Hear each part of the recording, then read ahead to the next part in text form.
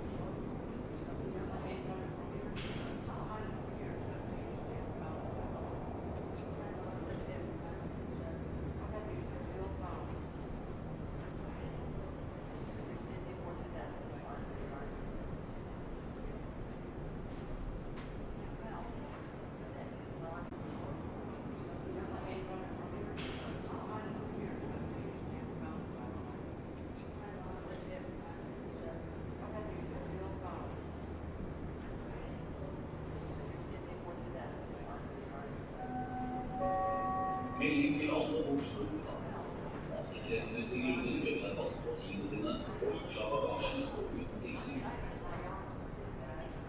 Attention everyone at Oslo Airport.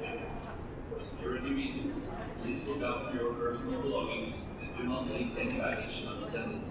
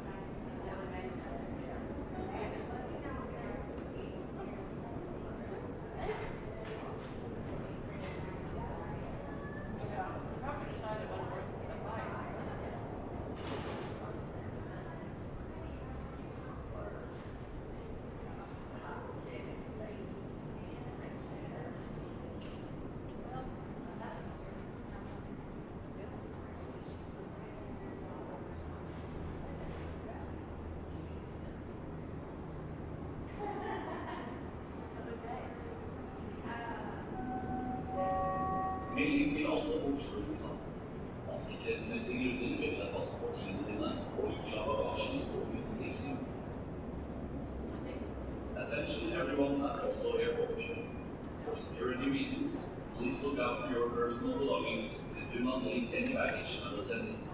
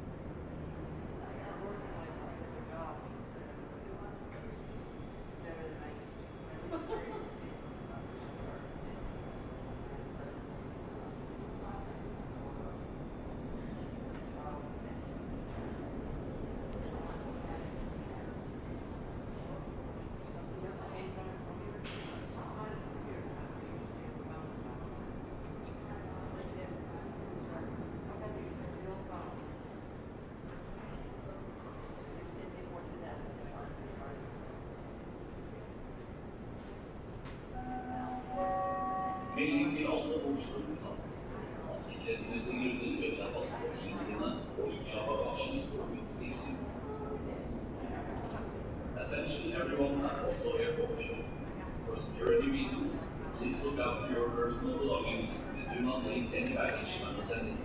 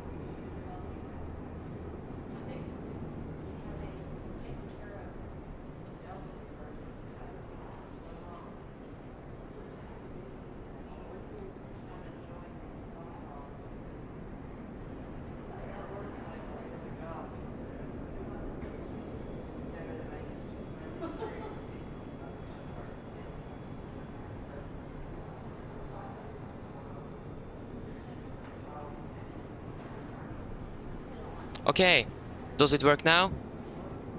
How do you guys read and everything? Is it better? I think the Wi-Fi is up and running again after the complete... okay, it wasn't actually down, it was the bandwidth or something that didn't work.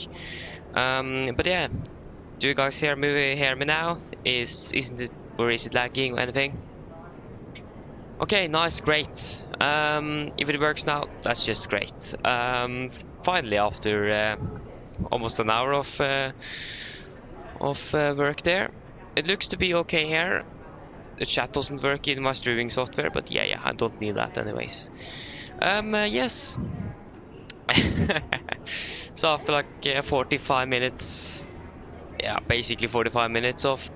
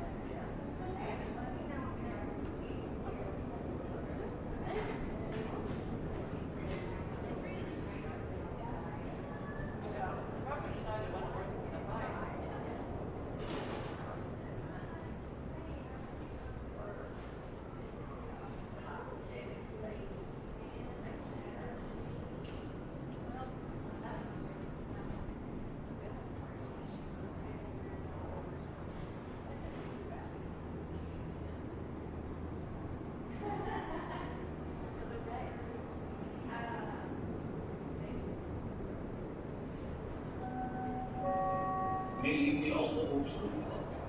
Av sikkerhetsmessige grunner bør deg passe på tingene dine og ikke la bagasjen stå uten tilsyn. Attention everyone at Oslo Airport. For security reasons, please look after your personal belongings and do not leave any baggage unattended.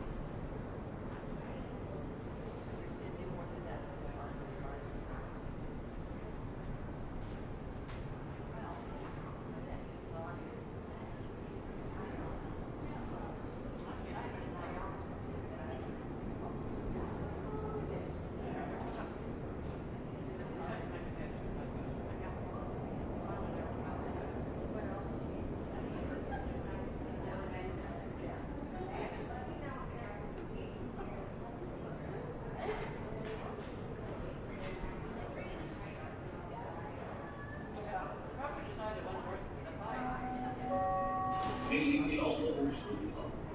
Av sikkerhetsmessige grunner ber vi deg passe på tingene dine og ikke la bagasjen stå uten tilsyn. Attention everyone at Oslo Airport. For security reasons, please look after your personal belongings and do not leave any baggage unattended.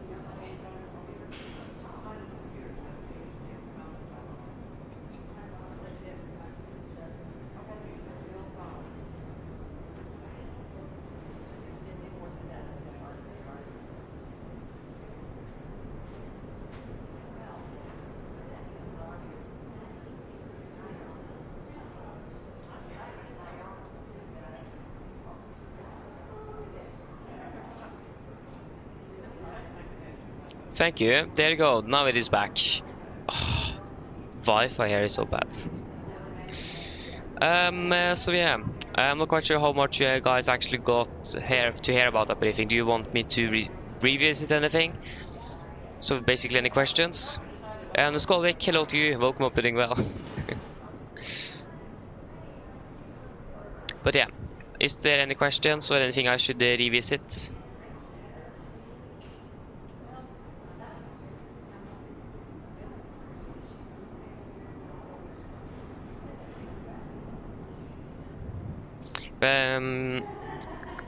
No. I hope you guys can hear me.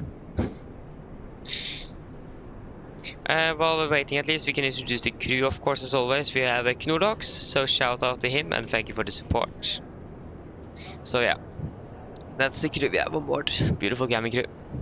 Yes. Are there anything? And can you guys hear me? Okay, he didn't hear anything, but it's okay, okay. Then, nice.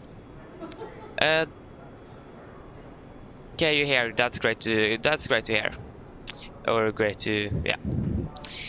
Should we just go ahead and go to the aircraft? We're supposed to depart in 5 minutes, so this is great. So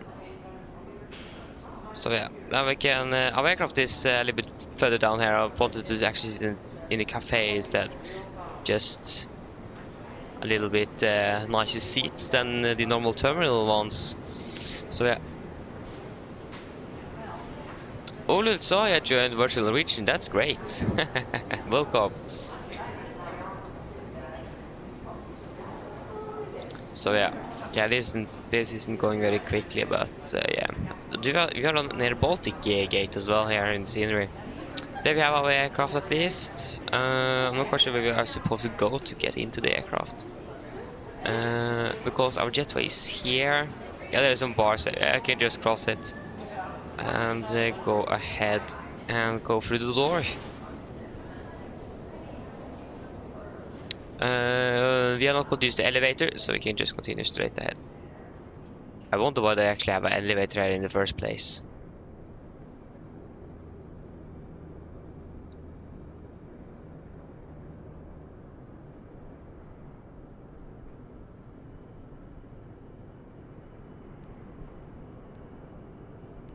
Okay, great. And then we can just continue in towards the aircraft. This aircraft I've been flying for like 5 hours or something. So yeah. Boom. Welcome on board. So then we should do the normal first checks we are always doing. The fire axe, the fire extinguisher, 3 hairpins closed and locked. We need to remember to check the circuit breakers as well. I have a feeling that I forgot that lately. So yeah, you are set, cut off, down, idle, up, Up, gear down, park. Good, and we can continue and go through it. You are not supposed to go there. There you go. Are there anything here that the previous crew haven't done correctly? Doesn't look like it. So yeah, even setting altitude for us, that's great.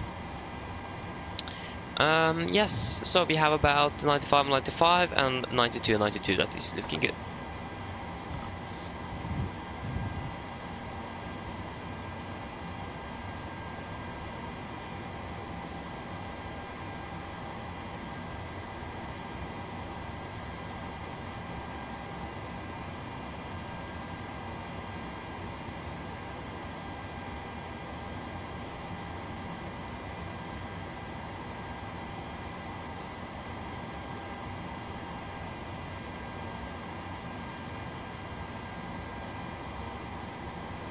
Okay, sorry for that. So, should we just begin straight with the getting the aircraft fuel up, for example? Could actually done that while we're still... Oh, actually the Wi-Fi didn't work, so we couldn't really have done that. Refueling truck is on its way. We still have Gardermoen Tower online and Polaris as well, so we have still something online.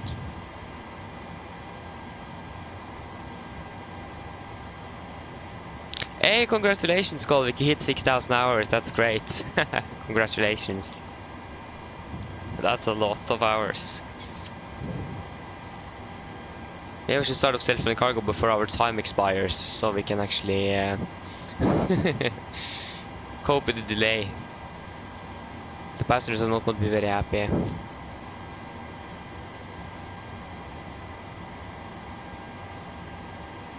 Yeah, line of flight.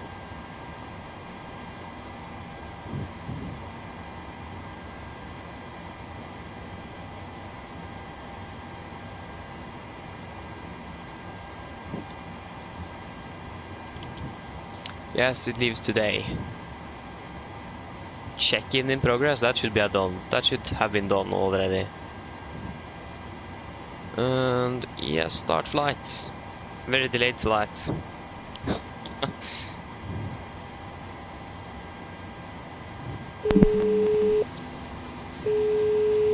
Hello.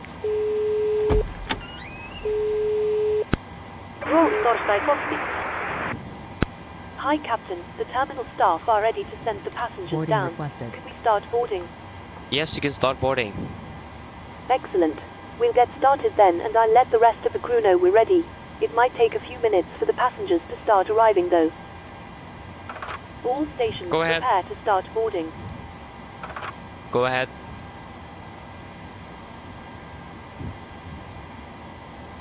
Hi, Captain. Microphone check, please. Read you loud and clear. OK, Captain. Radio check is complete. DLL contact proven dear ready to start loading. Roger. Hello. Hi, Captain. We've started boarding. Passengers truck are is in coming through position. now. Thank you. Please don't load Okay, aircraft so until we the are a fuel truck arrives and ask to do it.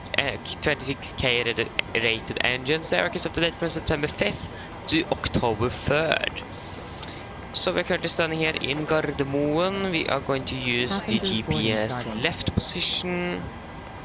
We are flying from Gardermoen to Pisa, Lima, India. Wrong Torstai cockpit. Romeo Papa, Papa Romeo. Go ahead. Lima, India, Romeo Papa. Go ahead. Go ahead.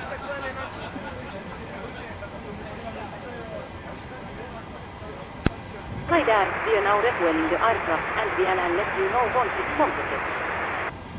Roger. So we are Nordic 6 Juliet Sierra. Departure runway expecting 01 right via the Vippa 6 Bravo departure. The Vippa, we're going to be flying Papa 615 to Arthur, Papa 615 to Arthur. Just going to confirm. Wrong Torstai cockpit. Go ahead.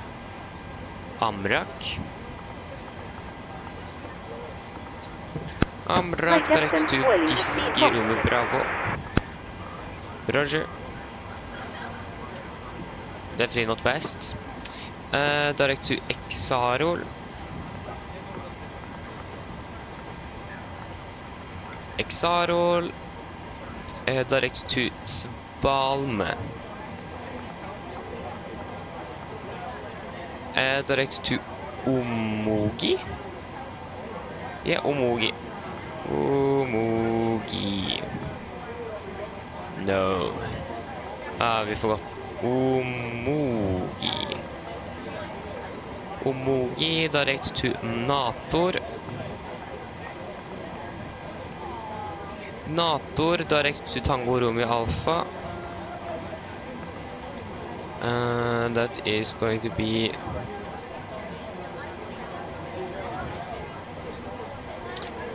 yeah, Trassadingen or something like that. The first one at least. Not going to try to pronounce it. Tango Romeo Alpha direct to Ribus. Ribus direct to Gersa.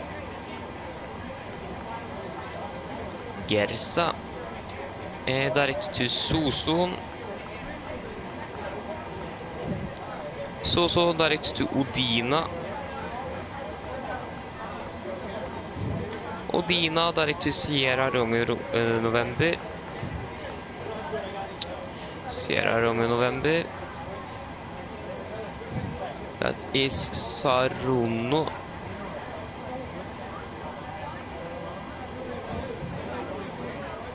Saronno direct to Osbull. Osbull. Lima 153 to Olkis. Lima 153. Olkis. And then we are expecting the landing number 2 to left. That's going to be R nav 2 to left. Via the Olkis.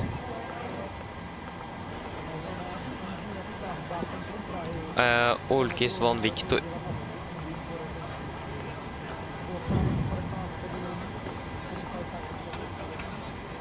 Via Pisa.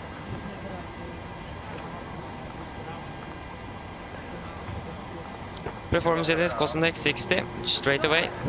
You need to save up this try to catch this delay here. 2.7 and cruising at flight level 360 initially. 36 269 33 269 33. Looks like they are finished with boarding. 9.6 tons, yes. It's going to be average height plus 3, minus 56, minus 53, and it's going to be 7,000 feet. 250 forecast, 310, 200, 100.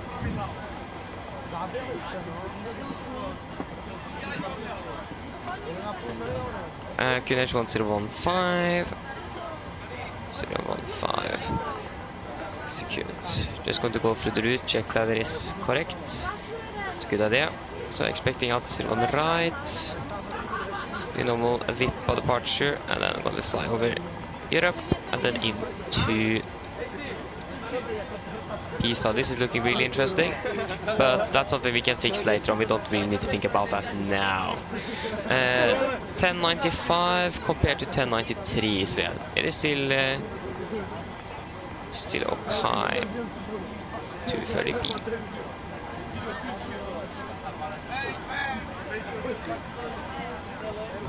Actually, we will double check the departure charts because it is a noise abatement, really noise abatement SID, this one. Almost insane how it actually is. But yeah, VIPA 6 Bravo, because that means we have departing maximum 205. We can go ahead and load the winds first before we really look into it. And execute, descent, forecast.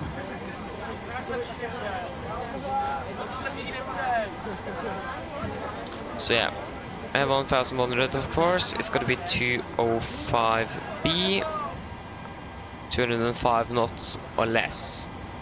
Execute. So that is it for what we need there. Winds are 1304, 2015. 1304, 2015. 2 to left. Execute. Sorry, calculate. Expecting 0 on right score be full length because of noise abatement again. Using a 360. Airport elevation in Pisa is 50, so that's gonna be 0. Not minus 50. There you go. So 127. 15.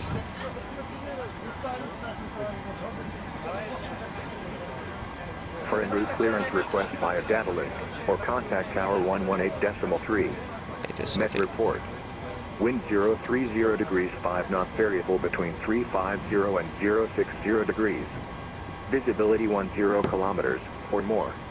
Clouds. Q at 3,300 feet.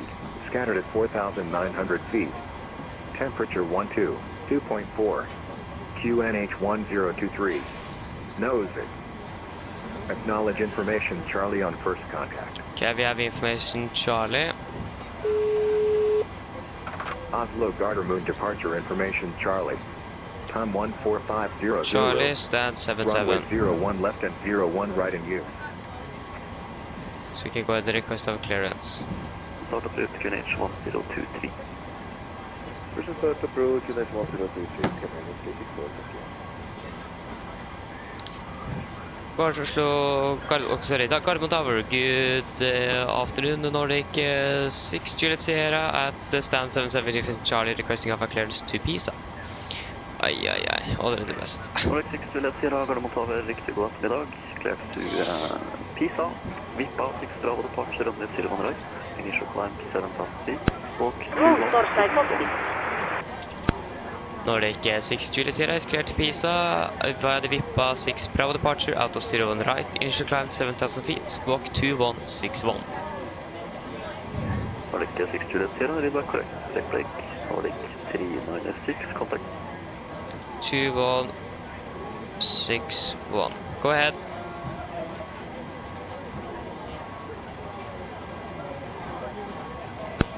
Hi Captain, just this update Dorsa let you know that we have started loading. The allows in the final load check once we are ready. Roger.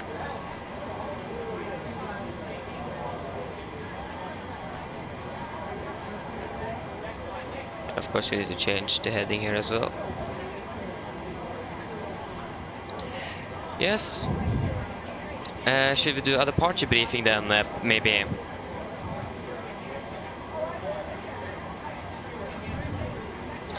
So, we have all we need here. We have the airport and the SID. That is all good. So, departure briefing then. So, above 80 knots, I will only reject the takeoff for a fire warning, engine failure, predictive windshield warning, or the airplane is unable or unsafe to fly.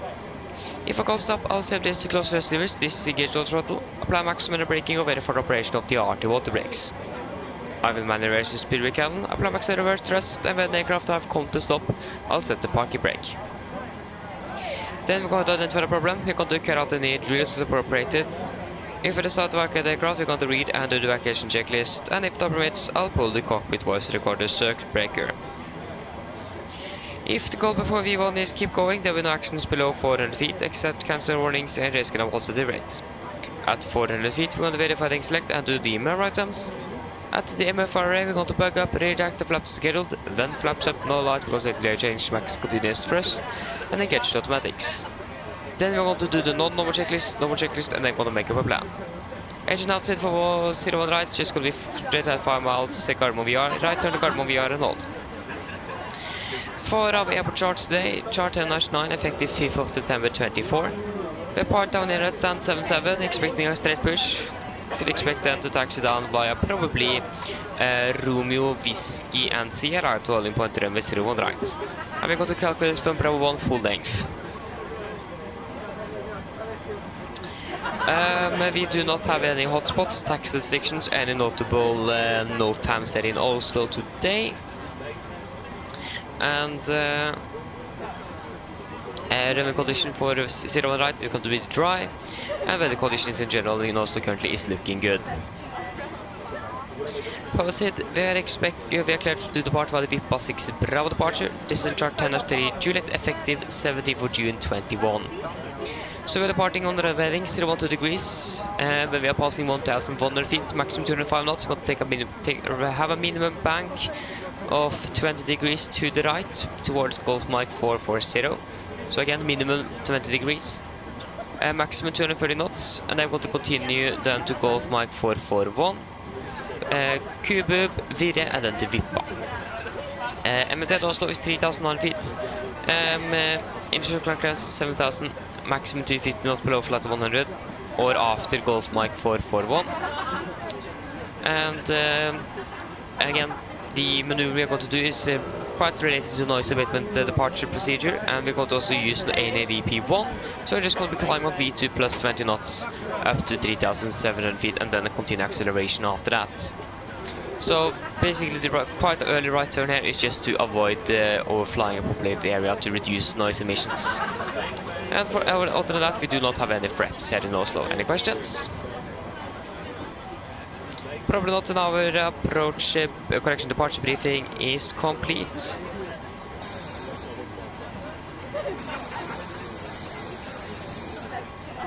Good. Pre-for checklist to the line. Pins and covers, they are removed. Oxygen is tested 100%. Now transfer to display switches. Normal auto, window heat on.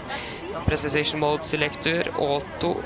Flight instrument, you are tracking 282 degrees, Canary 1023, reading 685. That's 685. Park brakes set, engine start, levers cut off, and taxi takeoff briefing is completed.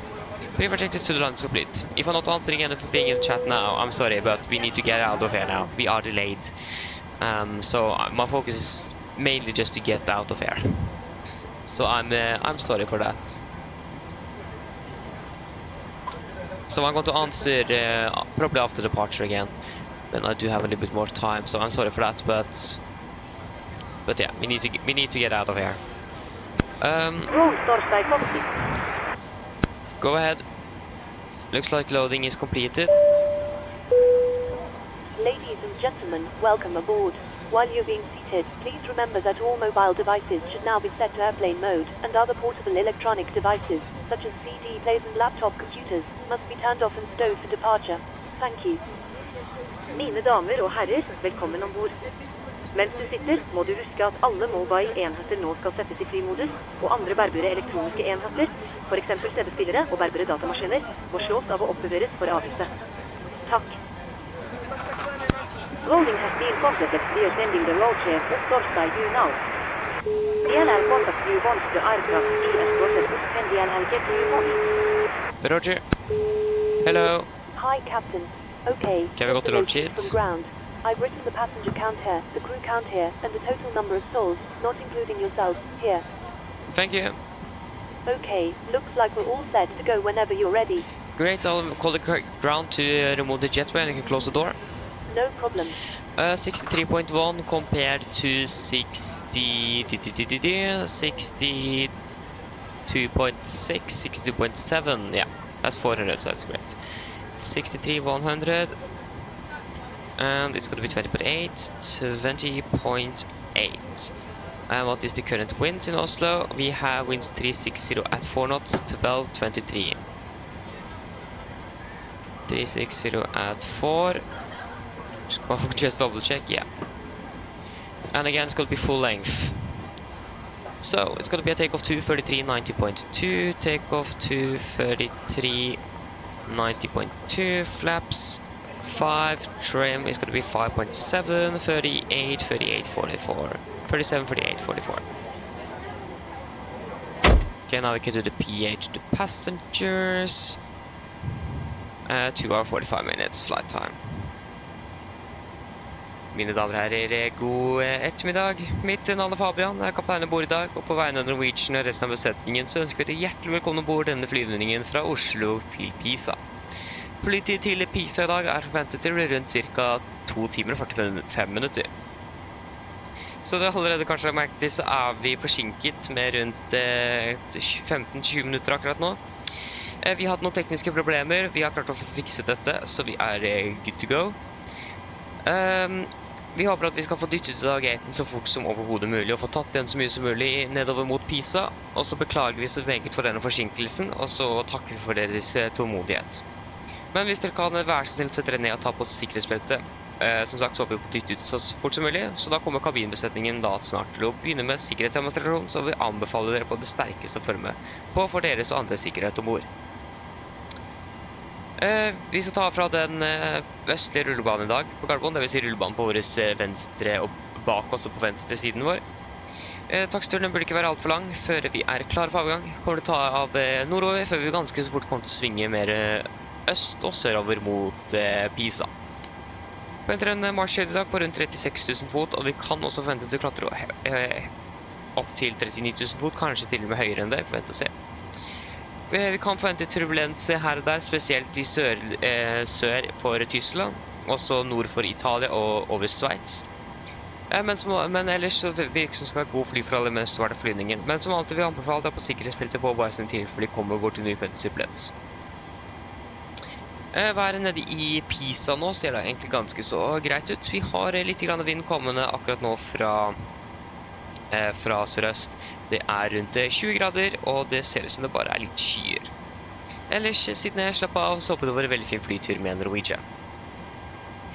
Ladies and gentlemen, good afternoon. My name is Fabian. I'm the captain on board today. On behalf of Norwegian and the rest of the crew, we want to wish you a welcome on board this flight from Oslo to Pisa. Flight time to Pisa today is expected to be approximately 2 hours and 45 minutes. As you may notice, we are a bit delayed, about 15 to 20 minutes at the moment. We did encounter some technical issues. That is now solved, so we are good to go. We hope to push back from the gate very soon. And so if you can please sit down and take your seatbelts. We are also very sorry for this delay. We hope to catch up as much as possible after departure en route. And we thank you for your patience as well. But again, we hope to depart shortly, so please sit down and take your seatbelts. And for your own safety and others, we recommend as always to follow the very important safety demonstration that is coming from the cabin crew now very soon for your own and other safety on board. For our taxi today, we are going to depart from the easterly runway here in Oslo today. That's going to be the runway behind us. Taxi shouldn't be too long before we're ready for departure. We're going to depart initially northbound before we're going to quite quickly turn towards the east and south towards Pisa. We are expecting a cruising altitude at approximately 36,000 feet, and we also may expect to climb however to 39,000 feet, maybe even higher than that. We'll wait and see. Turbulence-wise, it might be something over the southern parts of Germany, north of Italy, or over Switzerland. Other than that, it is looking good, but as always, we recommend to have a seatbelt on just in case you encounter some unexpected turbulence. And the weather in Pisa currently is looking quite good actually, with just a little bit of wind coming from the southeast, about 20 degrees centigrade, and just a few clouds around. Otherwise, sit down, relax, and we hope you enjoy this flight with Norwegian. Thank you.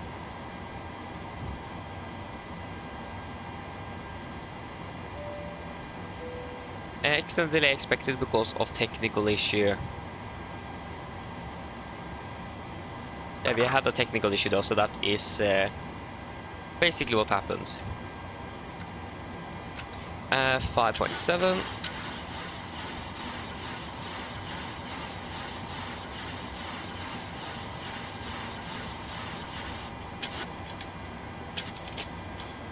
Good.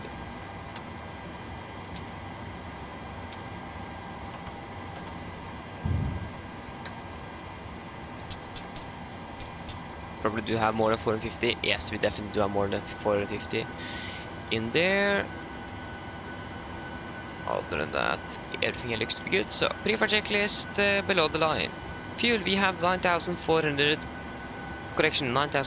kilograms on board today. And pumps on, passenger signs set.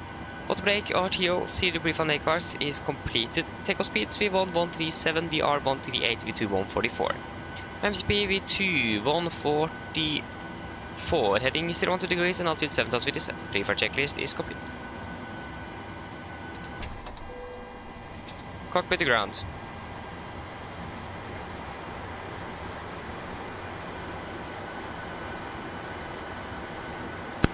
Roll ahead. Please disconnect GPU. So yeah, Pisa flight is already up and running.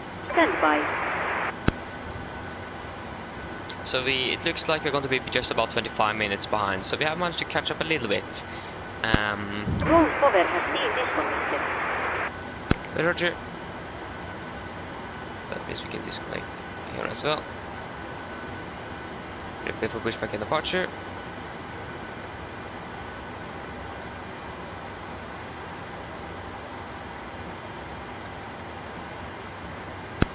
Roll Storside Foxy.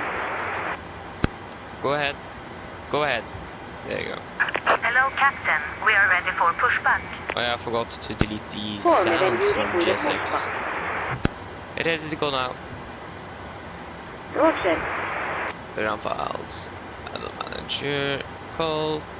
GSX. Sounds. Pushback.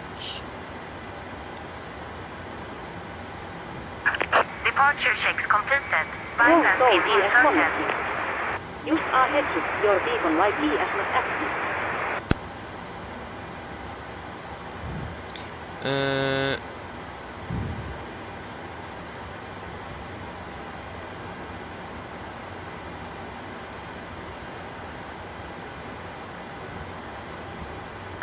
Looking gear. Soul ES attached. Steering pin ES inserted. Stand by while we start pushback. Boom, now those are deleted.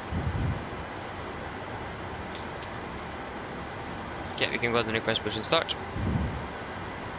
Nordic 6 Juliet Sierra, they're requesting push and start. Nordic 6 Juliet Sierra, push and start approved, QNH 1023. Push and start approved, QNH 1023, Nordic 6 Juliet Sierra.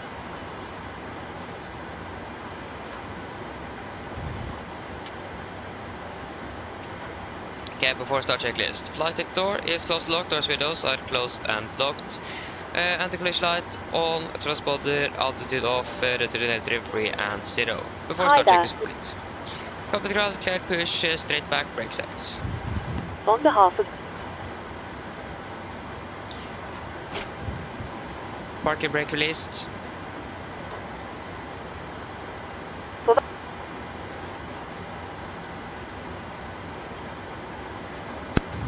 for Captain, steer clear of the stand and your free source side start engine. Thank you, starting 2 and 1 in sequence, call when we are starting up. There is not a lot of traffic here in Oslo currently. There are two This is an extended stand as well. Yeah. Starting number 2. Roger. Firing up That's number 2. wounded.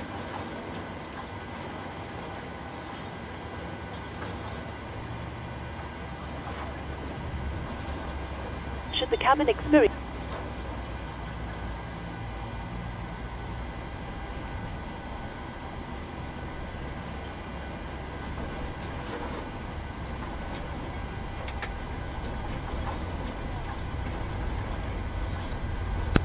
please assess your parking bracket. Parking brake is set. Stand by, please keep your parking bracket on while we monitor engine startup and disconnect the tow. In the unlikely event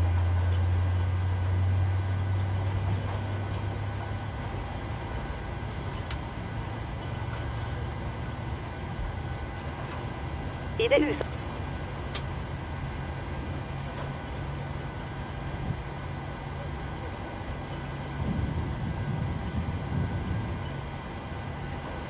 we ask that you make Okay, engine number 2 is stable.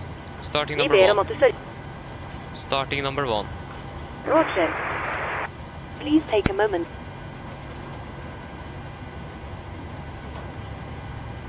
Ta det.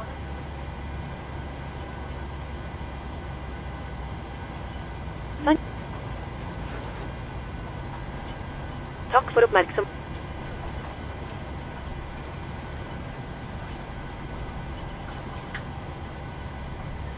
Wings 357, the Alpha 2, line up runway 01 left. Well, Alpha 2, line up 01 left, your 357.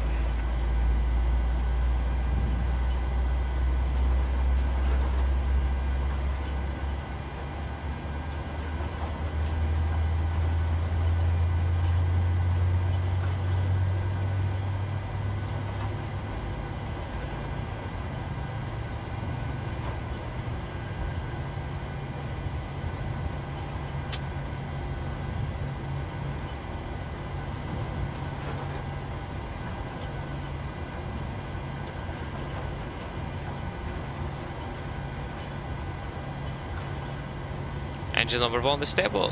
Copy the ground, we have 2 good engine starts, so you can disconnect. Oh.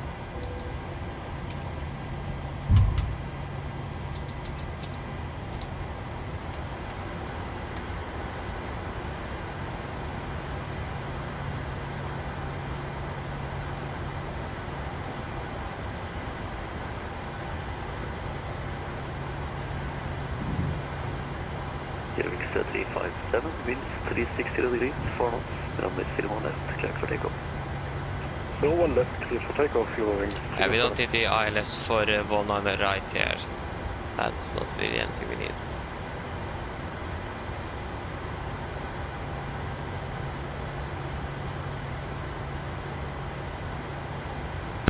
All for Captain, logs light are put started on all engines and so ES disconnected. Nosetel ES please your put torstai go.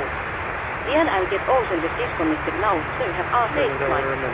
Look out for the displays ahead and VNL see you next time.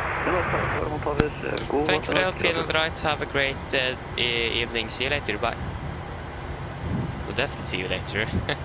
There we go. We got the gear pin. Flaps 5. Flight control check.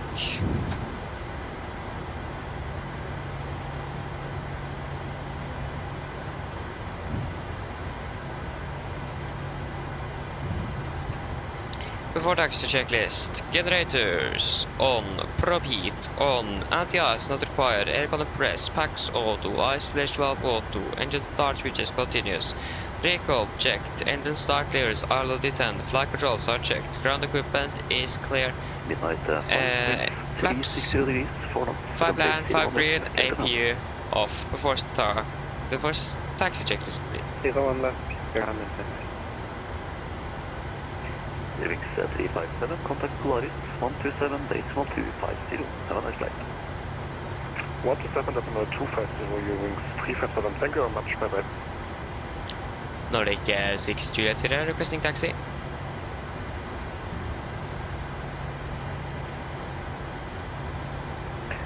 Nordic 6 Juliet Sierra, taxi to landing point Bravo 2, runway 01 right, Romeo, Juliet Sierra.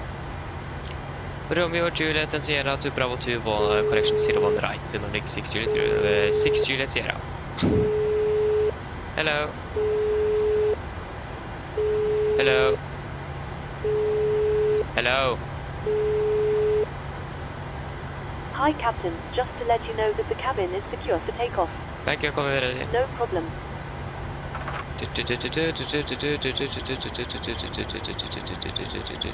wait a moment, just.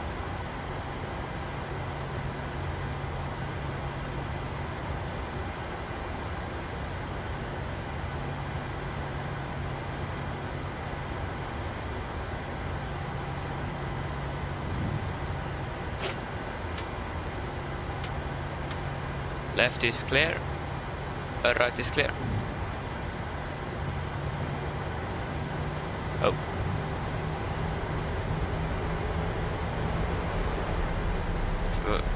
I think we expected whiskey on the briefing, but yeah, Juliet works as well.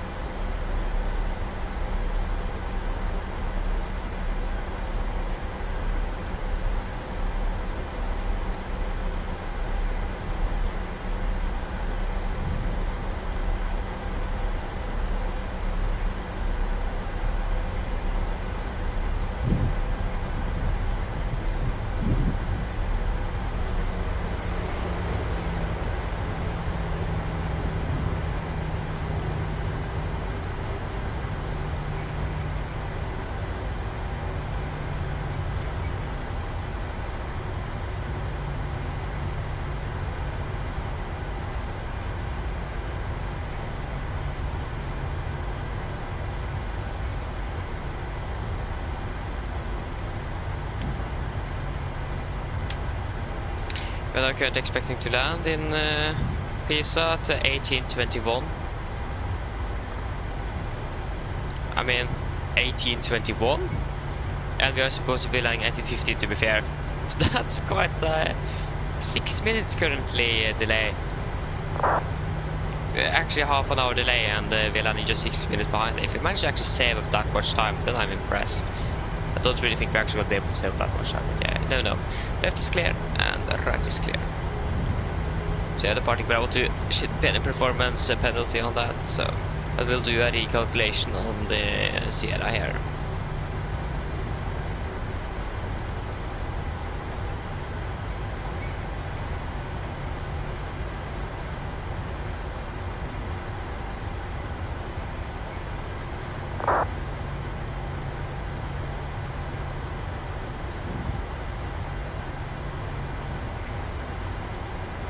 Enligt Fireman kommer till Gardermoen, taxi Charlie till parking. Charlie is parking in a taxi.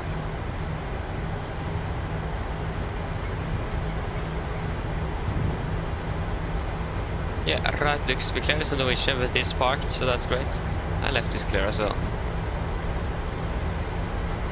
So yeah, Bravo 2.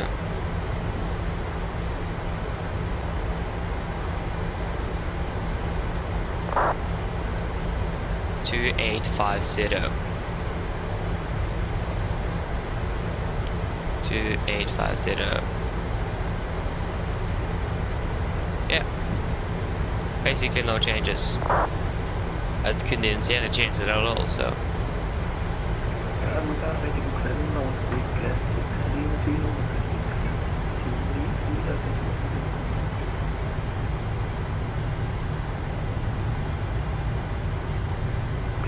Orca 6 Lima Kilo, Gardermoen Tower, good unique information test plan correct, cleared to need, Pisa, 6 Bravo departure, runway 01 right, initial climb 7,000 feet, squawk 2 yeah, right is clear.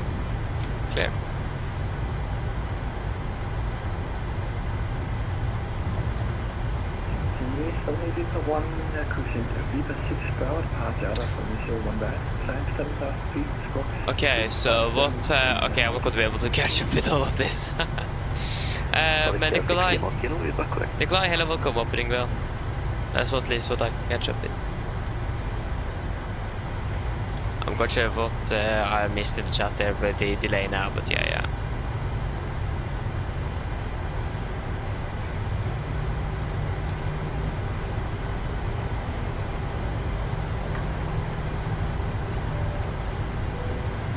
Cabin crew, seat for takeoff, please. Okay, before takeoff checklist. Flaps, 5 land, 5 green, stabilized trim, 5.7 net set, chemical given. Before takeoff checklist complete.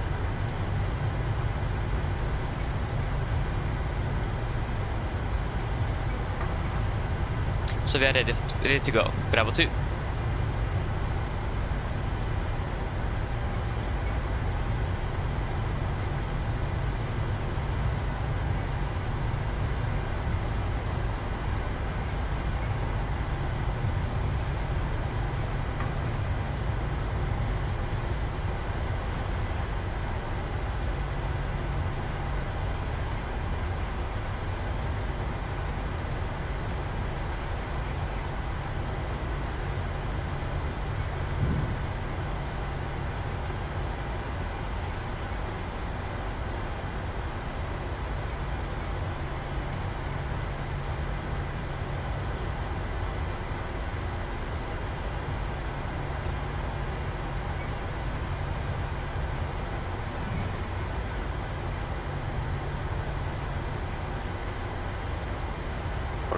Juliet Sierra, line up runway 01 right. Line up 01 right, Nordic 6 Juliet Sierra.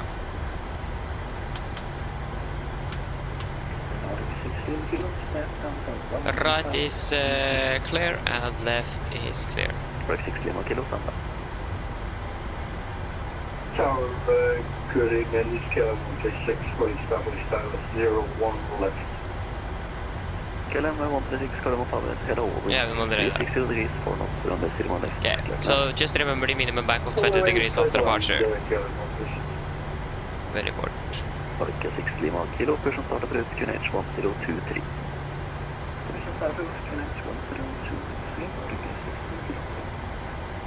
Orca 6 Juliet Sierra, wind 360 degrees for knots, runway 01 right, clear for takeoff. Clear for takeoff, 01 right, Nordic 6 Juliet Sierra. Okay, guys, ready? Takeoff. Cardamom Tower, good evening, Nordic 1560 on stand 24, information Delta, request clearance. Pressed stable. Nordic 1560, Cardamom Tower, hello, standard clearance, number 1. Take off reset. Cardamom Tower, Google, can enter the Bravo, establish a wireless, forward vessel 1 left. Come on, that's it, Bravo, Cardamom Tower, hello, will you Checked. find the space to number 2? Find reference with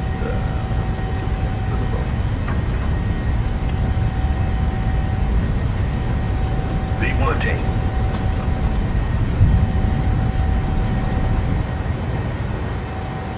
Positive rate of climb. Gear up.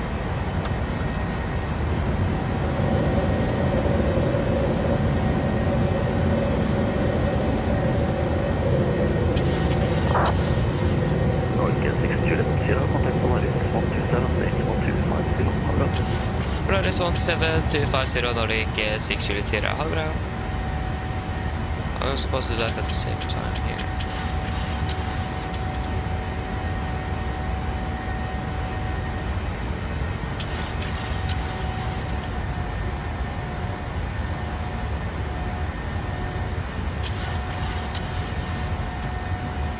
Uh, 127 25.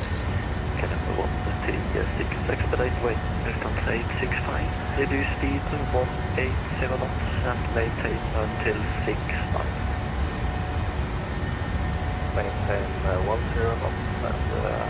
and please repeat that part, distance 865.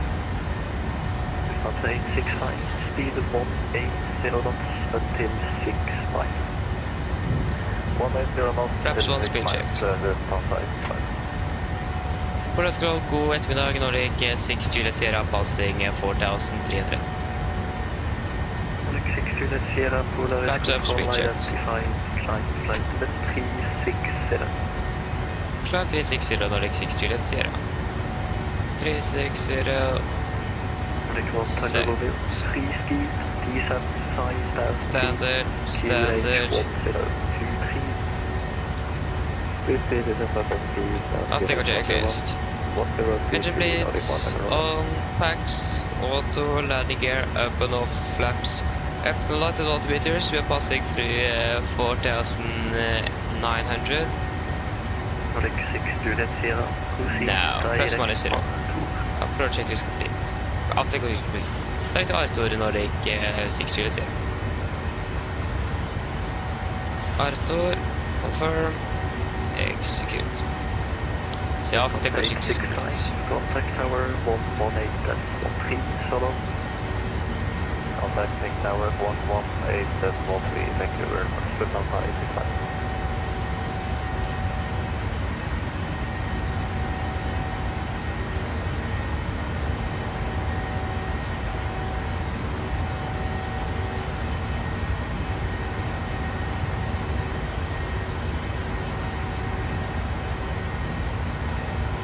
Eighteen 27. Okay.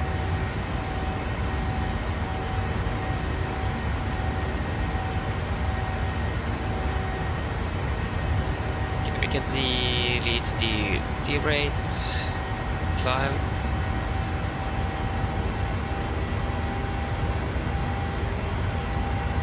Nordic 611, via to clear ILS 01 high. Yeah, want to be there.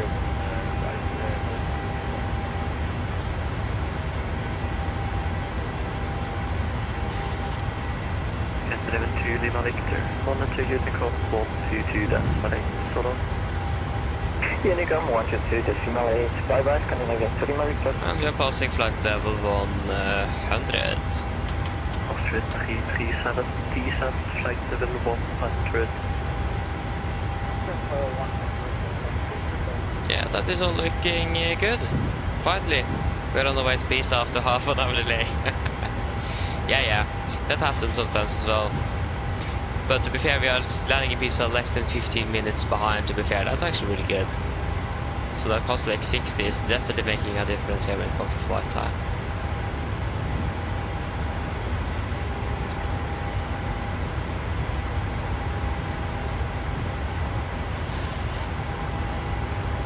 Så ja, Emil Pilot, hell og velkommen, håper det går vel.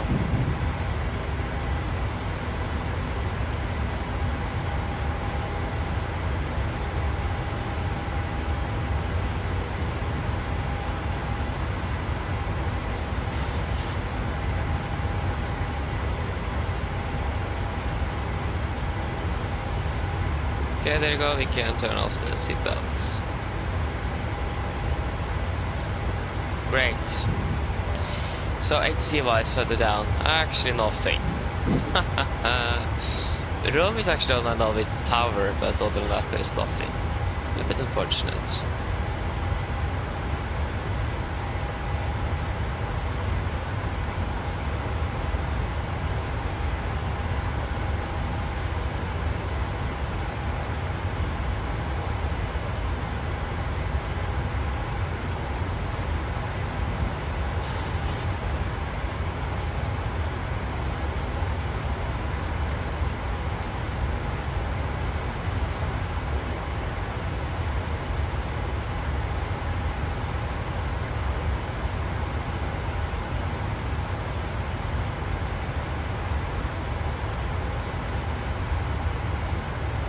Austrian 337, descent 6,000 feet, QNH 1023.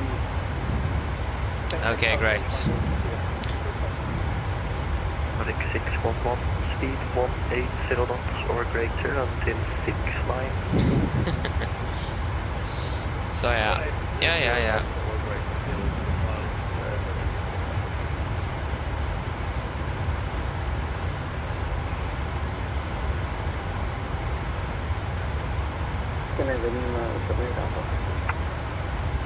Emirates 78 Alpha, when ready, descent flight level 127 and proceed direct to volume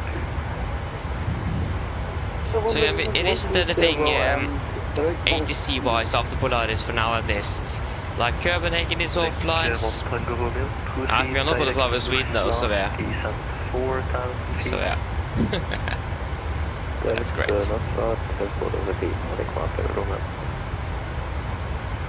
Oh gosh, this coffee here is hot. That was made like more than 4 hours ago or something. Insane. 611, contact tower 118.13, so. Probably need to drink this a little bit quicker. Otherwise I'm not going to be able to sleep tonight.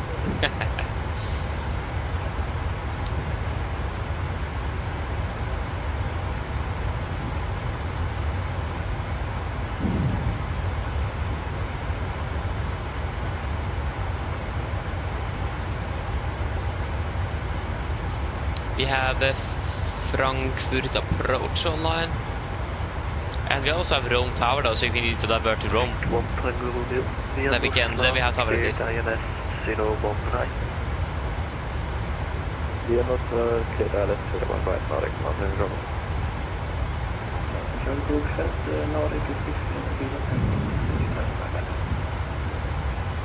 Six Lima Kilo Cooler is control, climb flight level 340. Level 340. 1 Tango Romeo, once established, speed 180 knots or greater until 6 miles. Also established 180 knots or greater until 6 miles. Austrian 337, descent 5,000 feet.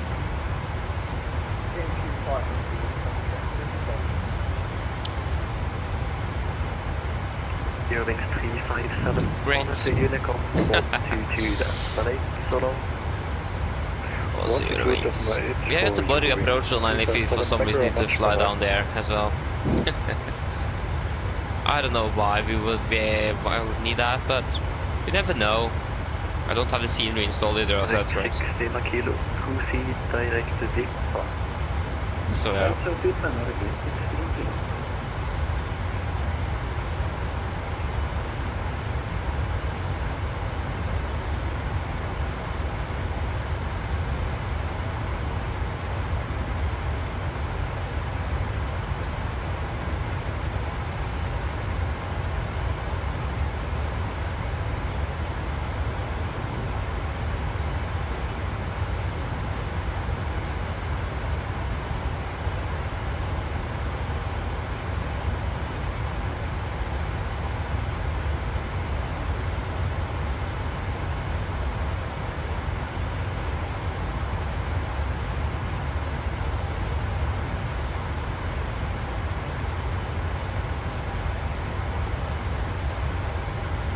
Norway 120 Romeo, Juliet at left, runway 01 right. Great. Take 120 Romeo, contact tower 118-13, follow. Tower 118, Nordic 120 Romeo, on the ground, head up. Generating 78 Alpha, descent, flight level 100. 27, yeah, we're still at 27. We will also check optimum flight level 39. We can climb directly up, but we will probably need to be at an even level. So 380. Yeah, we're saying 300 kilograms. 200.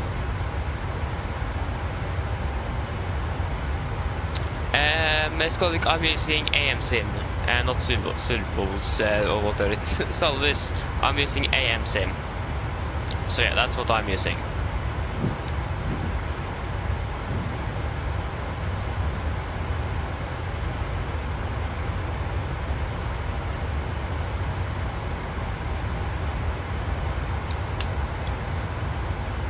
So yeah. Austrian 337, descent 4,000 feet via Ura, clear INS 01 left.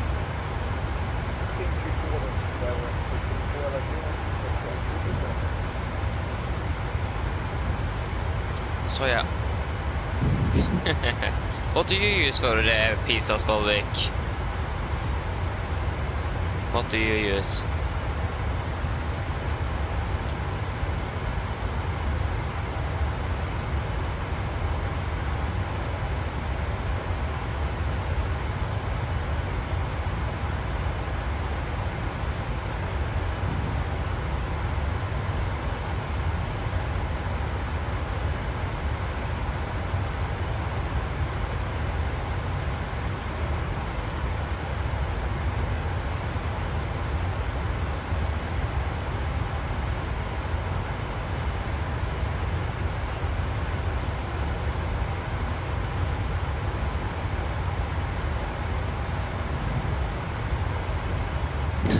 Nice, Skolvik.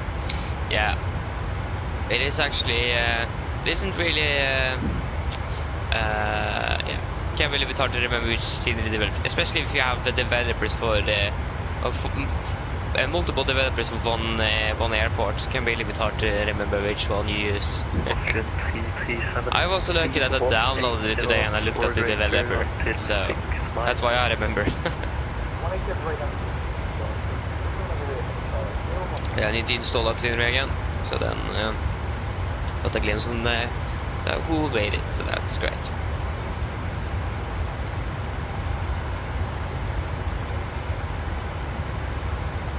Okay, nice. You're landing in Manchester, Lutz. Yeah, I did get something about what you talked about earlier. So yeah, we fly to Isle of Man. Nice.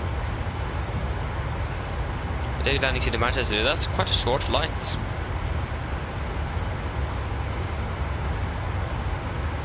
Austrian 337, contact tower 118.3, follow.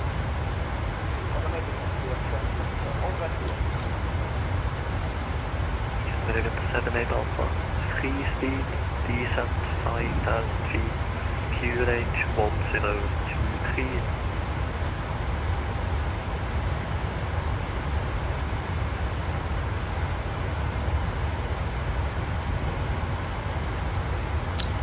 So yeah, we're probably soon leaving Polaris control now as well. Yeah, it looks like it. Då går på flight till 300. I'm beginning to be hungry, like really hungry. 5,000 feet, Q range 1023.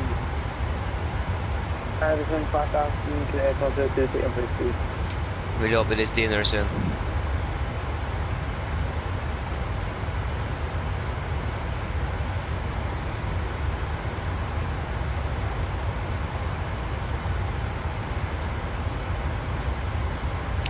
Nice, Skolvik. Great. Then I need to fly there one day. To say it that way, to decide which one. This airport is quite. I remember when I was going to get this airport, it was really hard to choose which developer to use. I this is one of the airports I do remember. It was really hard to decide. So yeah, good luck.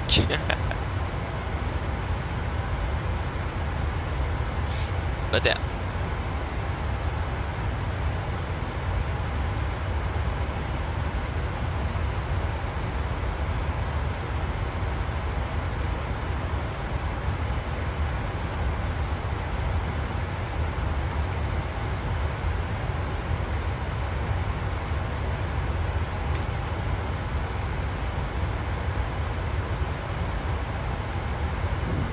So yeah.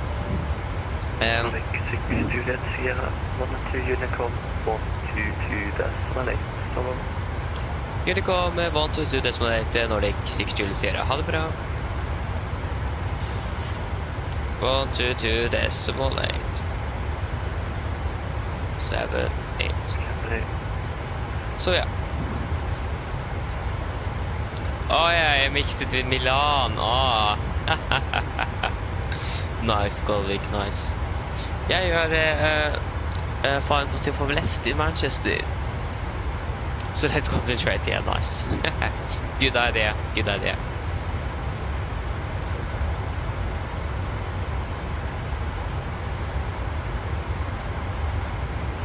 Yeah, then you have a new destination. Yeah, definitely have. That's great. Yeah, it's basically empty in both tanks, so we can turn off.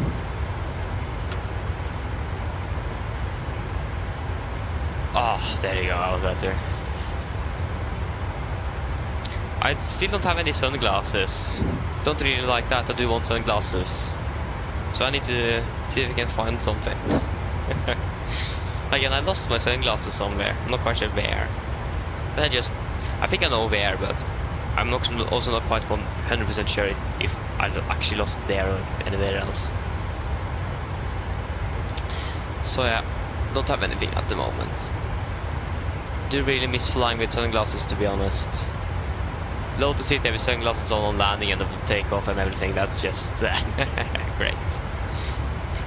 So it's really important also to get some sunglasses that doesn't obscure the colors of someone too much, otherwise you can't see anything. So that's great.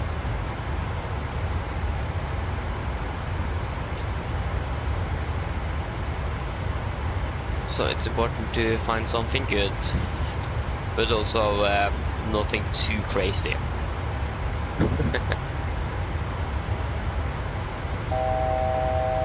Fast and go. Should we continue up to flight level 38? Yes, I think we definitely should continue up to flight level 38. 380, altitude event. 380.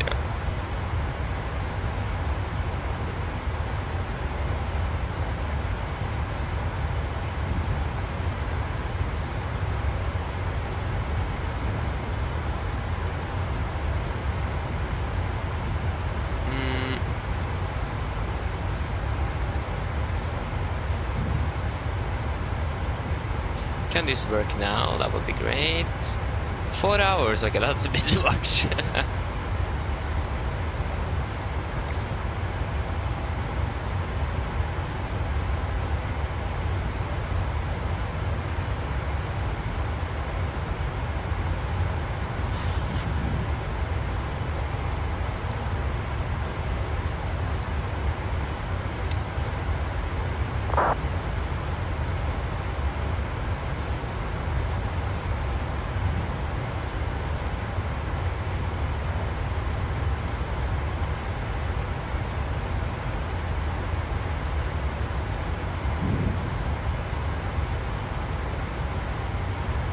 Anything special on the news? No.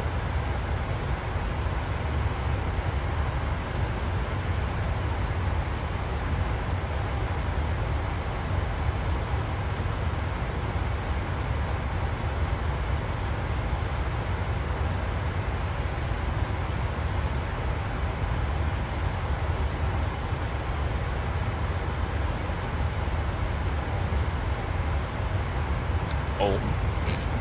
Some wolves are on the run from a zoo in Norway. That's great.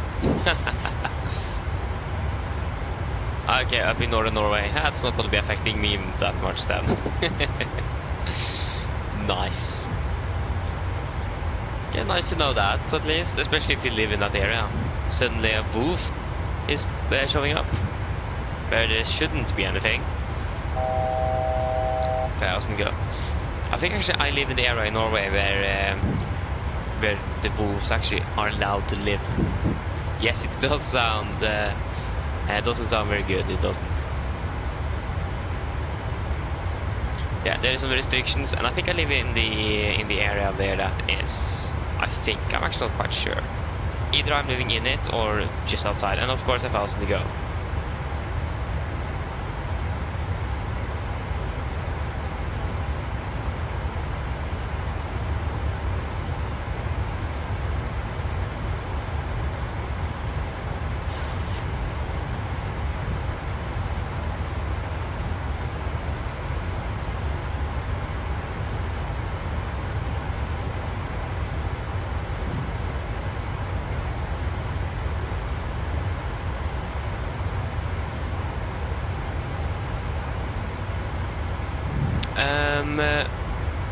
Oh wait, oh no, Microsoft have released Aircraft and Avionics Update 3, no! Yeah. It is basically improvements to the A320neo V2, the A310, and is there any other aircraft? Yeah, and of course the Hans Hartmann's PC-12, or PC, oh, sorry, the Pilatus PC-6, not 12, what am I talking about?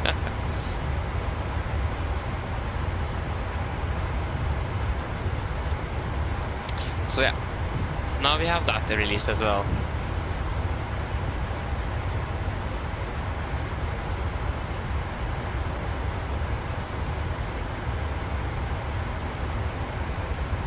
Good to know that. I'm not flying either of those aircraft, so nothing really significant for me, but for those that fly it, yeah.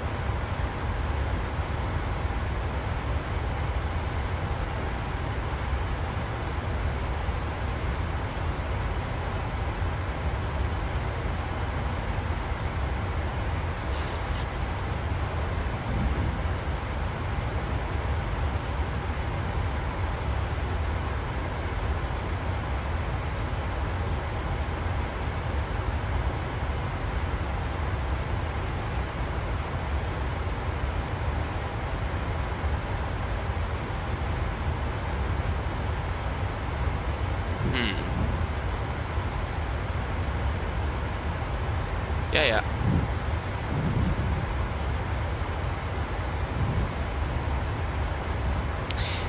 What should we talk about? Oh no, the Wi-Fi. Why is the Wi-Fi so bad today? Just why?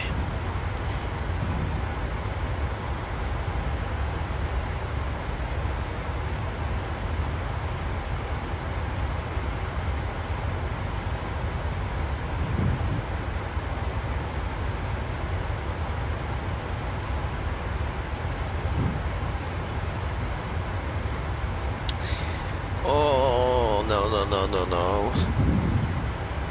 I'm giving up on the Wi-Fi here. It's insane how bad it is sometimes.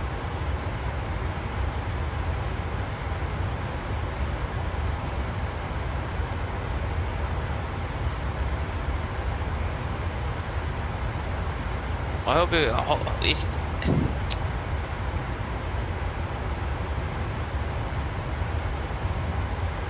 Can you guys hear me good enough, or is it cutting off and lagging and everything? It looks like the Wi-Fi is down again.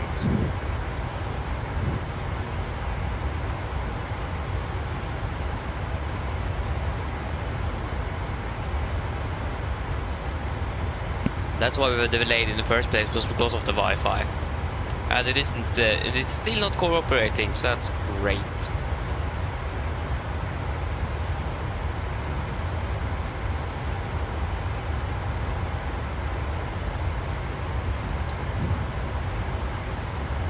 So how is it for you guys?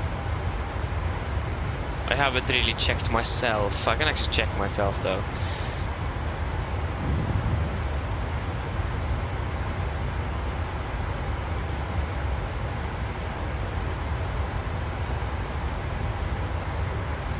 it's really frustrating that Wi-Fi can't work.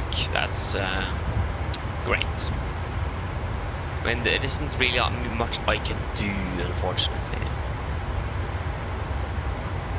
It sounds like the Wi-Fi is actually doing all right. Like,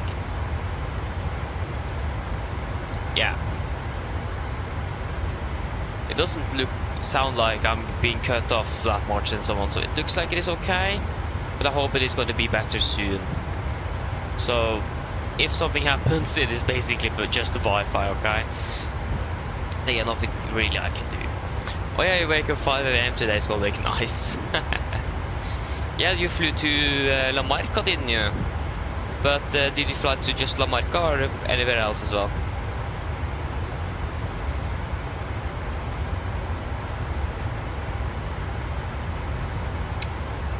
I really want to fly to both Tenerife, Gran Canaria and La Marca one day.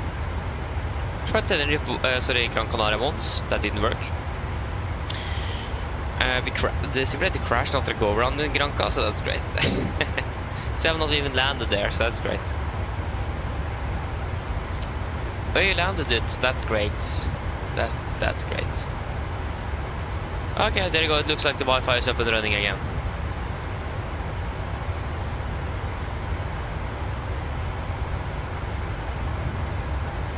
Yeah, it looks like everything is good to go. That's great. So as long as the Wi-Fi is working, I'm happy. so yeah, I don't really have any other requirements than that.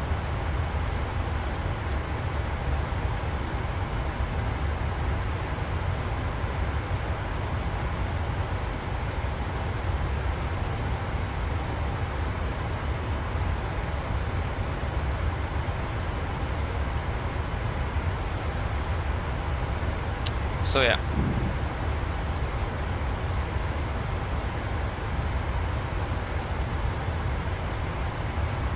Okay, you just did Oslo Marca. So I think, to be fair, it is a long flight though, so I mean,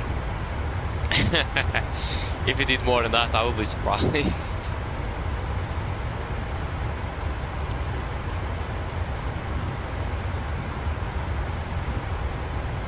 Or actually not, I wouldn't be surprised, but yeah.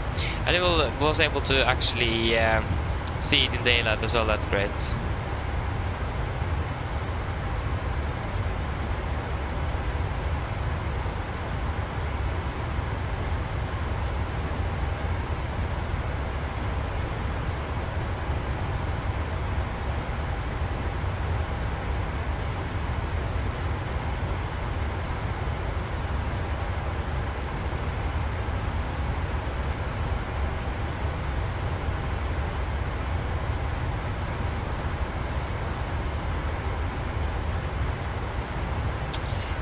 That didn't work.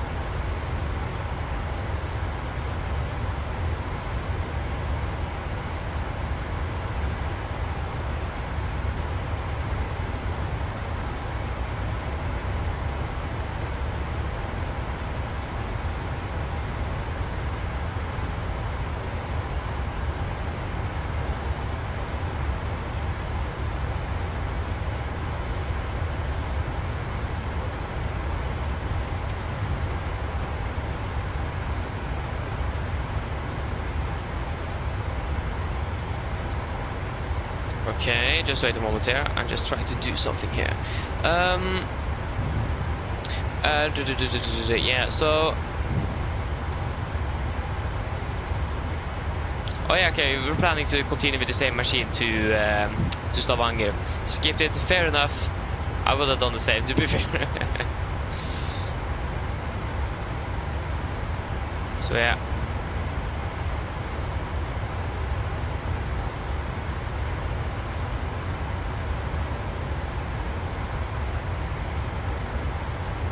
So yeah,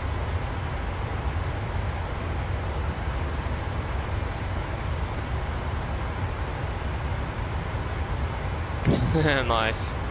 That's great. That's great loot.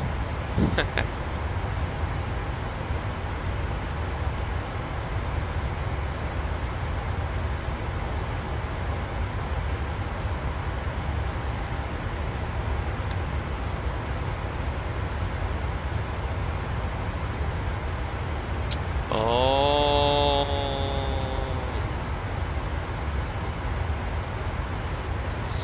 nothing here want to work.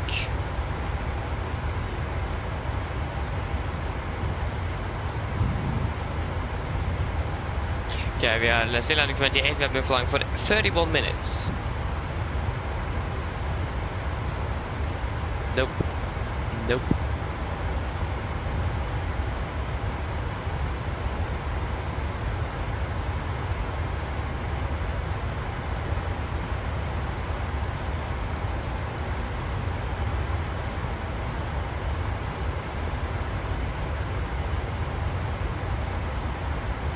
Does this work? Oh, it was quite hard into Manchester. Nice. Yeah. I mean, you need hard landings. Like I said earlier, you need hard landings sometimes as well.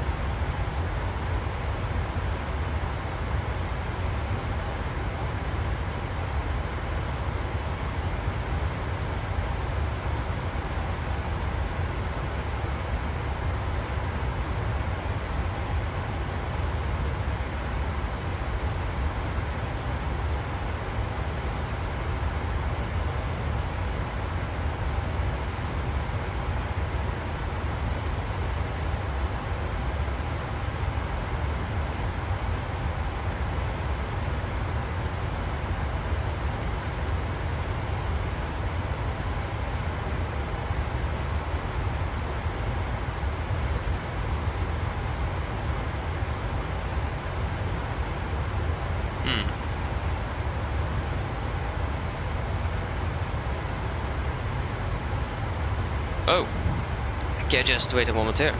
If I can just get to my camera. Oh, yeah, guess how it is working on the new phones. Okay.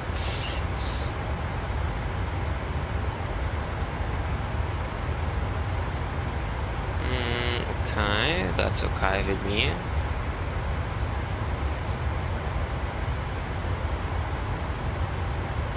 No, I don't want to use.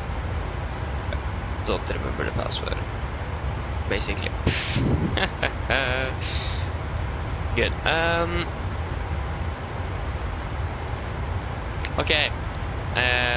Nice. Let's.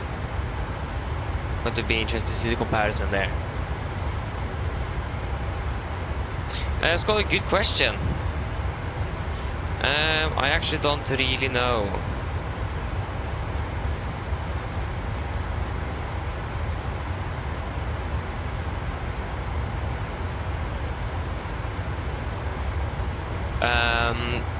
I mean, Madeira is really cool, but that isn't a place you normally will go to, so that's the thing.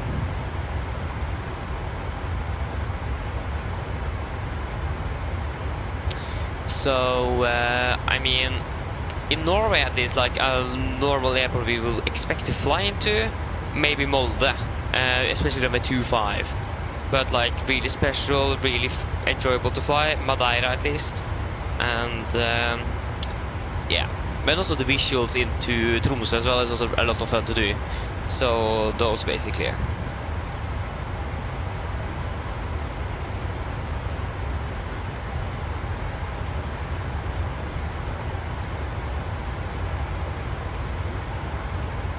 So yeah.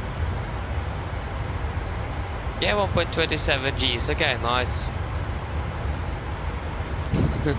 Game Boy 79, hello, welcome. Opening well. The landing in Isle of Man was dangerous. Nice.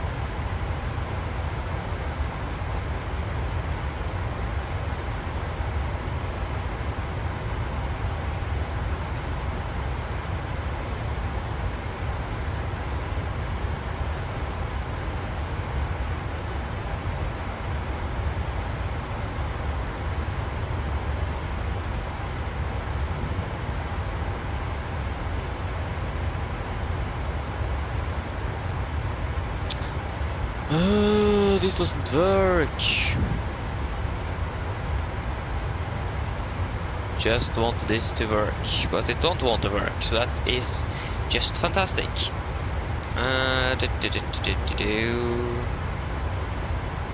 No, no, no. Delete, please. Thank you. Could this work then? Yes. Oh, nice, it's nice. Zanelle, hello, welcome, hope you're doing well. I really hope I pronounced it correctly. If I didn't, please correct me. Well, always find this first a good question. The reason why is basically because that's my favorite aircraft. Easy and simple. So yeah.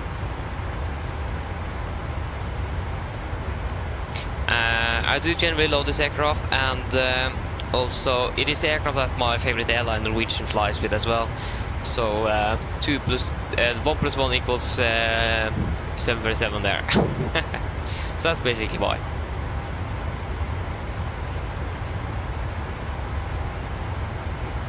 But it is basically always the 747, but on specials it's either the 787 or now soon it's going to be this 777 as well. On 1000 here we're going to be flying the 777 as well.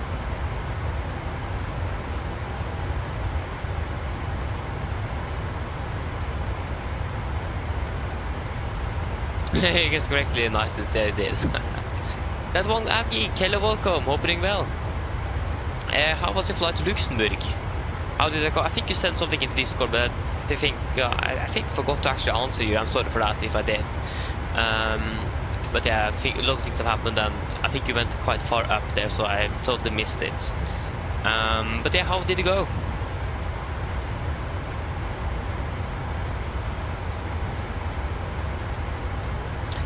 Skolvik, I think we did a visual when we flew from Longyearbyen to Tromsø last time. We flew up to Svalbard. We did a visual for M36. So we flew around Tromsøya, and then that was a lot of fun. I messed a little bit up there, but I mean it's a visual, so what do you expect? And again, you can't really see anything as well when you don't like have either a VR headset or eye tracker. When you're doing visuals, it's possible to move the camera around. That makes things even better. And when you're sitting in the left seat and you're going to do right turns, then you definitely can't see anything.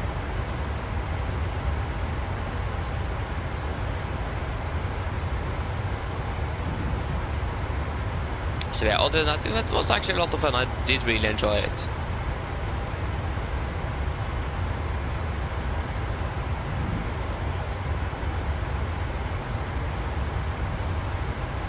So yeah, the visuals into almost my mouse almost fell down.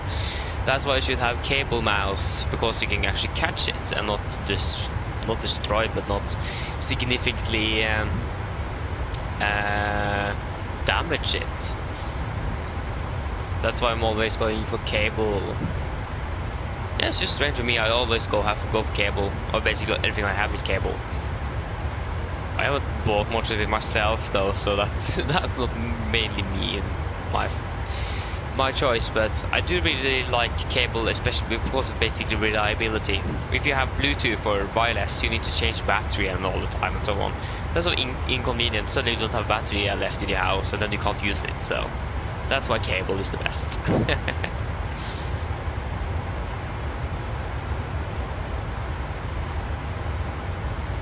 Oh, you flew with Norwegian yesterday, that's great.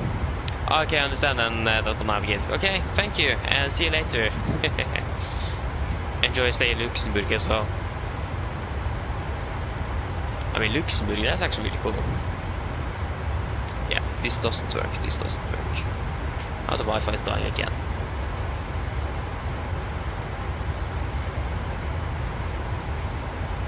Just bear with me a moment, it should be hopefully back soon.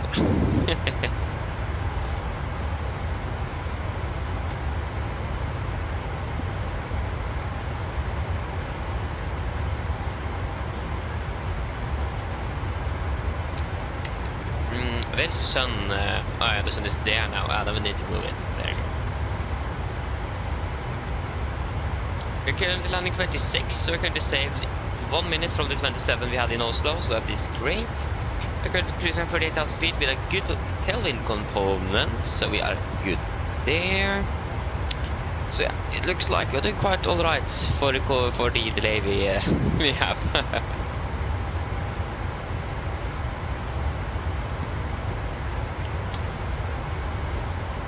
I wonder how the landing in Pisa is going to be.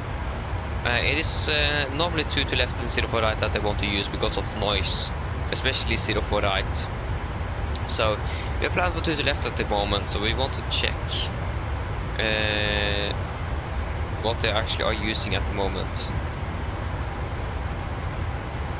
Yeah, it looks like they're using 2 to left because of the winds probably. Yeah, 6 knots. It slightly favors 2 to left actually, but that isn't very oh, that's interesting. So yeah, it's slightly okay. It's currently winds at 1.5, so that's 5 knots. So it just slightly favors runway 2 to left instead of runway 2, sorry, 0 for right. But yeah, I mean that works.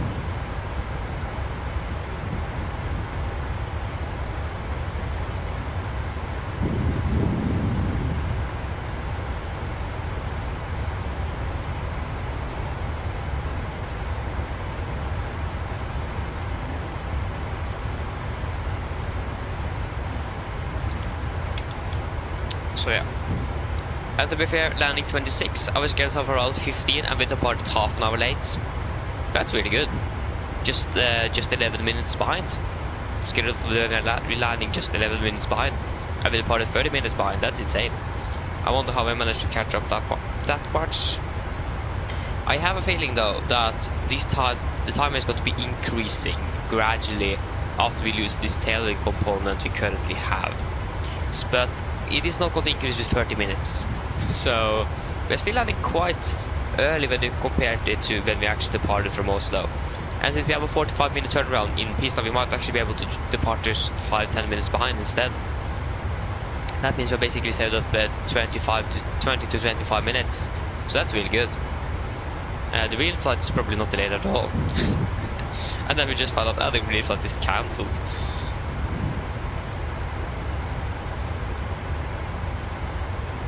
There you go, it is flying down to Pisa. It is currently already halfway through a flight to 370 of Germany. And also I found the German Air Force flying around. An Airbus A400M Atlas. That's the aircraft we actually go to get to the new sim as well.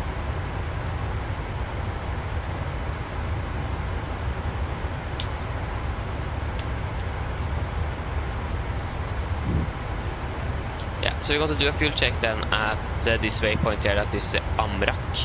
So we're going to do a good old fuel check at that. But we're not burning too much fuel, shouldn't. Amrak there, yeah. So yeah, that's good. So we have, currently it looks like Bremen is online. But just what sectors of it, because Ulanta isn't very prone to be correct when it comes to sectors online on Vatsi. Yeah, exactly. It is Langen radar, not even Bremen. It's Langen radar, and we are not going to fly for there.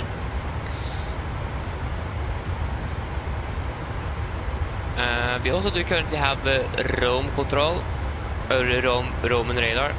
But that's exactly the border of Roman radar is just south of Pisa. Like maybe like, it's really close, you can see here. Pisa is there and the border is there. So we are exactly outside of ATC coverage. That's a little bit unfortunate.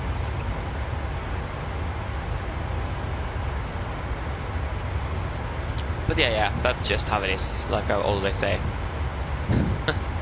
I basically say that all the time.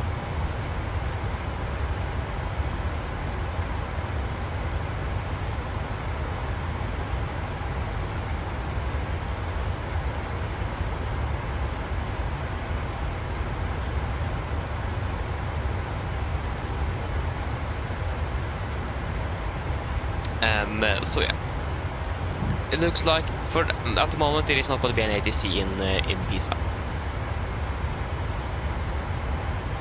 Also, one thing we need to look at is the arrival routing as well, to make sure that we are not looking at that too late.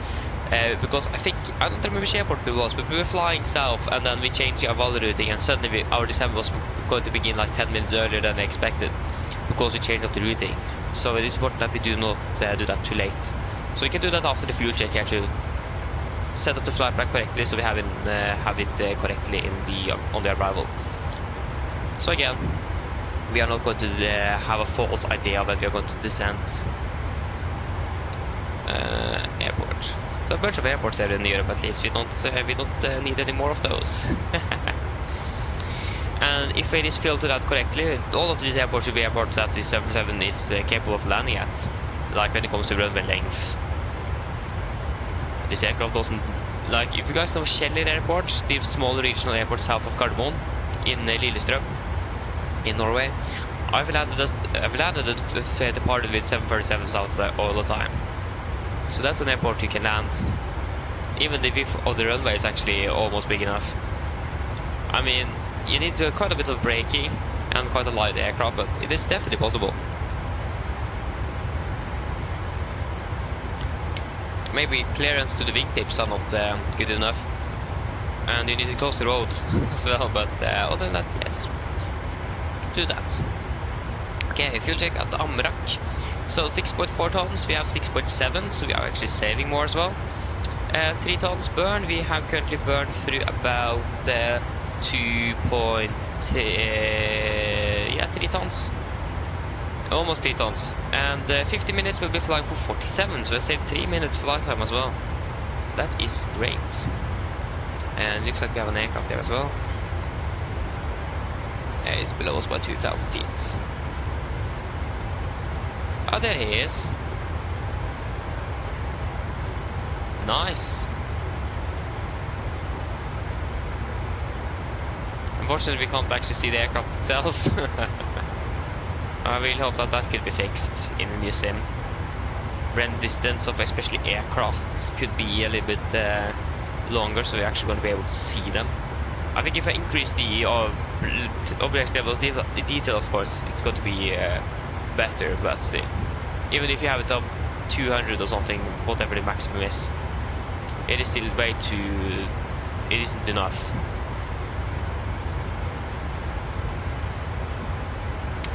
If you're doing an air show, for example, flying around in F-16, for example, like I have done, standing one place, that aircraft doesn't need to fly too far out before it disappears, even though you have it at max. So yeah, would have been nice to fix that. So yeah, so it's going to be the Oksev-1 Victor arrival to left. So if you can first of all get the arrival, so the Oksev-1 Victor. Where is the Oksev-1? Oksev-1 Victor, there you go. Because the Oksev-1 Victor arrival, we will then coming into Oksev here, and then into Pisa NDB, and then as directed. Nice. So the RNAV to left. Because the thing is that we are then at Pisa NDB, so then we need to be flying then to Pisa. Yeah, because we need to then change Pisa NDB with probably Pisa VOR to then just fly around the mountain and then fly in. We don't even have guidance all the way down to the runway because we're coming in via offset because of the terrain. And it is no, actually it's a normal 3-degree, that's actually great. A little bit unexpected for the terrain, but otherwise it's good. So yeah. So we will look at it. Again, we will probably change from Pisa NDB to Pisa VR because that's the initial approach fix. So we don't fly down to Pisa NDB like down here and then fly up and then continue like this. So, but it looks like we need to fly around, so that's going to add a little bit on the flight time. So if the winds doesn't change and we're going to land for right instead, looks like we're going to be doing a little what's it called? Did the fly around of Pisa before landing. Mister, hello, welcome, hope you're doing well. Yes, this is really weather indeed. It is. It's looking quite good over Europe. It's a bit cloudy. Otherwise looking pretty good, and especially the sunset we have now makes it much better.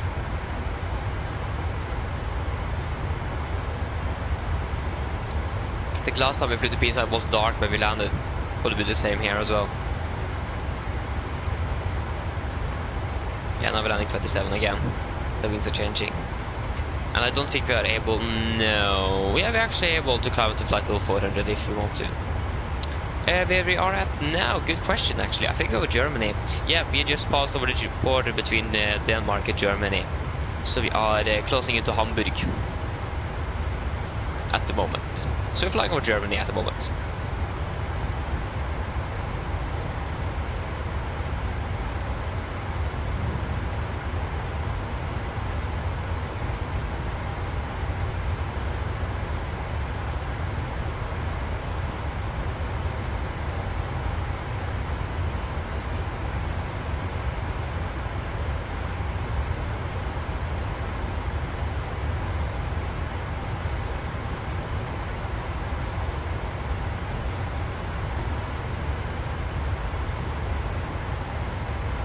So yeah, should we go ahead and look at the arrival itself then? Again, I really hope we're going to be changing to 01 right. I mean, it would have been nice to do the 2 to left one, but with the little round trip we need to do for that, it isn't really something we want. So we're going to drop Pisa NDB and go straight for the VR instead. That saved us 2 minutes. So yeah. We're going to land the behind schedule nevertheless if you're using 0 right or 2 to left, so yeah. It doesn't really matter too much which one we use, but 0 right is probably going to save us a little bit more time.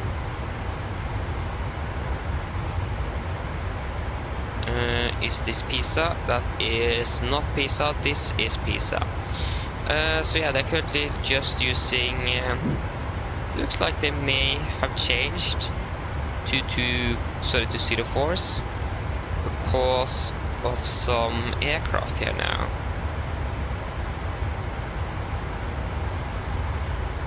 Air Dolomiti, oh that's a new airline, I've never heard of them before. Flying the Embraer from Pisa to Frankfurt, nice. Stansted with the Ryanair Malta Air with the 757 Max as well, great. Max 8200 of course. Yeah, because we have a private jet now, it's taxiing down the runway 2 to right, and 04 left and 2 to right is used for the taxiway normally.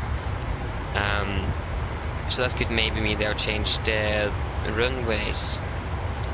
We should have an event report as well available.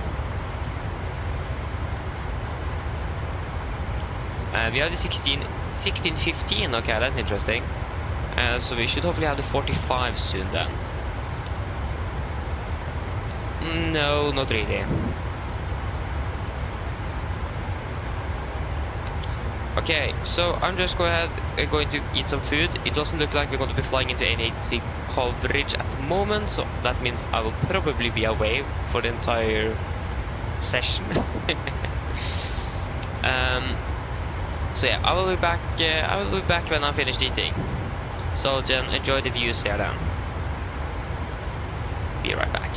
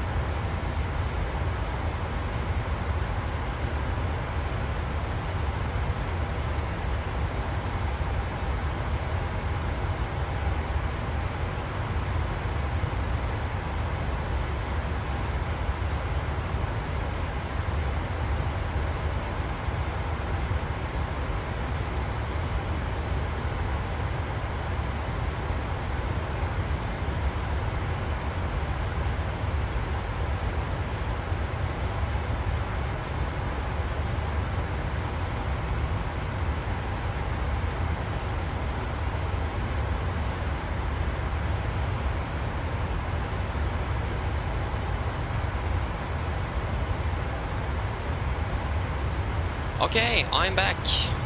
Oh, it's quite dark in the cockpit now. Should probably get some good lighting here.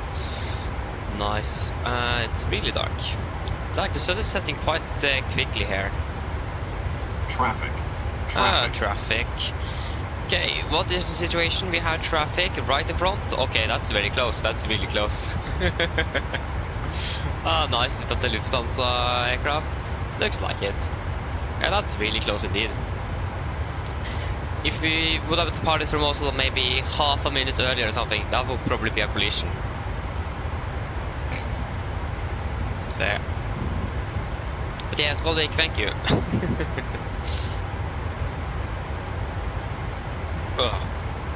What was that? Was it a flashing light? Something flashed on the screen or something, or was it just me? Oh yeah, we probably passed. Yeah, we passed the contrails of the aircraft.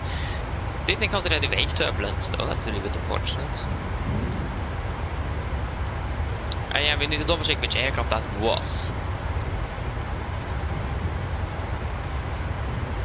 Of course, now this is online where we just flew. Oh no, wait, that's approach. Forget that. But the aircraft that passed us, that is a Wizz Air aircraft actually, from Katowice to Eindhoven. Nice. So it wasn't the Eurowings, sorry, Lufthansa like I predicted. So don't really trust me on that. Nice. Pedro, hello, welcome. Hope you're doing well. Yeah. Again, a little bit unfortunate that it's going to be dark when we're landing in Pisa. Last time we flew to Pisa, the only time we flew from in on the channel to Pisa, it was dark. So that's great. And if you need to do the approach info 2 to left, that will make things quite a bit more interesting. Time-wise and like it will be fun to do to the left time-wise. We do really want to use 04 right instead.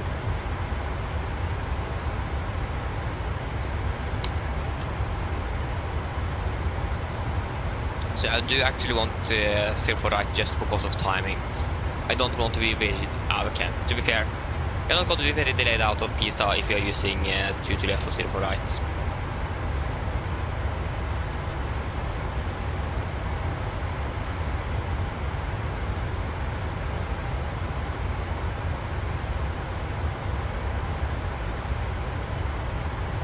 Nice. Yeah, it looks like they're using 04 right for landing.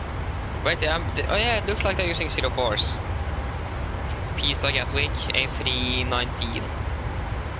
I mean, it would have been cool if Norwegian used the other 777 variants as well, but I mean, that in this reality that would look strange. With a little bit more diversity, but yeah, there's the very big difference though, so.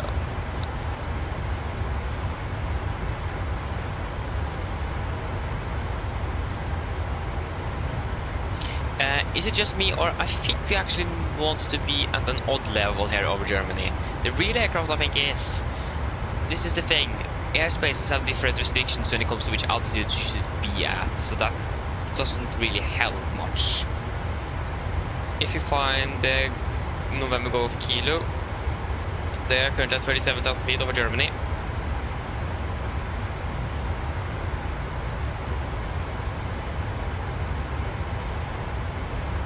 So maybe we should climb into 39. I will check with all the traffic around as well. Yeah, again, we almost collided with the east to west aircraft, but again, it is they need to fly at the level as well. I'm not quite sure if I'm not quite sure how it works here over Germany. So we have a northbound aircraft here cruising at 35,000 feet. Okay, that doesn't help. Düsseldorf just departed, so that doesn't really help. Flying south. No, you're descending. Here we have one. No. Yeah, here we go. Lufthansa from Hamburg to Frankfurt. Passing through. Is that 35,000 feet? Yeah. Wait, what is it at 35,000? RTS there at 36. Isn't that 36,000? Yes, it is. So yeah, I mean, it is really hard to know. The only thing we can do then is to check the flight plan and what that says. It says that at Arto we should 37, at Amrak at 38, and at Exarol at 37.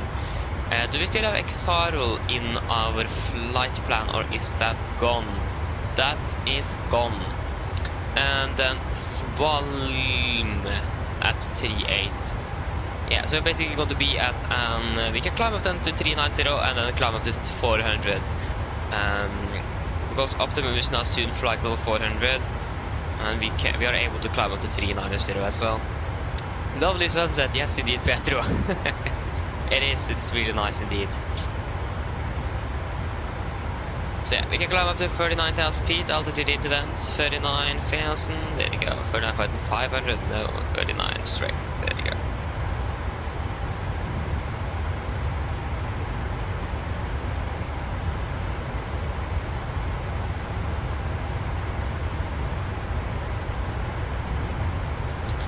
So here we go. So we will climb up to 39 now, and we will climb up to probably 400 at all the waypoints. Where else did we go? And we'll fly for 1 hour to 18 minutes.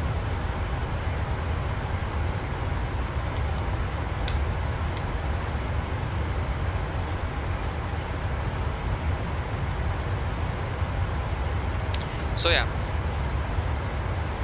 Again, we don't really have ATC online. We are not flying that very much over Germany in general. It's really hard to know which altitudes you are supposed to be at. So again, it is different from country to country as well. If it was just normal standard, that would make things quite a bit better. I think Norway is actually either Norway uses the standard or they don't. I really don't remember. But there is a standard, but most countries doesn't really follow it, or some of them.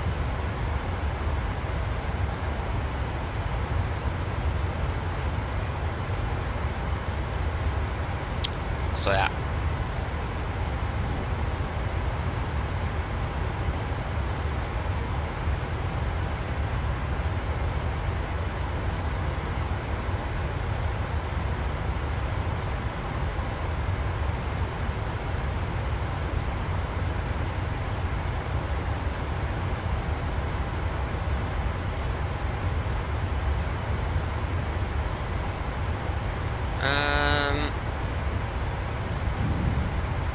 Again, I'm not really sure.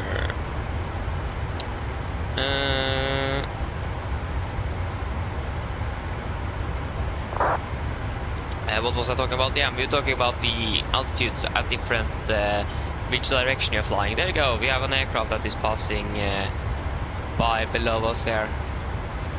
I mean, it's flying that way. Okay, that's great to know.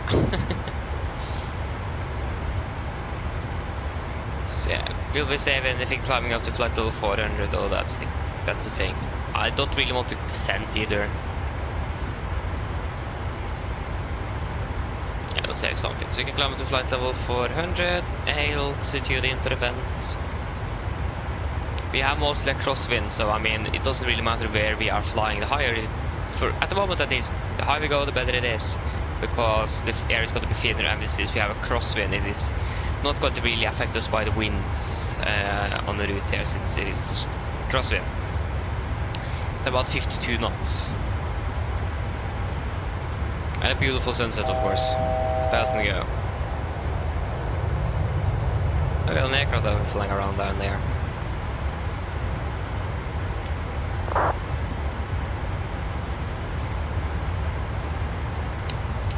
So yeah. Again, I think the normal standard is an even level south and odd level north, or opposite. I don't really remember. East to west or west to east, I don't know at all. Oh yeah, don't remember at all. Why is Polaris still online? That's insane. So yeah, I don't really remember, unfortunately. So yeah.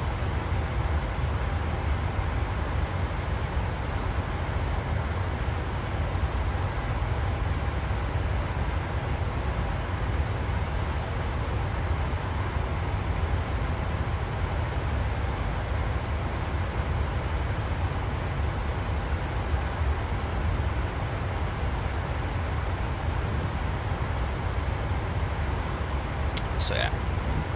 There you go, we are at flight level 400. When are we expecting to land now? Hopefully 25. Still 26. Still 26 better than 25. So yeah, we are saving still a bit more time. You see some time savers.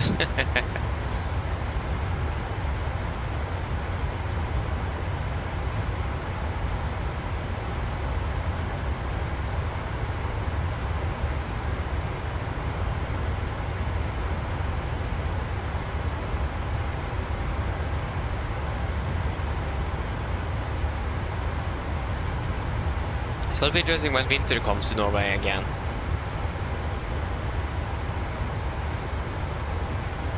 So yeah.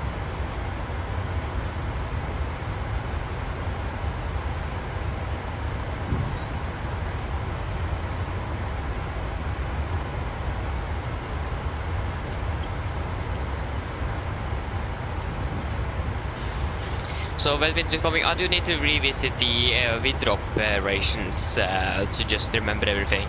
Like, for example, de-icing fluid in general. That shouldn't be anything to be really concerned of, but getting the timetable and so on for it is quite important.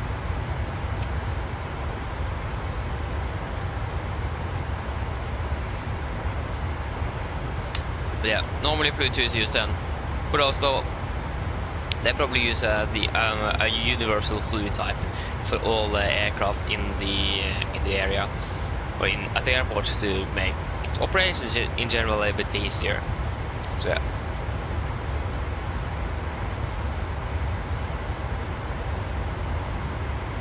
Yeah, Pedro. Okay, yeah. So then it is uneven and up here altitude, yeah. Then that's good. And that's exactly what we're maintaining as well, so that's good. So another aircraft in front. That looks like it is actually flying. Yeah, there you go, it's actually flying past us. Or from left to right. So it haven't passed us yet. That is good. We have a headwind as well, and we are doing a crosswind, so we are flying faster than him as well. You can see that with all the aircraft that passed us. It flew quite slowly. It wasn't very fast. But I mean, the coolest thing of all is when you have aircraft passing opposite to each other. Basically, if an aircraft would have passed right above us, for example, or in this case, most likely below us, just straight in front below, that would have been, that's the coolest thing you can actually get in the air. I mean, flying past from east to west to west to east is also nice.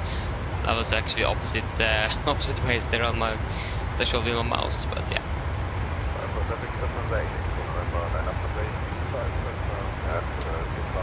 So yeah.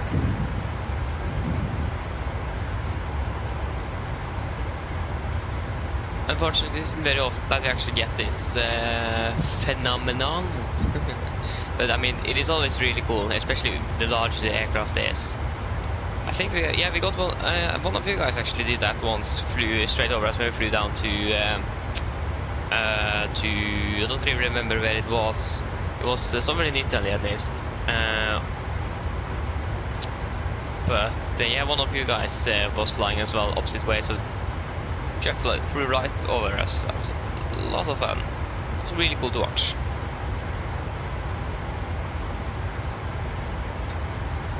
Traffic over 5 miles, 2 left. 5 left. You can see how many airports it is in the vicinity. It's insane.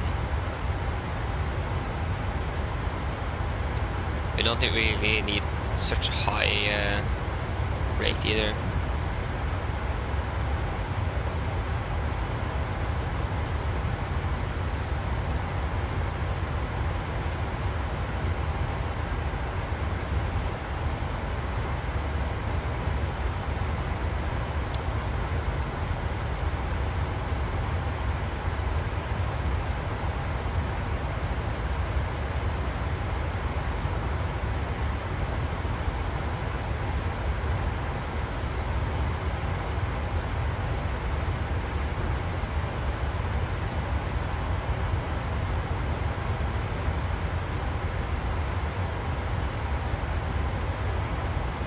So yes, again a beautiful sunset, and it looks like the moon is going to be quite bright today as well, so that will make things a little bit more enjoyable at least. The brighter the moon is when we are flying through the night, the better it is. So yeah, I wonder when the first snow is going to Oslo, to Gardermoen. That's going to be interesting. Again, I do need to revisit some of the winter operations just to make sure that I remember everything. I think I do, but again, just to be sure. For example, I think it is 1500 meters visibility. I don't really remember this cloud layer. When it comes to like when you should use anti-ice and when you need to de-ice and so on. Don't really, the exact numbers I don't really remember. So yeah.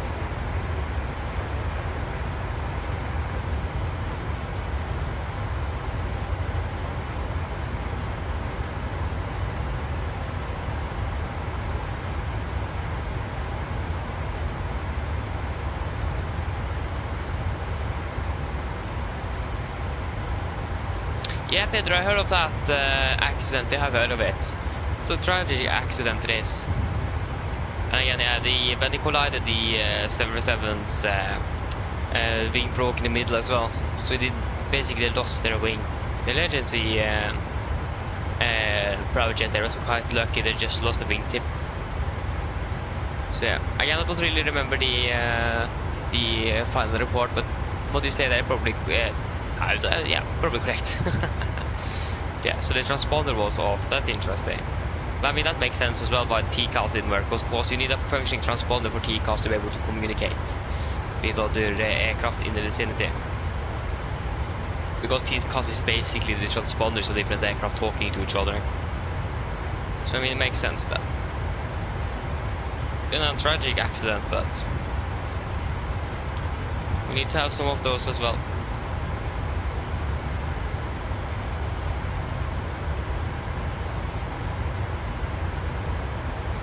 That's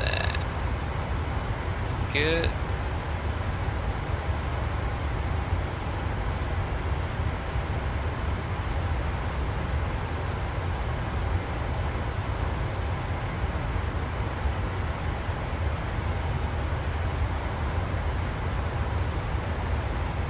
Exactly, yeah, that's the importance of TCAS and transponder indeed, yeah.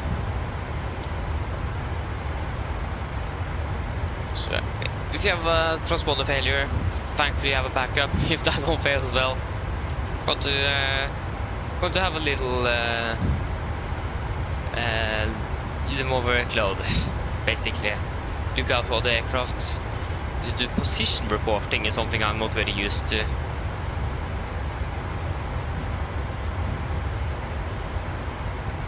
So yeah. I mean, that's the thing when, since we have all of the new technology and so on, the normal, how they flew in the old days isn't really there anymore. So if it's something we need to do position reporting, for example, I don't really know how to do that correctly. I mean, it's probably not very hard to do, to be fair, but I haven't done it before, so don't really have an experience with it.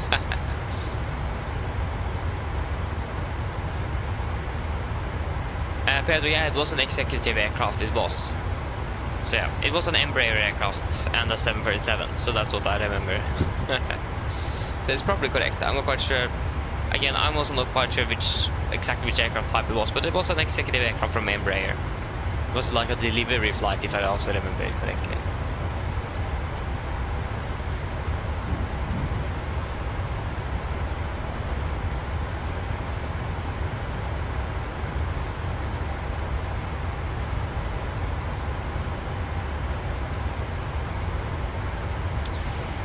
Oh yeah.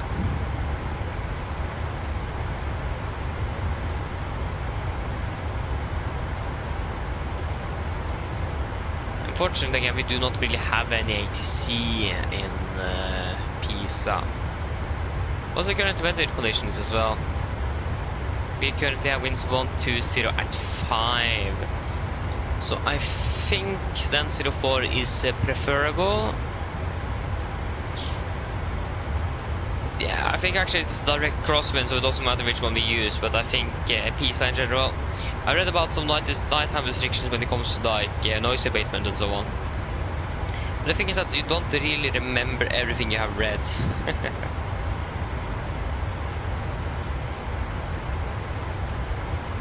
So I need to go revisit that.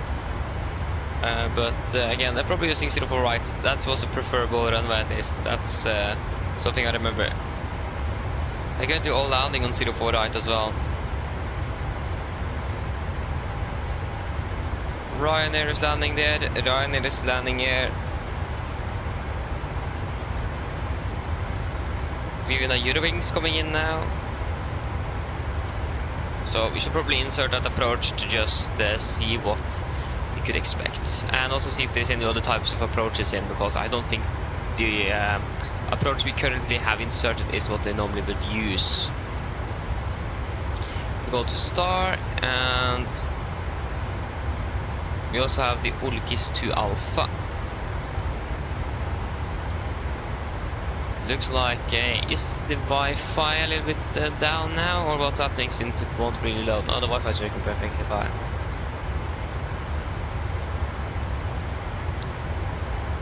Just don't really want to load anything, so that's great.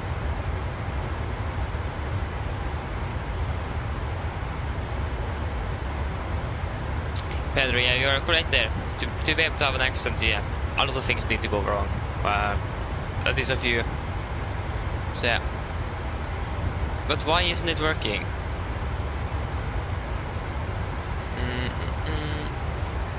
Okay, finally it crashed. That's better. So we have the Ulkis 2 Alpha. It's basically almost the same. I don't really see 2 Alpha, 1 Victor. I don't really see any significant differences.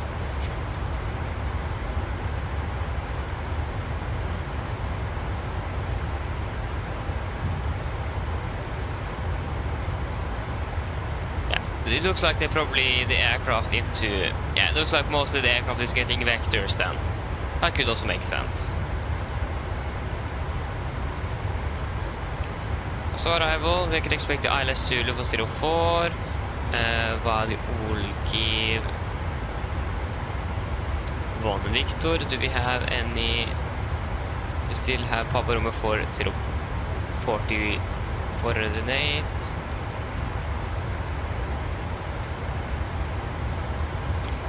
What transition do we want to use? That's the question. If we just select Jesse and execute it, that will make us fly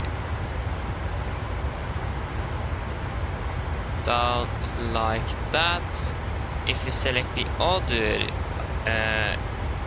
one, that will give us a holding instead. Okay, that isn't really what we want either. Again, it looks like they're probably going to be vectored in nevertheless, but because then we're coming in here, and then we of course need to change some of the arrival stuff here. So I think we will take it via so that's the wrong one. Jesse.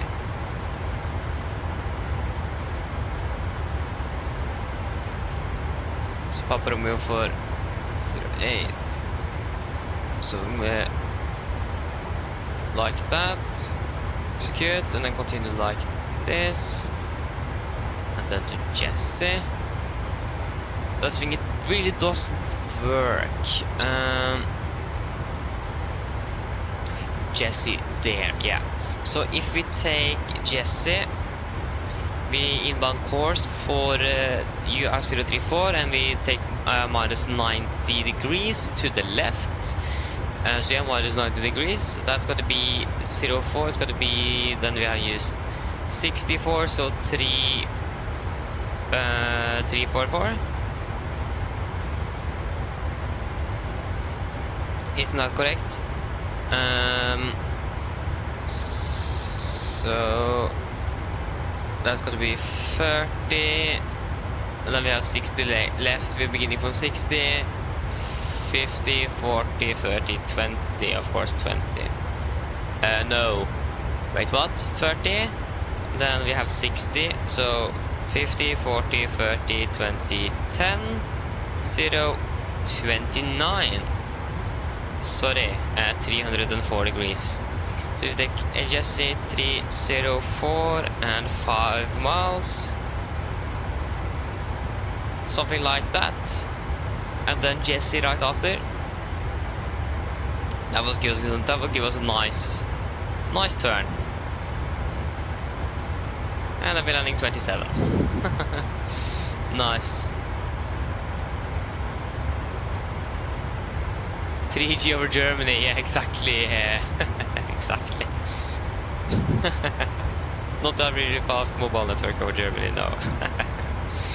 Nice.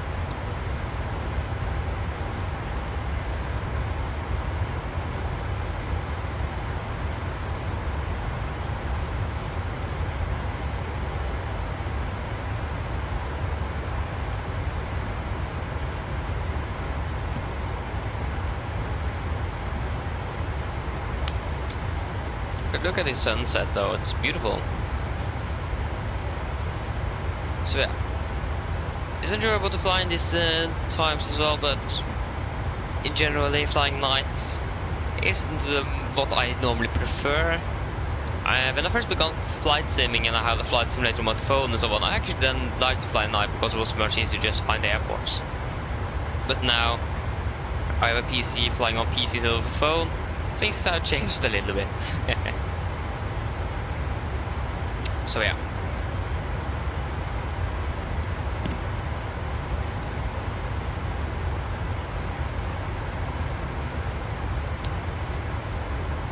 But in general, everything looks to be doing good.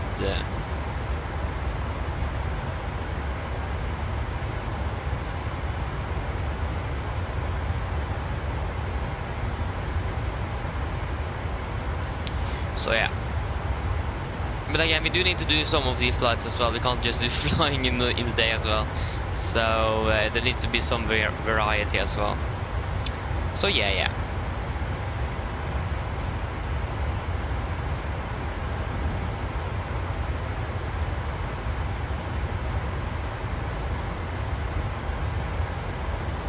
That's great. So as many of you know, I'm going to Bergen tomorrow. I'm going to be flying with Norwegian back home. So on Sunday, I want to see if I can try to do a more sort of an evening flight. Where to see if I, first of all, when I'm actually coming home. Last time I flew from Bergen, our SCS flight was delayed with 2 hours. And second of all, if I do have the energy for it, I probably do. But again, you never know. I do have school on Monday as well, and I haven't been at school for a week, so.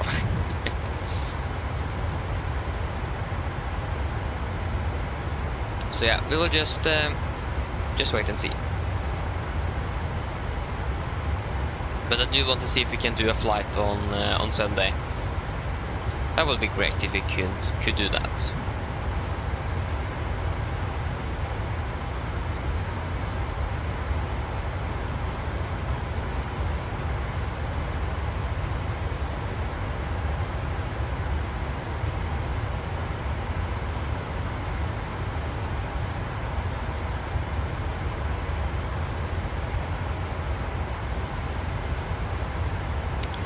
So yes. Again, there's not much online now at the moment. I mean, it is a normal weekday, but it is in the evening. You could expect a little bit more. Like Norway is even online, and that's quite rare. Tower and Polaris. So I mean, again, that's quite rare that they are online. So that's great. But other than that, there's basically nothing else that's along our route at this. We have still Rome radar, but we are not going to be flying over there. We're flying to Pisa, not to Rome, so not going to be affecting us that much really. Then now we're flying at the next waypoint at 42. Yeah. Sorry, at 42. So then we can do a fuel check at Tango Romeo Alpha. Yeah, 28 miles.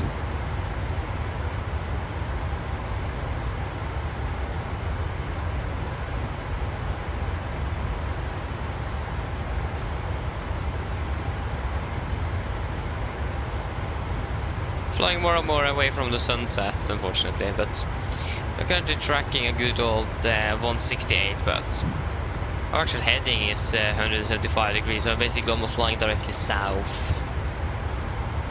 With a little cross tailwind as well. We do have a little bit tailwind component. It isn't much, but it is a little bit. But again, for the approach, actually, we may actually vector ourselves instead of flying the because the thing I just did with the Jesse waypoint is then we have a little bit better prediction, but vectoring ourselves as well should be perfectly good. Should be a good one actually to do that. It is not we can do that ourselves, so maybe we should act for just some practice. Probably a good idea. Again, we'll just wait and see. We'll find out, certainly. So yeah. Other than that, though, the flight is progressing quite well. Yeah, we're still a bit behind schedule, but with Cossack 60, managed to catch about 15 minutes flight time. So that's good. But it'll be quite a fast and fast and short descent as well. Since we have such a high cost next, we're going to have a quite high airspeed down. So energy management on the descent here is quite important.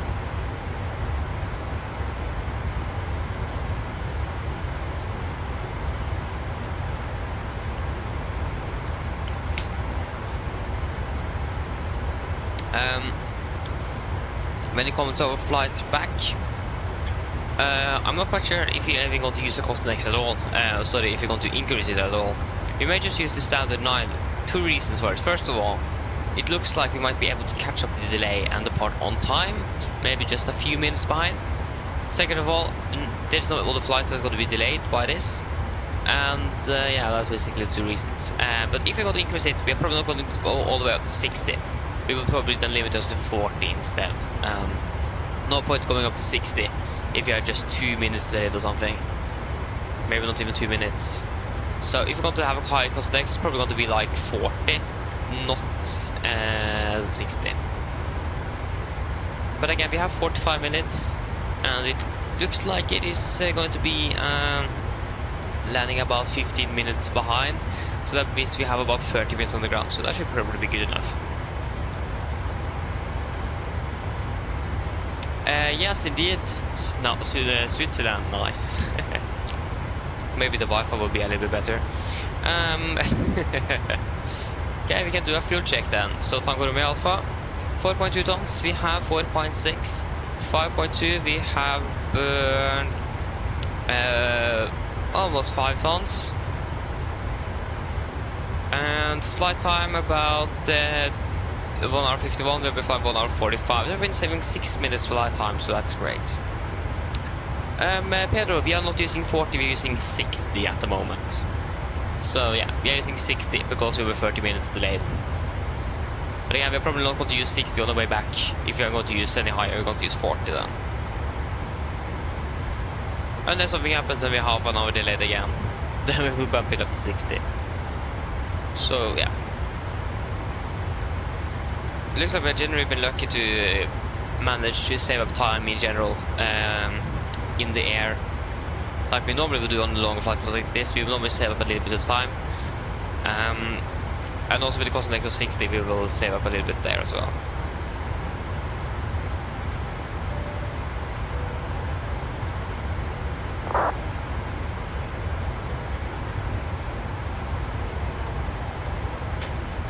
So yeah.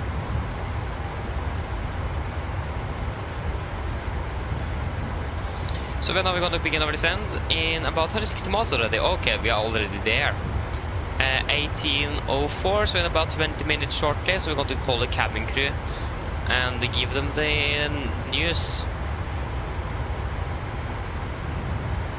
Looks like they're using the intercom or PA or something.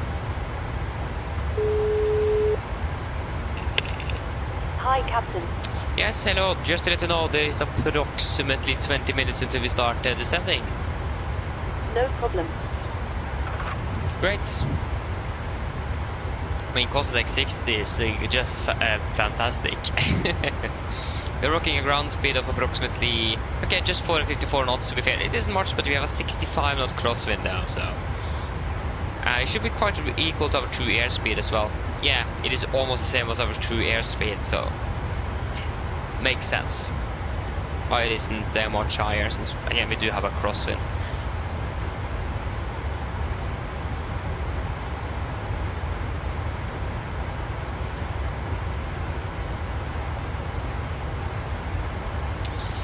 So yeah, that's good.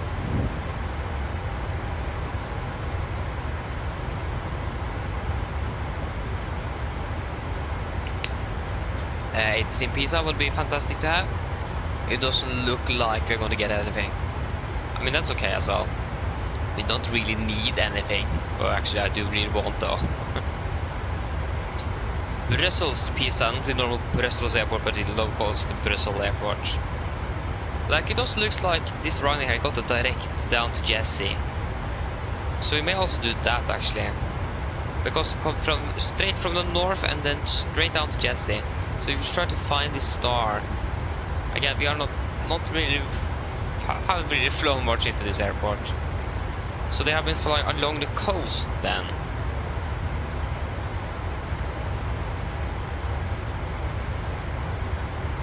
That means they will probably either got that heading or the direct quite early actually.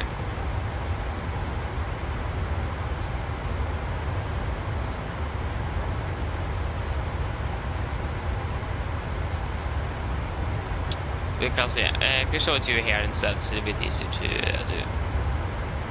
So it looks like the Ryzen aircraft here. They got a direct over around here and they flew directly down like this and then turned final. So they flew directly down there. So that was an alternative. If you fly down, then I would probably select the custom waypoint we made instead, just to make the turn a little bit more easy and not overshoot it. Krit, hello, welcome, hope you're doing well. No, we're not flying to Rome, we're flying to Pisa. I hope I haven't written Rome anywhere. That could be a typical thing for me to do as well. This stream yesterday where I said we were going to fly tomorrow, so yeah, that's great. Now I need to double check. Yeah, you meant Pisa. Yeah, we're still flying to Pisa, yes. We just had a good old 30-minute delay.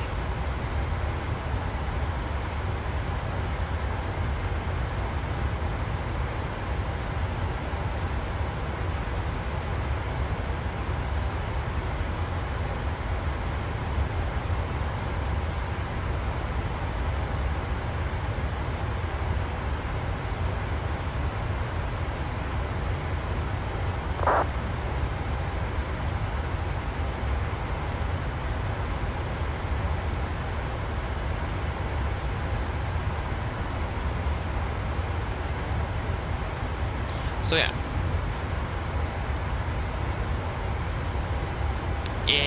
Yes. We are still, we are flying over Switzerland currently, so soon entering Italian airspace actually. And we are also soon going to begin our preparations for the arrival into Rome, sorry, not Rome, but Pisa. So yeah, still in the air towards, we should actually have gone over this end already if we were on time. Yeah. But we have managed, we departed from also 30 minutes behind. We have managed to save 15 minutes already. So that's great. So I mean, I'm happy with the 15 minutes that it looks like we managed to save up. If we're landing just 15 minutes behind, and we have 45 minutes on the ground, so that means we will have a turnaround time for approximately 30 minutes. That should hopefully be enough to manage to get on time again. So we'll just wait and see how it goes, but it looks like we're going to be able to make up quite a bit of the delay actually, so that's great. Not complaining about that at least.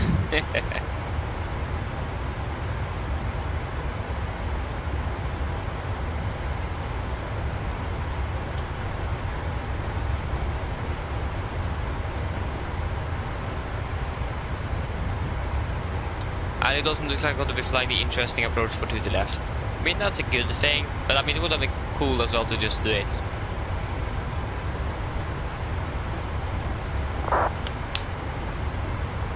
the thing is, well, everything is going to be so much slower. We're going to be more longer in the air, good for flight time, but for the flight in general, no. Longer in the air, and it's going to be a longer taxi because we need to then taxi back all the way down the runway, so that's also great. So yeah. But I think we are currently lying about 27, so we are probably not going to be, I'm not quite sure if we're going to be departing on time from Pisa, but it is going to be at least not 30 minutes behind. So it looks like we may be on time, maybe 5 minutes-ish behind. That's better than, that's already done 25 minutes saved up, even departing 5 minutes behind, so I mean that's great though. Just fantastic. Okay, maybe 40 miles is a bit too less. There you go. Should we begin to prepare then? So 3.6 pump, 3.6. That's 400, so 800 kilograms should be removed there. That's exactly 57 tons on landing weight into Pisa. 57. Landing then 04 right. Lateral main drive flaps is going to be on 30. The weather currently in Pisa. Winds 1 to 0 at 5, 1914. 1914 was a fantastic year, by the way. And 19 and 14. Yes. There you go, 43 minus 5, that's going to be 38. 39 is also good. Body blocking the frequency. But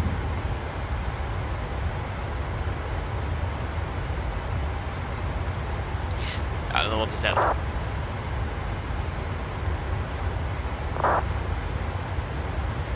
Approach. I think you can remove it to left. I don't think we'll use it at all, actually. So it's going to be 1087, 1087, 1087. And it's going to be 034, 034. Minimums are going to be 230 feet. And Pisa is quite a low airport actually, it's almost at sea level, so.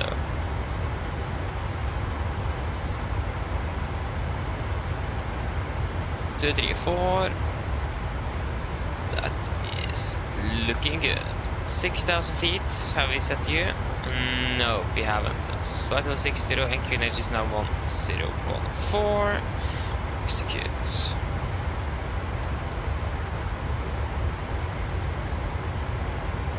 And we also did have a note time with a new missed approach procedure, but which runway was that for again? That is Pisa, so approach procedures, sets approach procedure. So missed approach for ILS Yankee or ILS Zulu 04 right. Yes. So we are going to be using that for the missed approach then instead. So that's also good to remember.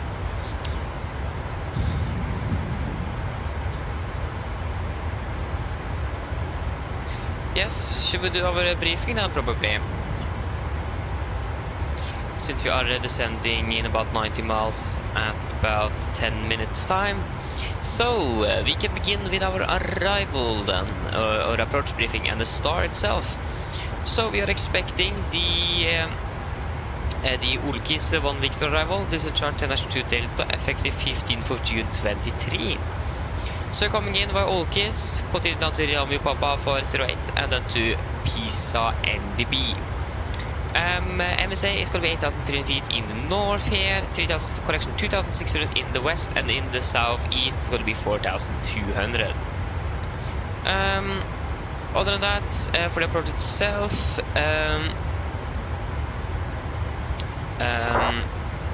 we are coming over all keys here. The thing is that we are probably going to do some changes. We have made a custom waypoint. Actually, we can go over to the approach plate instead to discuss the arrival. It's a little easier to hear. So the approach itself, expecting the ILS Zulu for runway 04 right. This is chart 11-1 or effective date. So talking about the approach, we could probably be coming in then to the NDB itself, and that should be around here somewhere, I think. And then we have set up for Jesse, and we have made a custom waypoint 5 miles to the northwest of Jesse. So we will make the turn a little bit nicer here. That could be an alternative to fly. We could either fly directly to the Jesse waypoint that we have made, or we could also vector ourselves parallel to the runway as well. So there's different options here. I think what we might do is to fly directly to the Jesse waypoint we have made. It would have been nice to just vector ourselves as well to just practice, but I think we'll just use the custom waypoint that we have made for good use. So before we're then approaching the center runway, we'll then fly directly to the Jesse waypoint. So yeah, for the approach itself, again this is the ILS Zulu for runway 0 for right. Heading is 034 degrees, ILS DME is 1087, Papa Sierra Sierra. So 034 is set, 1087 is also set. We are coming into Jesse then. That should give us about 14 mile final. So that should give us plenty of track miles to be able to stabilize. It is going to be a normal 3-degree glide, minimum 230 feet. And again, we will be adjusted about 3,000 feet and then capture the ILS. And we should at least have captured ILS at least with us the 6.3 DME out at 2,000 feet. Yes, Pisa is going to be in left and right as well. Transition level, we don't have that by ATC, so it's going to be 6,000 feet. And we are going to tune in Pisa VOR 112.1 on standby, 112.1 on standby for number 1 in case we do need that. Just wait a moment here. And for mist, there is a note time with the new mist approach procedure that we're going to look at now. So proceed on the runway heading, climb to 2,500 feet, passing 400 feet, turn left, tracking 278 degrees, maximum 190 knots. Note before 1 Normal Papa Sierra Sierra DME or 1.1 Papa India Sierra DME before threshold runway 0 for right to join and follow radial 308 Pisa VOR to Bob Nu holding pattern. Hold between DME 12 and DME 9 Pisa VOR. Maximum 230 knots to left turn. We just got to confirm. Do we have that here actually? Proceed on heading. Turn left 278 maximum 90. But before, yeah, that's basically this one because this is no effective date here. But it looks like they have actually inserted that in here. And also just double check that we have that in the FMS. So 400, 278, Bob Nu. 2,500 feet, 190 and 230. Yeah. Good. And then we also have the visual here as well, and that is correct. And that is also a good thing on its own. We're going to be landing with the flaps 30 today, VREF of 139 knots, wind correction of 5 knots. It's going to be no auto brakes, use manual braking basically, and it's going to be idle reverse thrust, not limited because of noise abatement. So yeah, for our airport charts, that's the wrong airport of course, probably good idea to have the correct airport. For the airport charts, this is chart 10-9, effective 5th of September 24. So we're landing 0 for right here. We're going to use the entire runway, much as possible, to Delta, so that's going to be about 2,008. Yeah, probably around 2,700 meters, something we need to burn out. So that's good. We'll either reverse the manual braking, it's easy to predict. Then we're going to vacate by Delta, and then cross the runway to right via Fox. If you go to the parking stand chart, this is on chart 10 Alpha, effective 5th December 24. So Delta, and then not Foxtrot but Echo, and then taxi to our parking stand via Romeo, or maybe even Papa or Oscar. I'm not quite sure where we're going to park yet, and if relay across ahead of us, we can just monitor that instead of just trying to find a gate. So yeah, we'll find out. And there's some wing restrictions here as well when it comes to space, but that's mostly applicable up Romeo here and up at the general aviation apron, so we are probably not going to be taxiing there, so we should be clear. If we go back to the airport charts, we have some hotspots we need to look at. We have hotspot 5, 4 and hotspot 7. 5, 4 and 7, or 4, 5 and 7. So, hotspot number 4, caution, risk of runway incursion, short taxi route between civil apron and RHP Delta, runway to the left. Pilot should exercise caution when approaching taxi Delta. Opposite runway operations are common. And hotspot number 5, caution, risk of runway incursion when runway 04 left to right is active. Runway crossing from taxi Delta to Echo and vice versa must be authorized on taxiway or tower frequency only. Hotspot number 7, caution, risk of runway incursion when runway 04 left to right is active. Short taxi route between apron and Rumo Hotel Papa Echo, runway 2 to right. Pilot should exercise caution when approaching taxiway Echo. Other than that, runway condition for 04 right here should be dry, and the weather conditions in general is looking quite good at the moment. Then are there any questions? Probably not, and our approach briefing is complete then. So, descent checklist. Presentation, landing altitude set to 0 feet, recall is checked, auto brake off, landing data VREF 139, minimum 234 feet, and approach briefing is completed. Descent checklist is complete.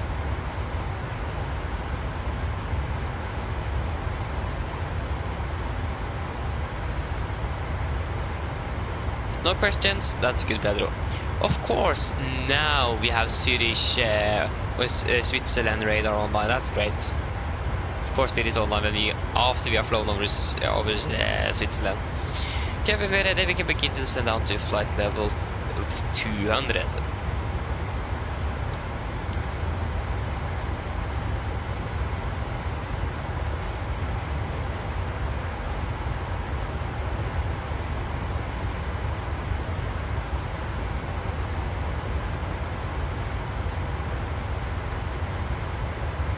And also there is at the moment no ATC either. Let our traffic. And we'll need 150 is acting to runway 17 following the time of traffic to runway 17. Let our traffic. Milan traffic.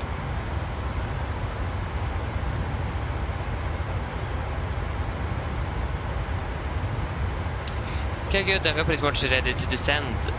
So we should expect to be landing in Pisa in about 25 minutes after we have initiated our descent then.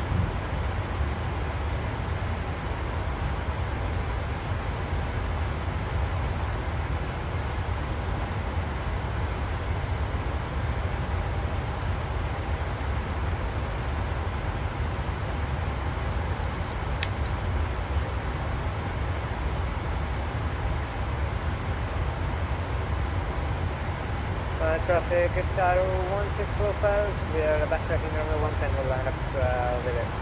Traffic.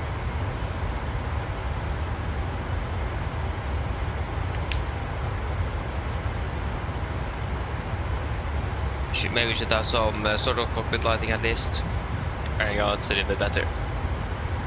Maybe a little bit late, but yeah. We still have a little sun set at still, so it isn't over yet.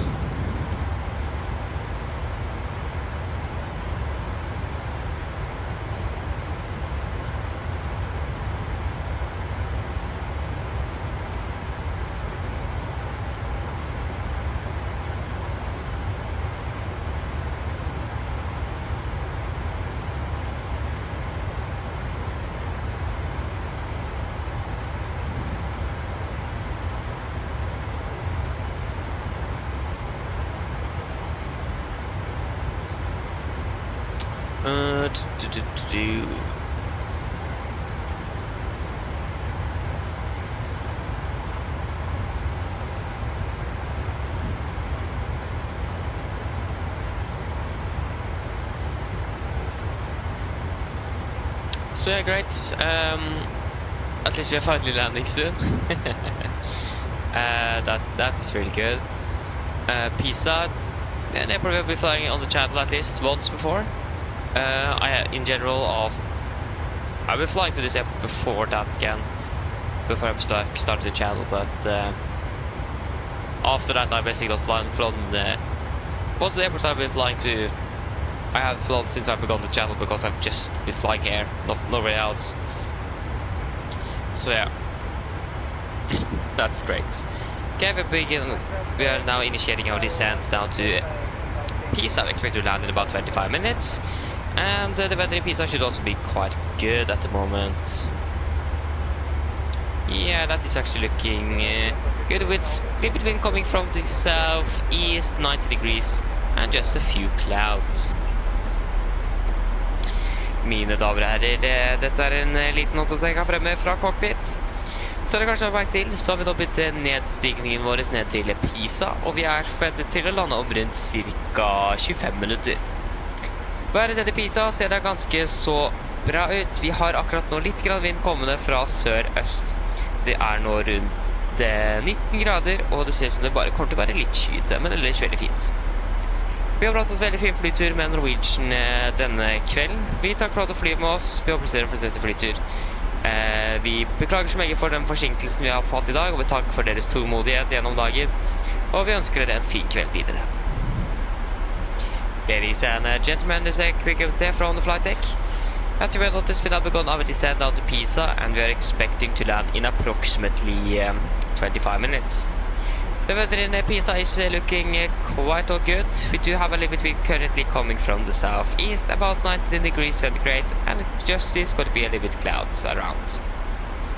We hope that you have enjoyed this flight with us today. We thank you for choosing us. We hope to see you again on the next flight. We are sorry for the delay that happened today, and we thank you for your patience throughout the flight. And we wish you a pleasant evening. Thank you.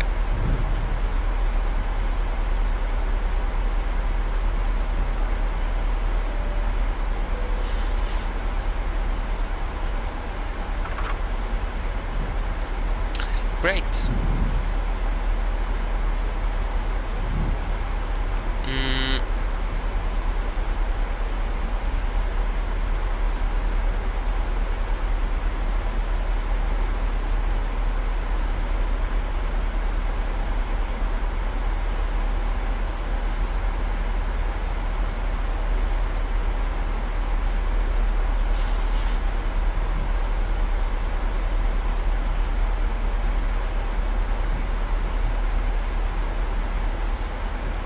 Great. I feel like I'm being a little bit better now on the PAs. Especially if I'm not stressed out as someone, I'm not actually messing them up.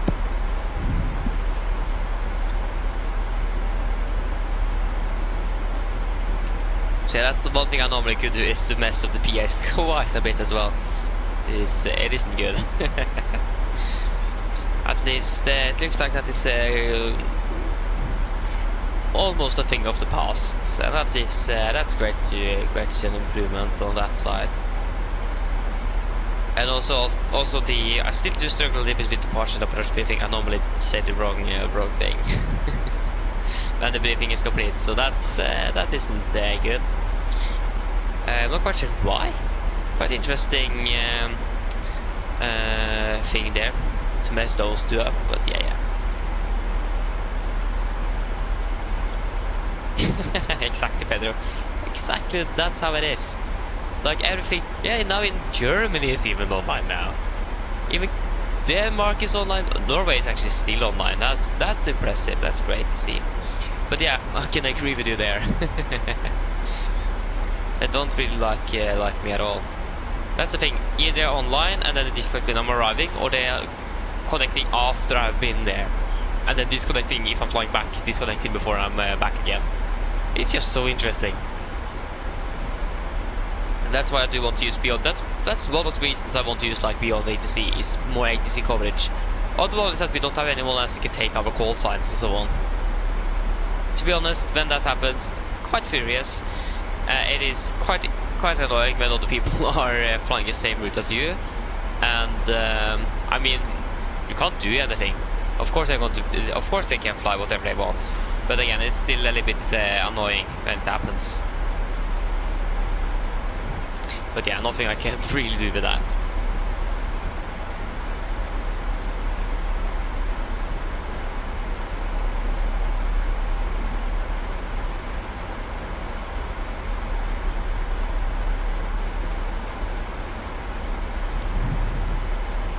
So yeah, we have passed flight level 300 already.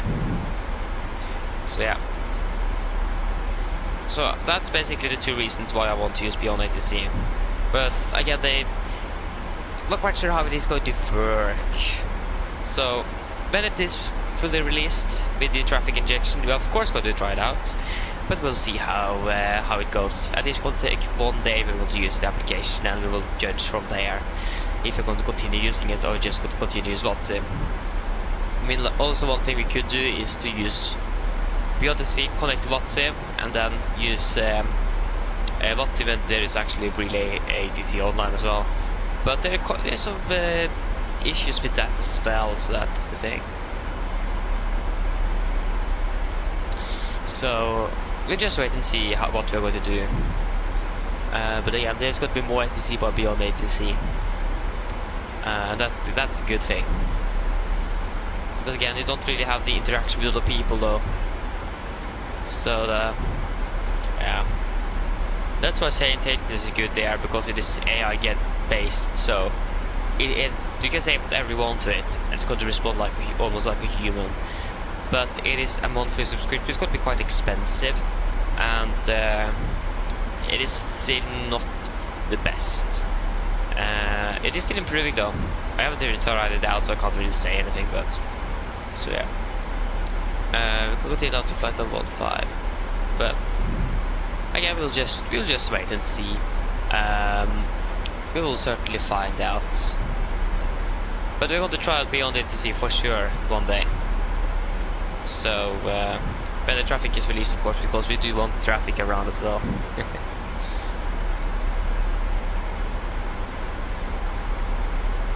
Yeah, you know, the light of the cities in night. Yeah, I can agree with you. I wish that the lighting could have been a little bit better, to be honest. Especially if you're flying in night, for example, and you're flying quite low and you actually see the light bulbs. It isn't like in the street lights, it's just floating light bulbs all around. Wish that hope that Microsoft could improve that in the new sim.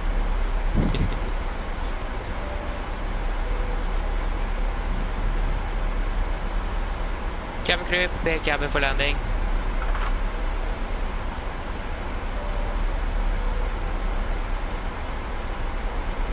So yeah, again we will just wait and see. But for us flying airliners, well, I think it's actually quite good. Again, especially when the distance of the lighting could have been a little bit better. In the distance it does look very good, or does look very good. But if you are close to like here, it does look quite nice.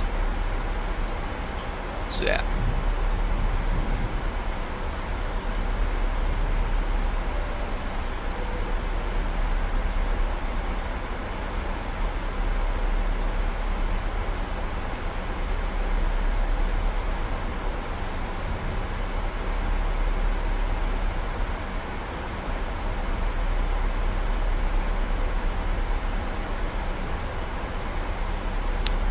So yes.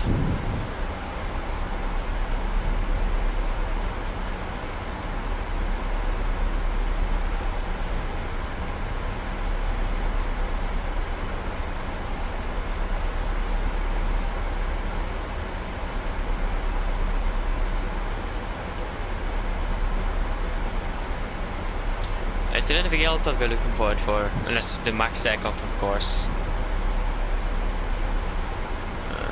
No, I don't actually can't really. I do want an iPad, I'm looking for that. Fast to go. Did not the flight level 100. So getting an iPad one day would be great. Looking for that, to actually have a physical iPad, better than the EFP we have. I mean, it does have an EFP in the aircraft, but it is just much easier to have a physical iPad or EFP to work with. So looking forward to get that one day. No question when that's going to happen. The wing peripherals, of course. Going to be nice to have that. Looking forward to build the new desk hopefully soon. That will be great. And so on, yeah. There's going to be some nice things to be looking forward for. And of course the new simulator. Can't really forget that. Looks really good. Really excited.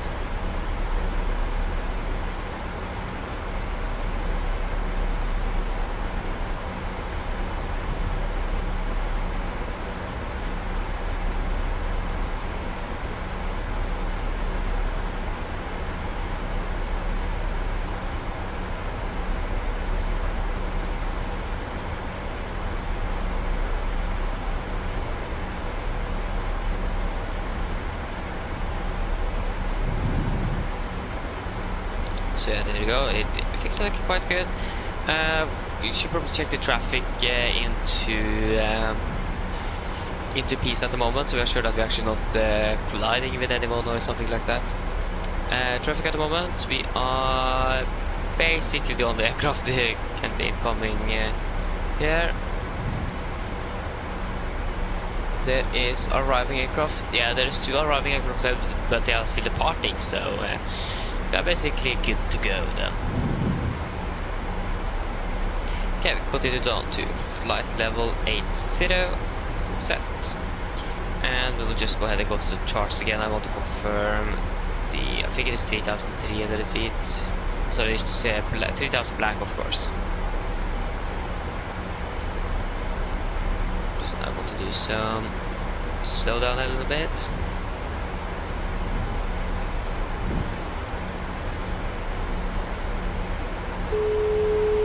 Hello. Hello. Hi, Captain. The cabin is secured for landing. Okay, I'll call me when ready. No problem. It's quite hard to see the clouds in the evening as well. Okay, yeah.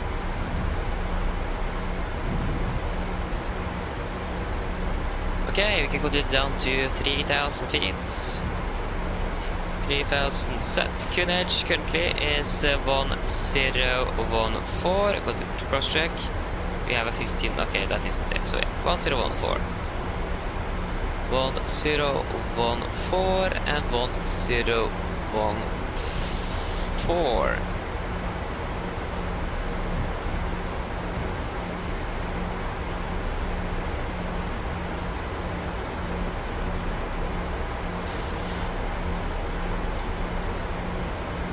We can also proceed direct to Jesse 01, so our custom waypoint. Execute. Okay, go past flight level 100. Let's keep on a project list. Altimeters, we are passing through flight level 906. Now, plus 10, our project list is complete.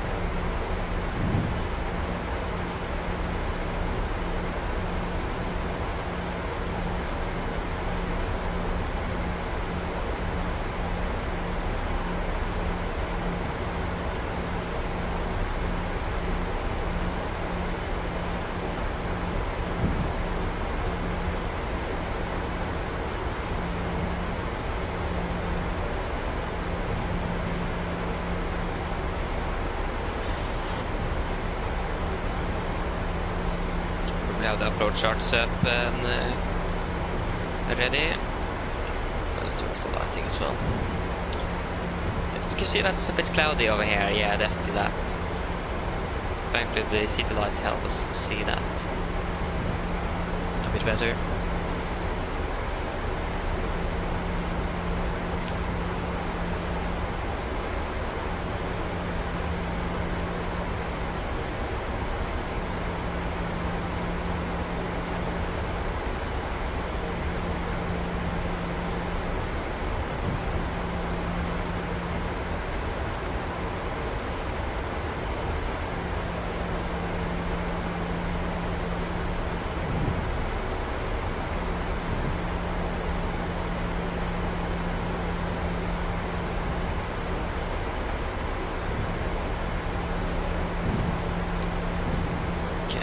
Currently doing a nice 250. Probably need to slow down to 220 shortly. It's 10 miles to diesel.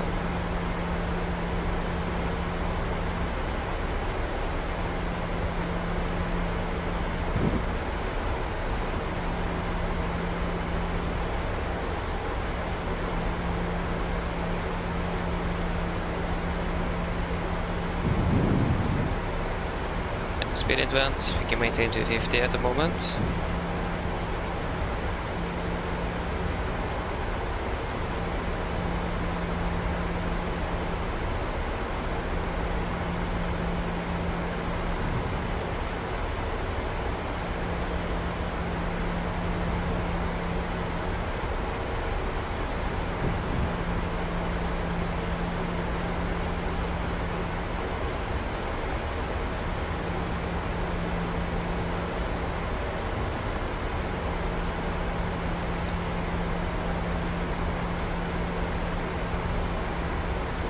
speed to 20.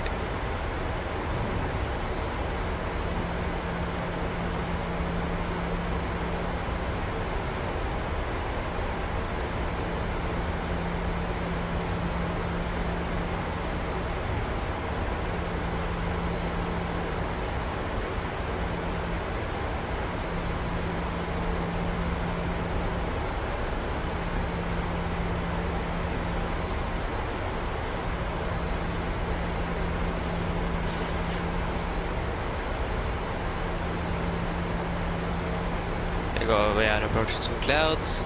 Yeah, it's plus 90 degrees centigrade, so don't need to worry about icing. Unless it builds up on the windshield, of course.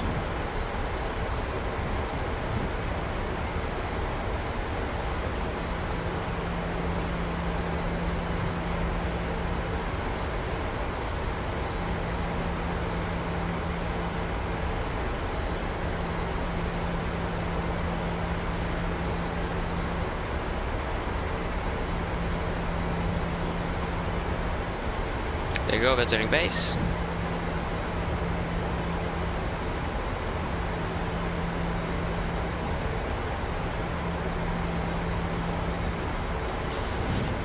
You can just set to the heading 034 degrees.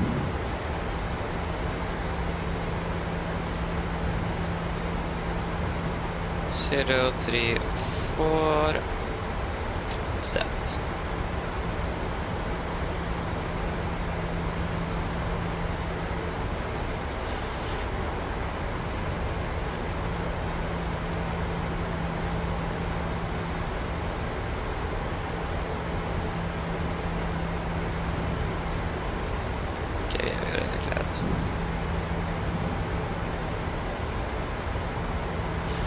Okay, we're clear for the approach. How's we go? There you go, localizer is captured.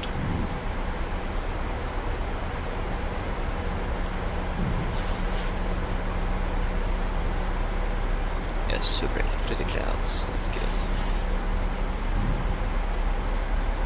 Maybe we weren't in the flying clouds, we'll probably the sea. Bit.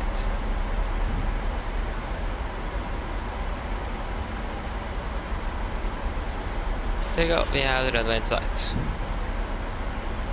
We are currently 13 miles out, flaps 5, speed checked.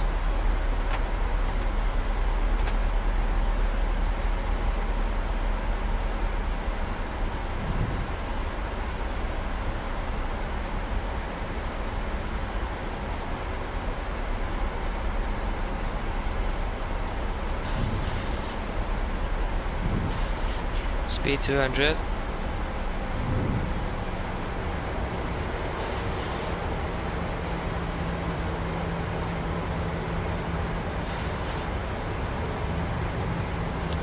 Pisa traffic, Nordic 6 Juliet Sierra established ILS 04 right 10 miles out, Pisa traffic. Okay, class is captured, missed approach altitude 2500. Speed 180.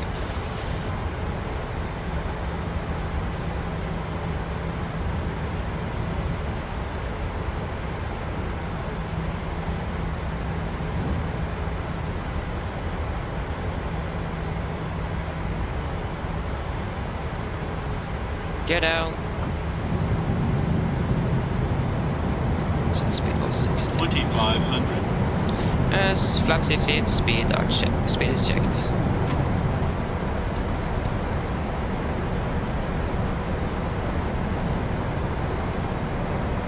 Cabin crew, seats for landing.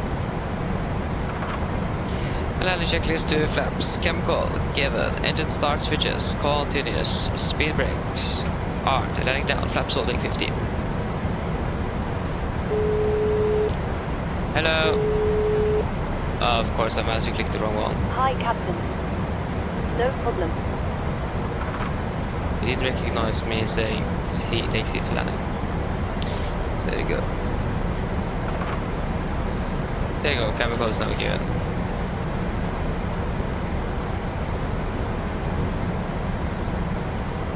Okay, flaps 30, speed checked.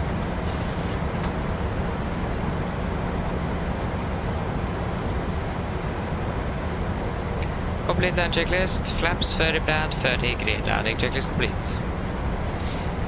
We are clear to land. We are approaching 1000. We are stabilized and again clear to land.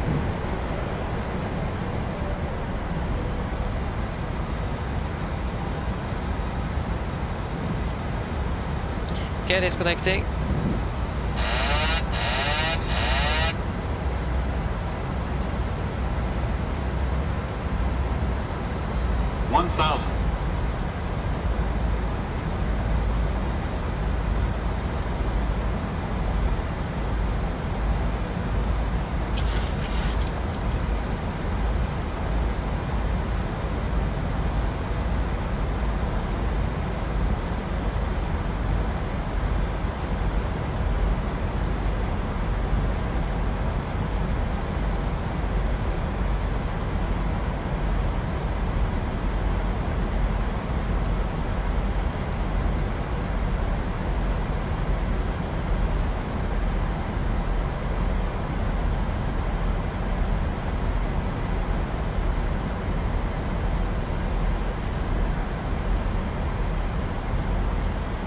Approaching minimums.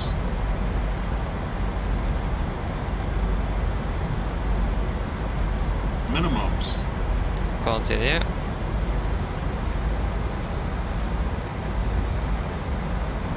$100. 50. 30. 20. 10.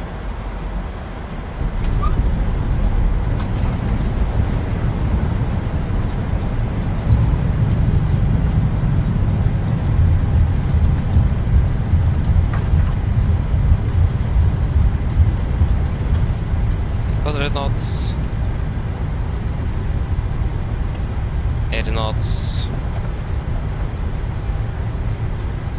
yeah, 60 knots. There you go, guys. Welcome to Pisa. Flight time 2 hours and 30 minutes. That is 15 minutes shorter on the flight time. That's great. Okay, landing could have been a bit better, a little bit to the left descent line, and we're a little bit behind the touchdown, but other than that, it was a nice one. I'm not quite sure where we are now at the moment. Again, not quite familiar with this airport, so that's a good start.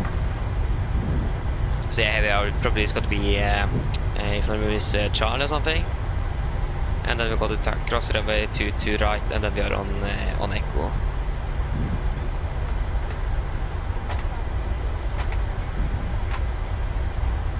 And then we need to find out where we're going to park.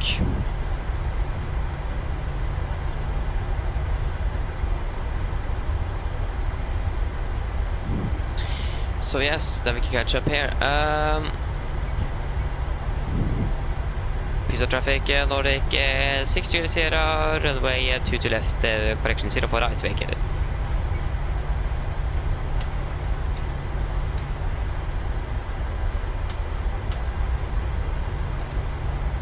Okay, just wait a moment there. I'm just going to find out where I'm going to park first and clean up the aircraft, and then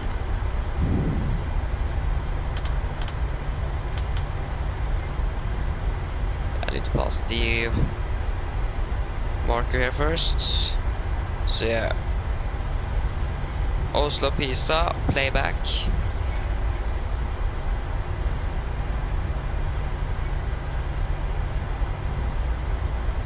Okay, and now I think I know where they parked. So I just got to hold here. And boom, boom, boom, and you over there. So just gotta find this stand. So parking stands. It is one in the corner here.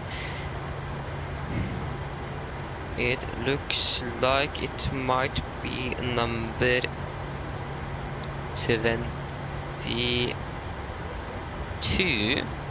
So then we got to park at 22 then. Gate 26, no. Parking 22, no. Nice. Okay, like Kela, welcome. Hope I pronounced it correctly. If I didn't, as always, please correct me. And I apologize as well. Yeah, I wasn't even able to read the message because of the Mercury there now. That's great. What ILS? Oh, sorry. Probably. I think I'm going to catch up after parking. I think that's a better idea.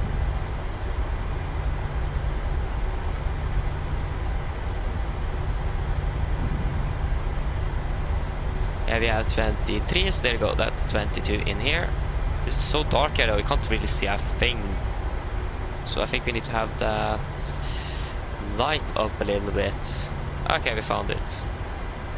Then we can turn off. Actually, I shouldn't have turned that off at all. Like, we literally can't see anything. You can see the end of the taxi line at least, and the marshal alert. That's the most important one, so I mean, that's great. I should probably slow down.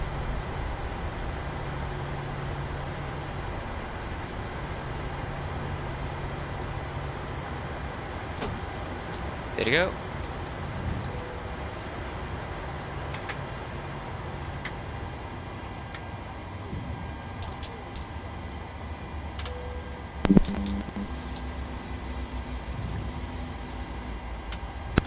Ground to copy.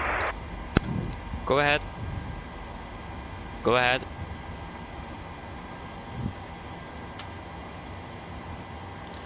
Probably like 6,100. Read you loud and clear.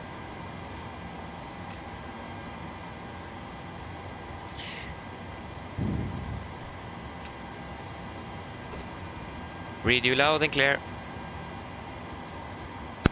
Roger. Okay, Captain. Ground power is available. Stand by. We'll start getting you offloaded in a couple of minutes. Roger. Ground power was not available.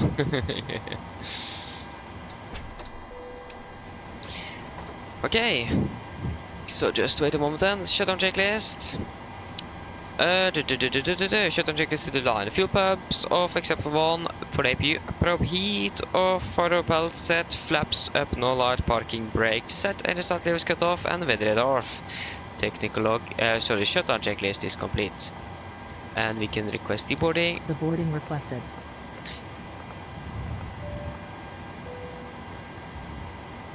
We have turned off the seatbelt.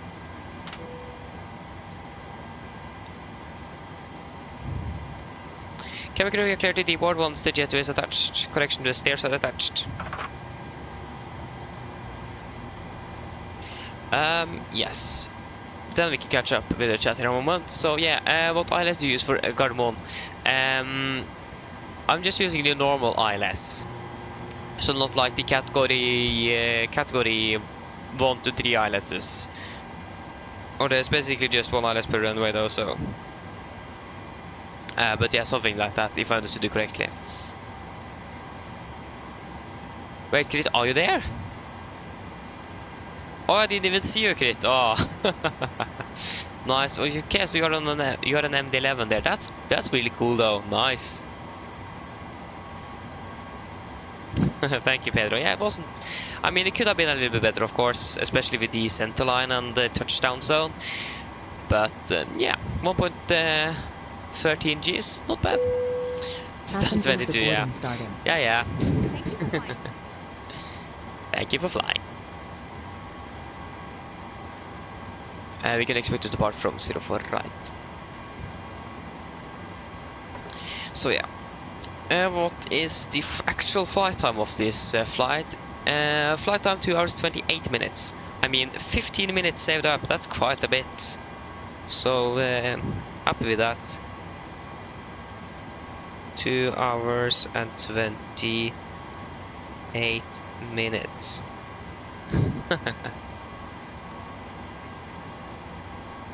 Yeah, okay, what ILS numbers? Yeah, it depends on the runway. If you're landing on 01 left, you're going to be using 110.3. If you're landing on one on the right opposite, you're just going to add a number ones or another one there, so 111.3. For 0, 1 right, should be 110.5, correction 110.95, and for 1 on the left, 110.55, if I remember correctly. But if you're flying Airbus, that should be automatically inserted. So if you're flying Airbus, that shouldn't be anything you should be very concerned of. But again, it is just Airbus, then it comes in automatically. But if you're flying Boeing or any other thing, you need to do it manually, of course. Because Airbus is Airbus.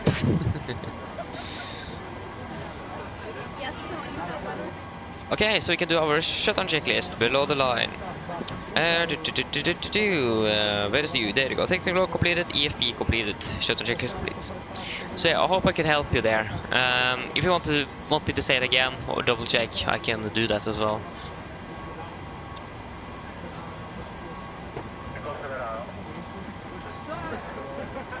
Okay, we are Nordic 7 Juliet Papa.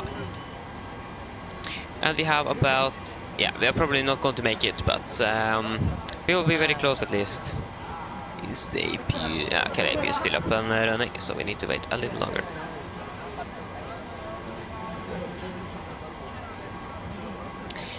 Okay, so we are then going to fly from Lima, India, Romeo Papa, to Echo November Golf Mike. Echo November Golf Mike, there you go. We are going to be Nordic 7 Juliet Papa. Departing, we're expecting 04 right via the Beruk 7 Alpha departure. Beruk 7 Alpha. After Beruk, we could be expecting to fly by direct to Osbul. Osbul direct to Rumir. Rumir direct to Luchre. Hope I pronounced that correctly. Direct to Elnat. Elnat direct to Hamburg VR. Ham, nice. Hamburg, and then to Alasa, and then Lunip.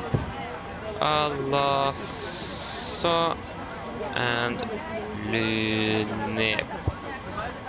And we could expect, yes, we're coming in late 01 right then. Via Lunip for Lima, and then via Insuv. Cost deck is going to be 9 for now at least. Final reserves on this one is going to be 2.2 tons, 2.2, and cruising at flight level 380. Cruising wind is going to be 270.33, 270.33. Average ISA is going to be +4, -56, -52. It's going to be 6,000 feet here in Pisa. 250 below flight level 100. 310, 200, 100. And the QNH in Oslo is going to be 1023. And what is the current transition level, since we actually have ATC there? Transition level 80. Execute. 1023 compared to 1029. Yeah, that's good.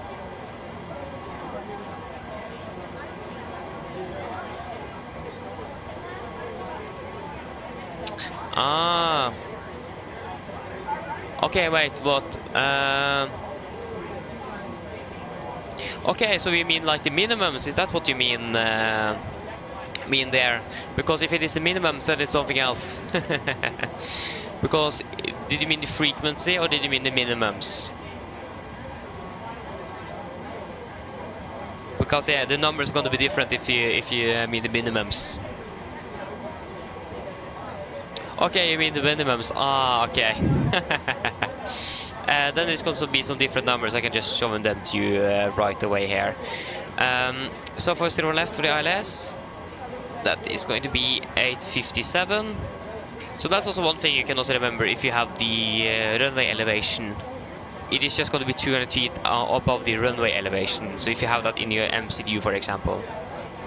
But yeah, for 01 right, it is going to be then 871. If you're flying the FA21, for example, it's going to be 881. But normally 871. One on the left, it is going to be 882. And for 19 right, it is going to be 876. There you go. Ground to copy. Go ahead. Go ahead. You're welcome. Hello. Hi. We're all done back here. Everyone's offloaded. Brilliant landing, by the way. We barely felt anything. Aye, Captain. Okay, all bags have been offloaded. We're closing up now and we'll speak to you next time. Yeah, thank you. Roger. Aye, Captain. Okay, all bags have been offloaded. We're closing up now and we'll speak to you next time. Roger. Thank you. If you need anything more, just give me a call. Of course. And yeah, of course, what Krit said there about it is a 200 feet radio, or for that, in case for that runway 857 baro. So there's difference there as well. But I think you're going to join with Lufthansa Cargo 55 Delta and MD11 to Oslo. That's cool. That's great. We got a B even though we were delayed. That's actually quite nice. I mean, we managed to save up to those 15 minutes, so that's definitely yeah.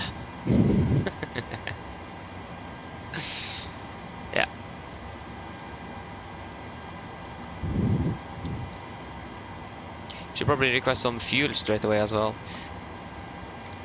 But yeah, the MD11, that's actually really cool. I haven't bought it, so I haven't flown with it, but it looks really good.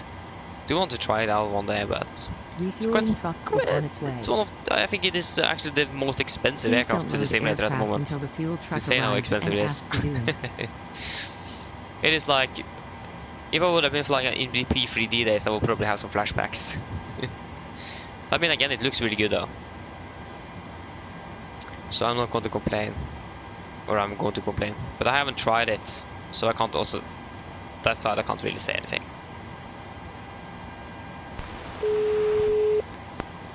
Hello. Ground to copy. Hello. Hi, Captain. The terminal staff are ready to send the passengers down. Can we start boarding? Boarding requested. Yes, you can start boarding. No worries. I'll get the rest of the crew organized, and we'll make a start in a couple of minutes once the passengers start arriving from the Still terminal. a little bit more right brakes than left. All stations were about to start boarding.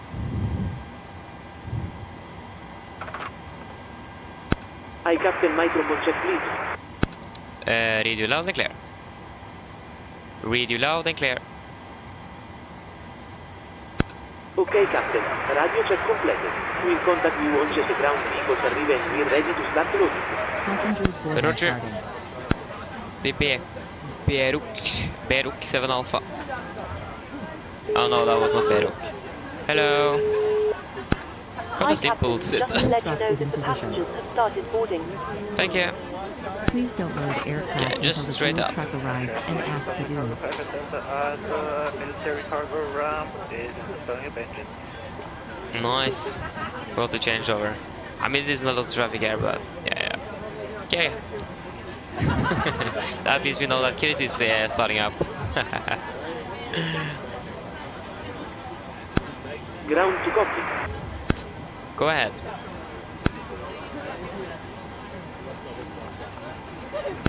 Hi there. Just to let you know that we started squaring fast. We'll let you know as soon as it's completed. Roger. Okay, got the vehicles at flight level 38. The APU is now shut down. And it's going to be 700 feet.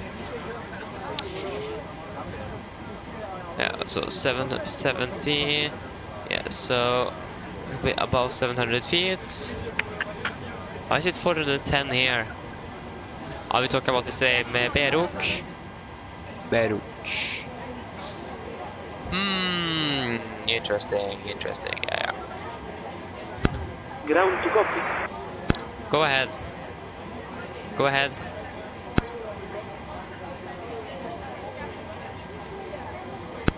Aye, Captain. Fueling gasoline completed.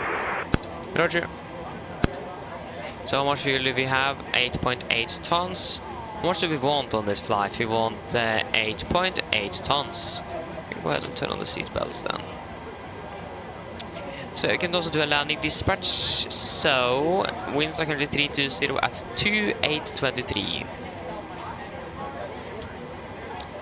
320 at 2823. And we're expecting runway 01 right for landing. Calculate, that is all looking good.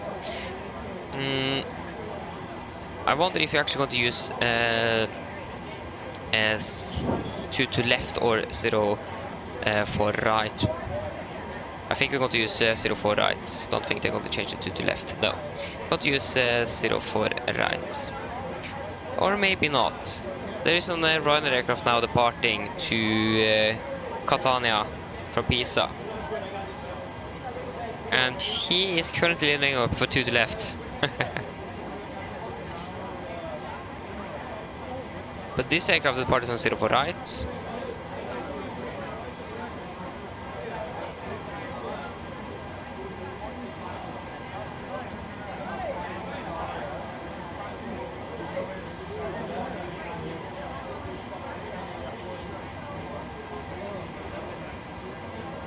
Now the aircraft have freezed up on the middle of the runway. It isn't really moving anywhere. But I mean, taxi-wise, it is better to use 2 to left. It looks like maybe the Wi-Fi crashed or something. Everything just stopped functioning. There you go, yeah, they're departing 2 to left. So it may seem like we can actually depart from 2 to left. Taxi-wise, that's probably good. We are actually the next departure as well. We have a Eurowings here as well. They departed from... Maybe they changed runways or someone. I don't really know. Kit, what are you going for? Okay, just changed. Okay, then we will go for 2 to left then. Shorter taxi at least. Execute. 7 Charlie instead then. I want to be in the air a little bit longer because we need to fly around, but other than that it is it's okay. At Pisa above 4000 and then 130 above at Beroke. That is good. We need some runway heading as well. Runway heading is 214 degrees.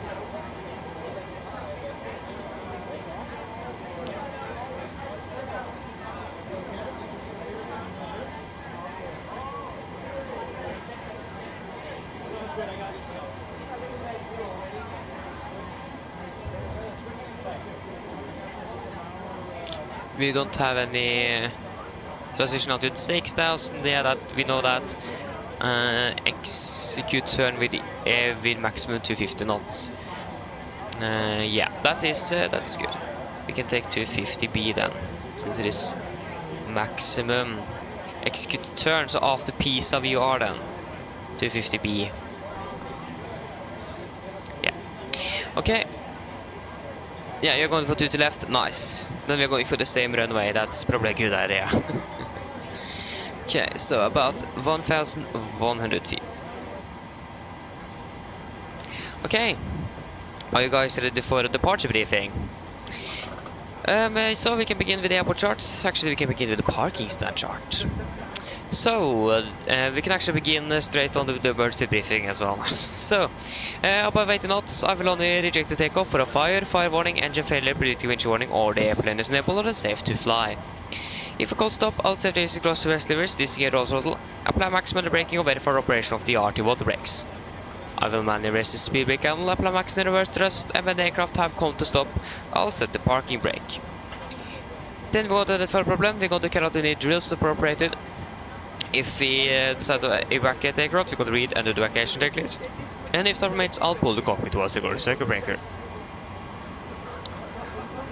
If the call before V1 is keep going, there will be no actions below 400 feet except courtesy warnings and raising when a positive rate.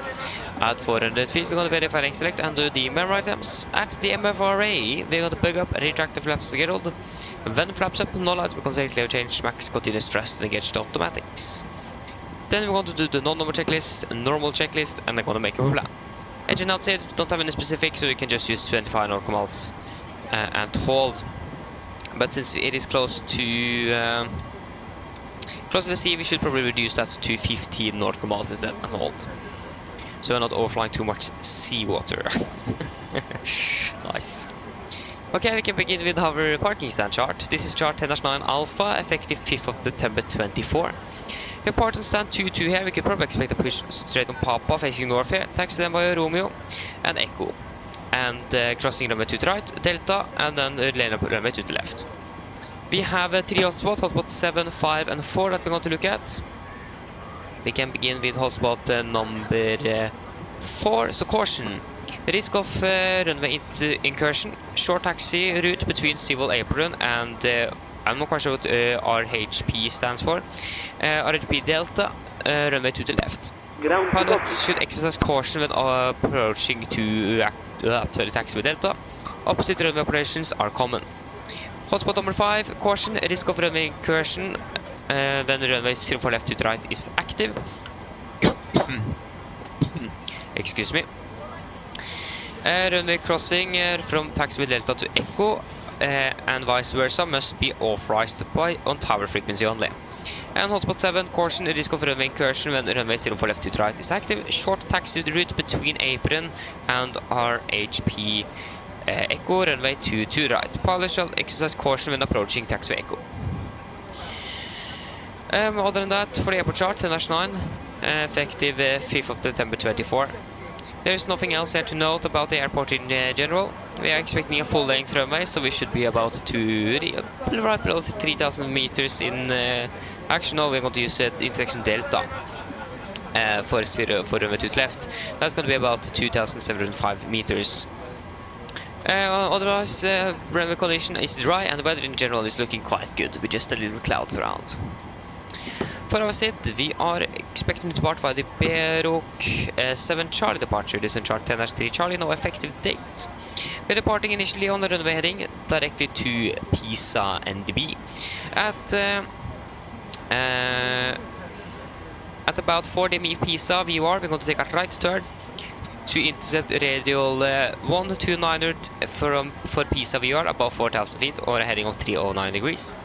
When we're overflying Pisa VR, we're going to be then continuing heading of 355 up towards Berok above flight level 130. MSA at Pisa is 9,000 feet in the north, 2,007 feet in the west, and in the south is 5,900. And yeah, it's going to be we are going to execute this turn here at a with a maximum of 250 knots.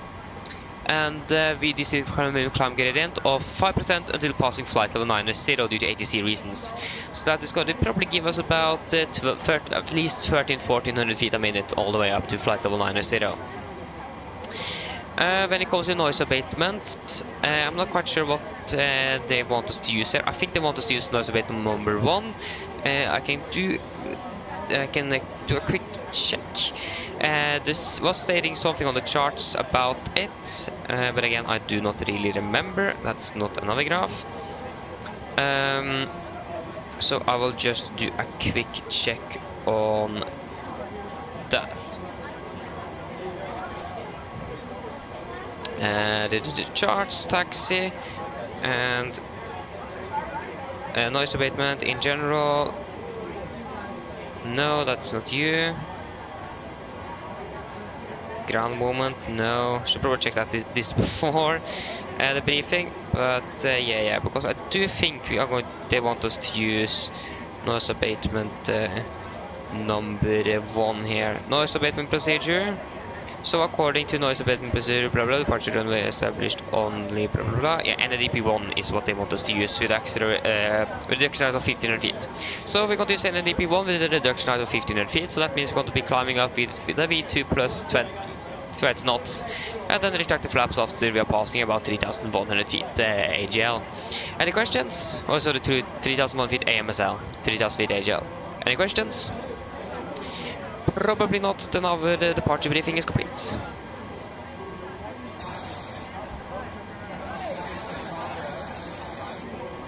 Go ahead. Hi Captain, just a quick update to let you know that we've started loading. We'll contact you again once we're done. Roger. Okay, we can do our pre-fire checklist to the line. Pins and covers, they are removed. Oxygen is tested 1%. Now transfer the display switches. Normal auto, window heat on, presentation mode selector. Auto, flight instruments, we are tracking 322 degrees, QNH 1014. We are reading about 15 feet. That's going to be 10, so -5 on the standby. Parking brake is set. Engine start, levers cut off. Taxi takeoff briefing completed. Pre-fire checks to the line is complete.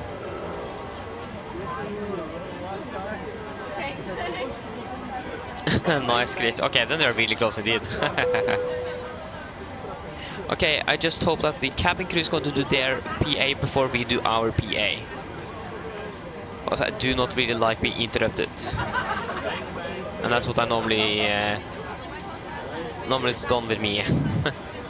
So yeah, I don't really like that. But at least we have a bit more ATC online at the moment on the way back, so that's great. We will just check the normal reduction in Norwegian should be 1500, that's not what it is, but acceleration at 3000 is what we want here.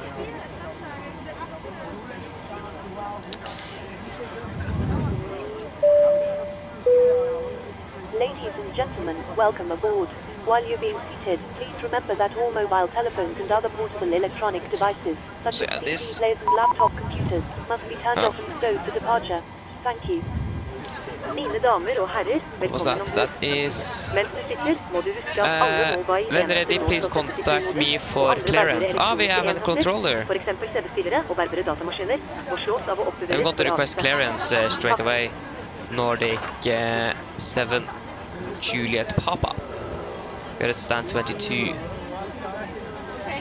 Ooh, that's actually really nice. We have ATC. We also do have 80s as well. What's that frequency? We're still going to be delayed, so I mean, why should we hurry it? 130065. 130065.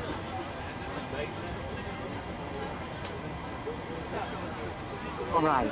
Departures runway 22 left. Transition level 70. Surface wind 110 degrees. 5 knots. Visibility 10 kilometers or more. Clouds broken 4,000 feet. Temperature +19. Dew point +18. QNH 1014. Advise on first contact. You have information Alpha. Yeah, we have information Alpha. Information Alpha. Oh, Alpha with a big A, please. There you go. A little bit easy to remember. And we're going to contact him. That is... Which one is it? Lima, India, Mike, Whiskey, Sierra. There you go. 135455. 135455. Which controller is this? Milan radar. There you go. Kid is getting its... Cargo flight by Delta, impact correct, reach 1014.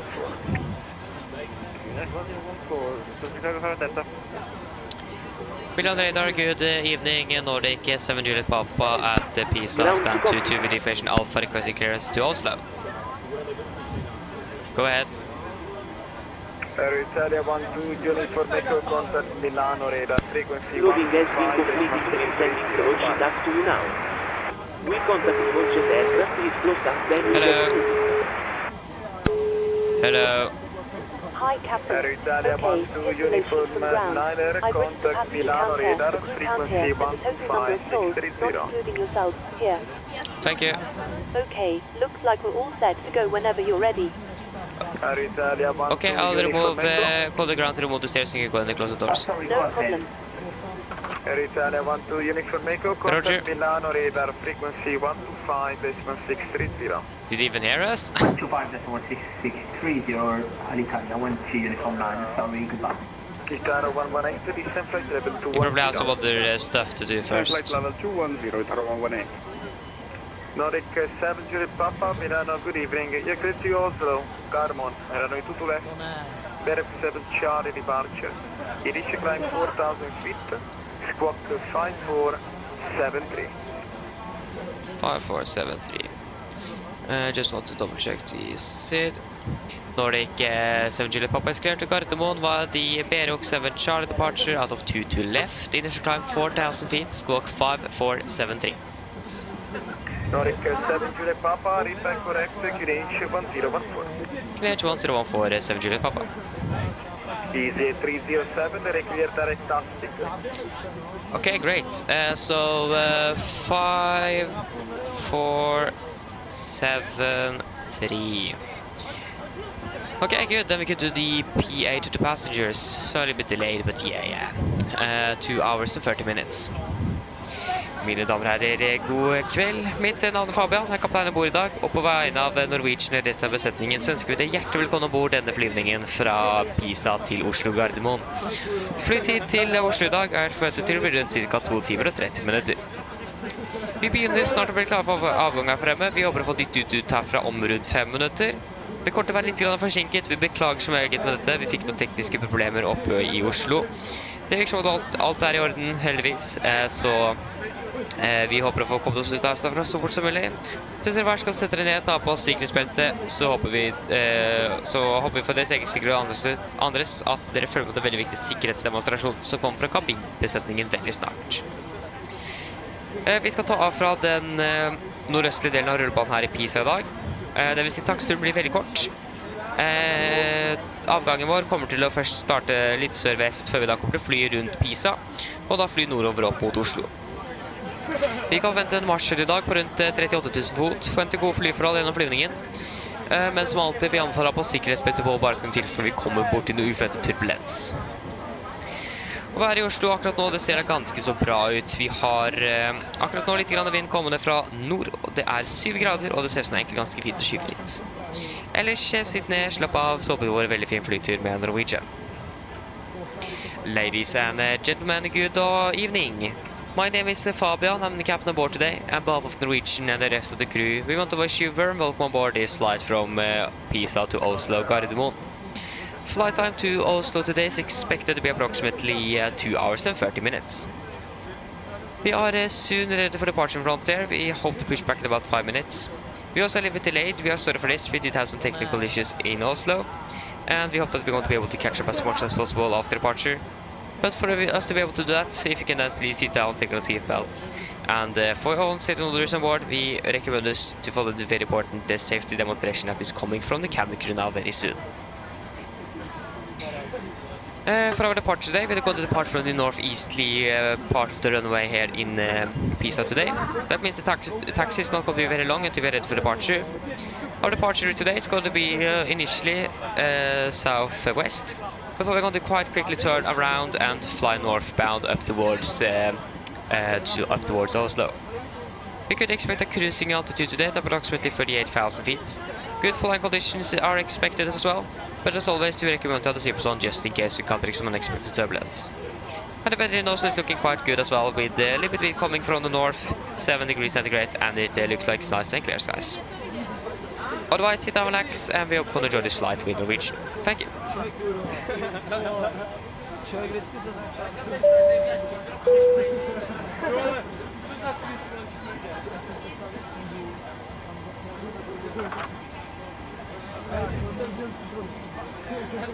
Yeah, we got the load sheet. So going to be 63.7 compared to 63.5, yeah. So and 27, 63.7, 27, 63.700 and 27, and everything else looks to be almost good. We are going to use to left, 2,705 meters if I remember correctly from the charts. Probably not. It's gonna be 2005. Yeah, that was correct. And the weather should be good as well. And that's gonna take off to 3391.2. Take off to 3391.2. Flaps, not 2 but 5. Trim is gonna be 5.7. 37, 38, 44. 38, 38, 44. 44. Should probably start up that APU.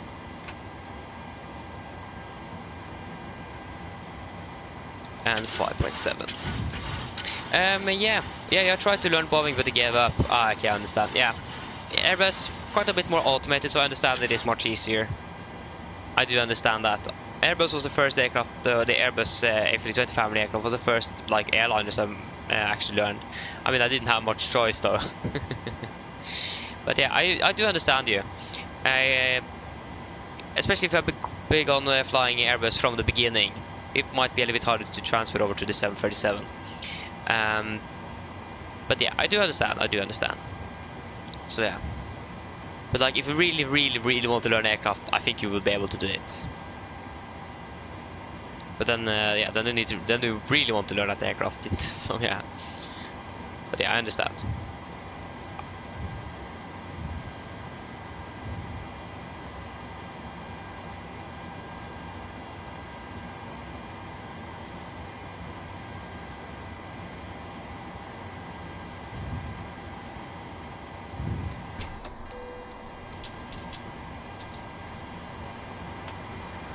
Okay, we can do our pre-flight checklist below the line. Fuel, we have 8,800 kilograms aboard, and pumps are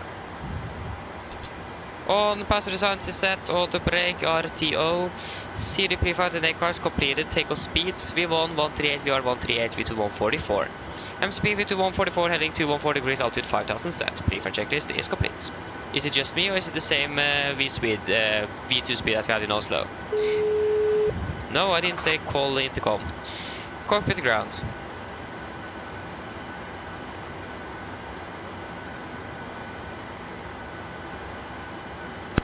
Go ahead.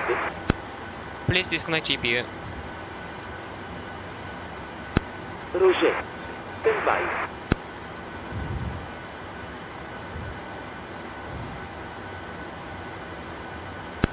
Ground power has been disconnected. Roger. Okay, we can prepare for pushback and departure. Ground to copy. Go ahead. Call me when you require pushback. We are ready to go now. Roger.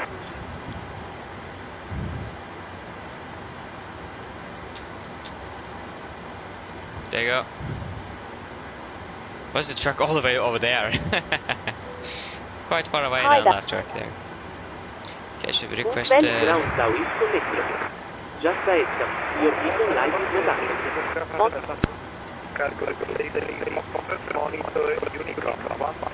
Looks like it already had departed. That's great.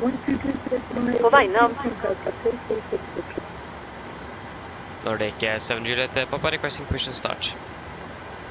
Nordic 7 Juliet Papa push and start is approved facing south. Push and start approved face south, Nordic 7 Juliet Papa. Face south? There are two. How are we supposed to face south?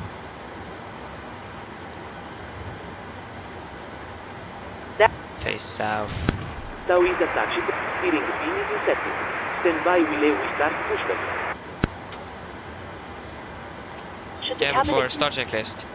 Flight doors closed, locked. Doors and windows are closed and locked. Anti-collision light on. Transponder altitude of trim 3 and 0. Before start checklist is complete. Skulle kabinen. Nordic 7 Juliet Papa, can you just confirm that we're going to face south? Nordic 7 Juliet Papa, is it?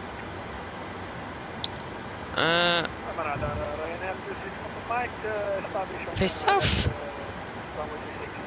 Ryan In the 6, Foxtrot Mike, Milano Roger, position 11 miles, runway 36, clear to land. Maybe we should ask if we can face north instead. Il est Houston.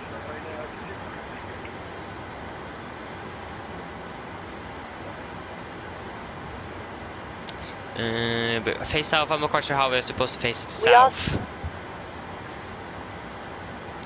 Nordic 7 Julie Papa, is it possible that we can face north instead? Please Thank take you. a moment. Okay, copy ground, very clear push, face north, brake set. Of course it went out exactly when I said that. Lufthansa Cargo 55 Delta, continue flying flight level Thank you very much. 340, re-clear direct Beirut. Parking brake is released. Tusen tack.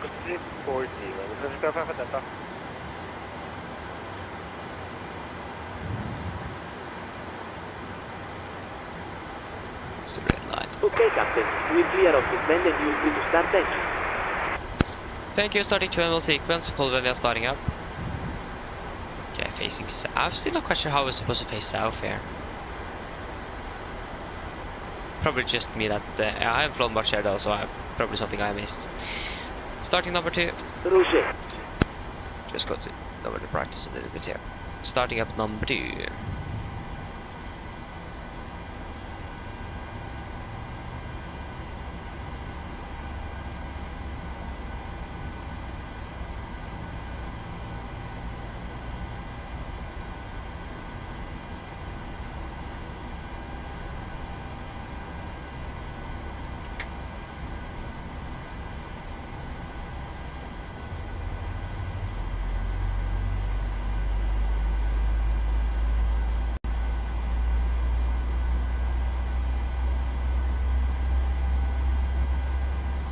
I forgot Virtual Norwegian.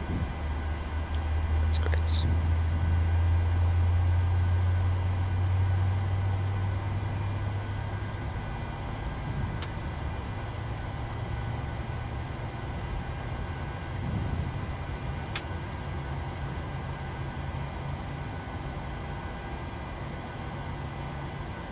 Okay, engine number 2 is stable. Starting number 1. I didn't. Starting number 1. Please set your parking brake. Roger. Starting the. Yeah. Parking brake is set. Parking brake is set. Stand by. Please keep your parking brake on while we monitor engine startup and disconnect the down.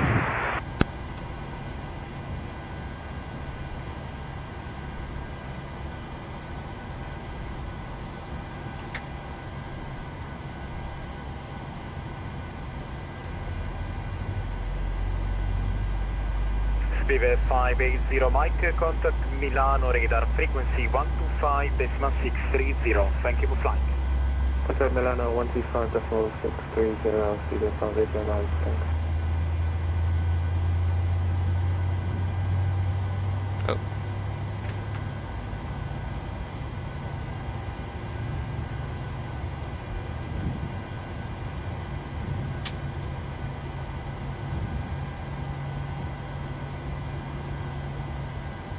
Okay, engine number 1 is stable. Come to ground, we have 2 good engine starts, so you can't disconnect.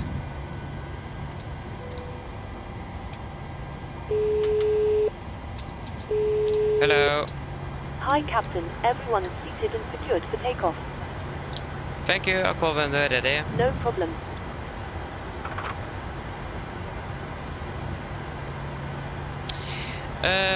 We are unable to note that, yeah, of course, I did expect that warning, so we can take 250B. Now it should be anything to be complaining about.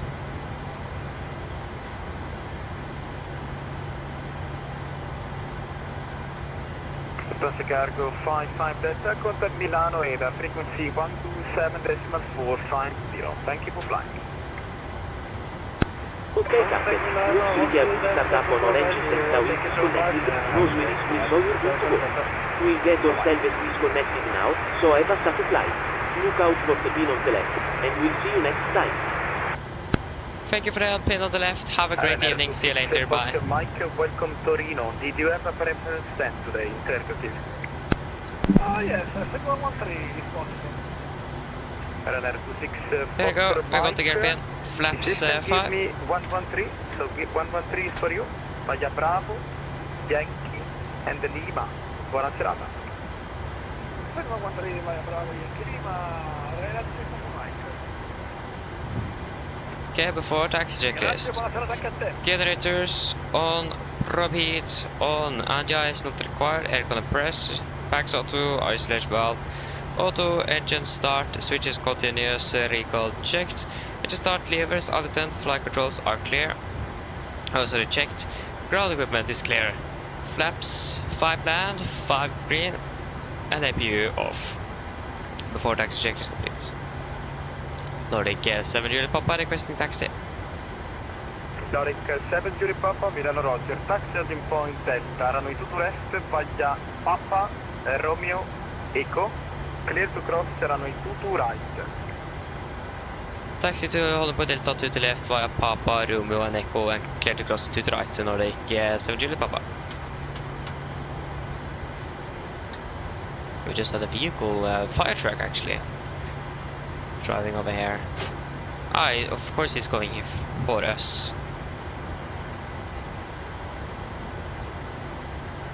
Okay, nice. Then we can taxi.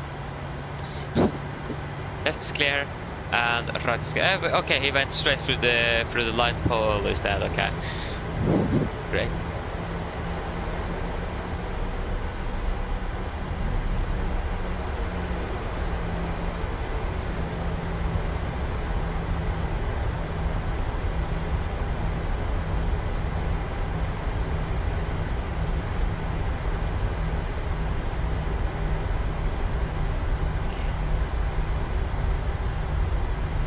Papa Romeo and Echo. Papa. Where are we now?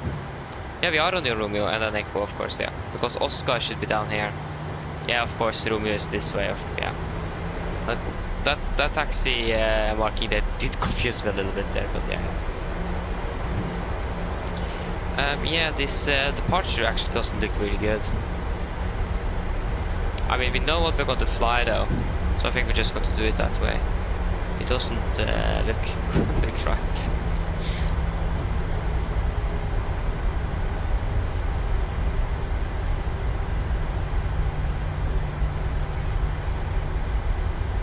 Should probably turn on Pisa VUR as well.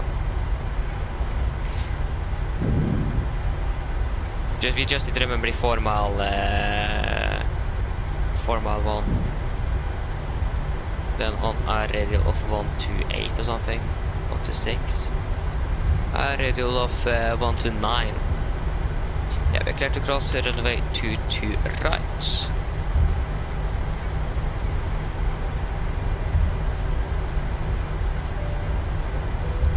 Cabin crew, seat for takeoff. Before takeoff checklist, flaps. 5 land, 5 green. Okay, I'm just going to finish up the turn here. Okay, continue checklist. Stabilizer 5.7 set chemical given before the checklist complete.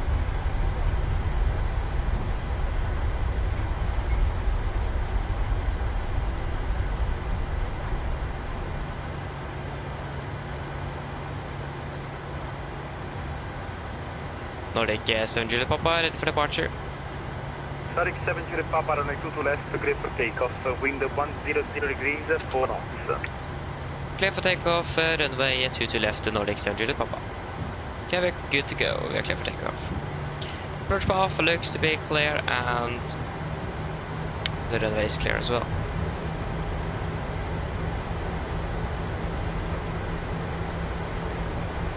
Milano Radar, good evening.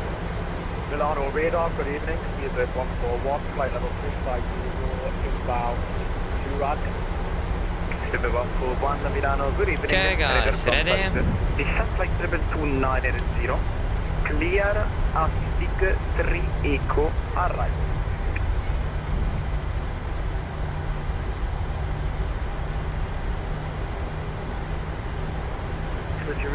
arrival, please.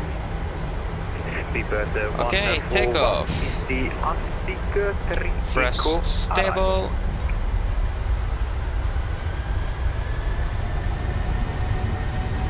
Take off as set. Center flight level 290 cleared, Africa 1 Echo arrival, UK 141. 141 is the Arctic 3 Echo. Checked. 3 Echo correction, UK 141.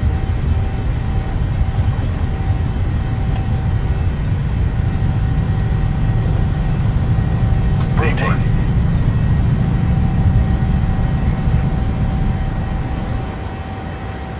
Positive rate of climb. Get up.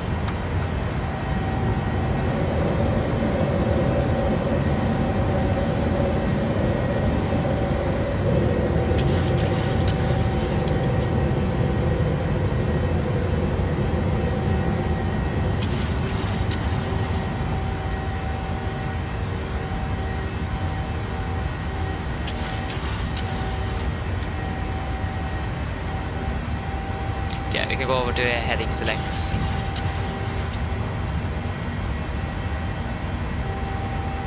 Nordic 7 Papa Milano radar contact. Climb flight level 100, 100, passing 4000 feet, fly direct Berok. Climb to flight level 100, then passing 4000 direct to Berok, Nordic 7 Papa.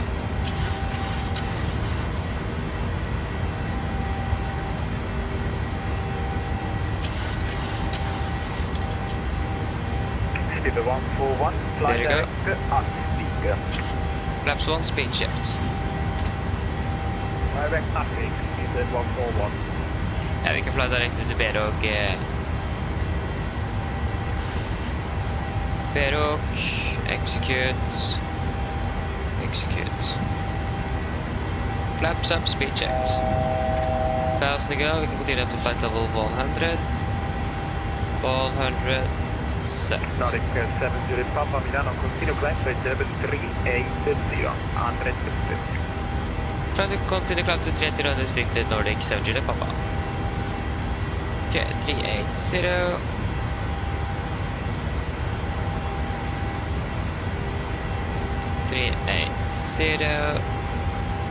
Set. Set standard.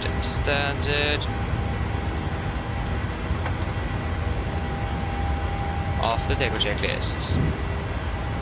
Engine bleeds. On. Packs. Auto. Landing gear. Up and off. Flaps. Up, no light, and altimeters. Passing through flight level 63. Now. Plus minus 0 after takeoff checklist complete.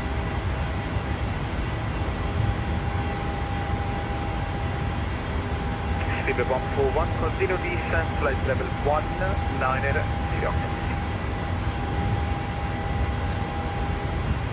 Continue descent, flight level 190, speed 141.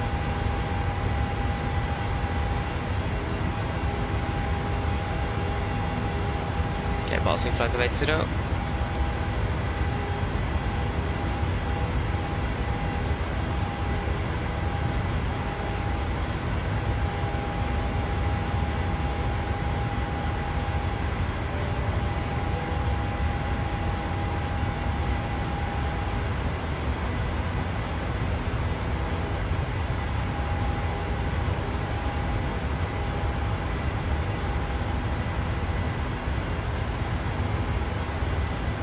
And there you go, we are going to passing, we are passing flight level 100.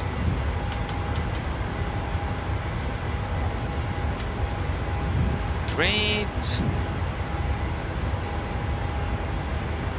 That is looking good. Okay, great. Yes, so I have assigned the toggle button to my thrust lever on one of the sides on my first master quadrant here. So I just click that. And then it sets the thrust like it will do in the real aircraft when I hit the toggle button there. So I assign it to my physical hardware. Descent, flight level 190. Now we're currently landing 53. Yeah, we actually don't need any high cost index then because we're currently landing ahead of schedule. 190, speed 141.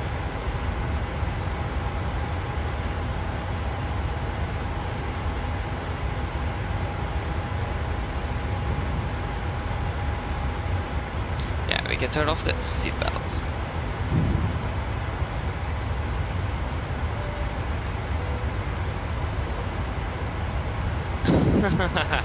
Nice, great, yeah. No, yeah, it will just set full power if you go around. So actually, it is not even going to set full power if you hit it. To set this full toggle first, actually, on the go around, you need to hit the toggle button twice on the aircraft. Once is going to be reduced go around first. But yeah, nice that you learned something new today, though. But yeah, at least on takeoff. Nordic 70 Papa, contact Milano, radar frequency 127.450. Thank you for flying. Milano 127.450 Nordic 70 Papa. Good night. Milano, good evening, United 19. I already forgot the. United 19, Milano, good evening, radar contact clear, Attic 3 Eco arrival. I already forgot the. Yeah, it was 0. Yeah. Milan radar, good evening, Nordic 7 Juliet Papa, passing flight level 150. Nordic 7 Juliet Papa, Milano, charter radar contact. Climb to level 320, give me 2,500 minutes per crater in the ground. Climb to flight level 320 and correction 2,500 feet or greater, Nordic 7 Juliet Papa. 3,500 set. And we already are empty of fuel in the center, good. What exactly did it say? How long did we need to fly at 2,500 feet or greater? To be fair, to be honest, I didn't really catch that.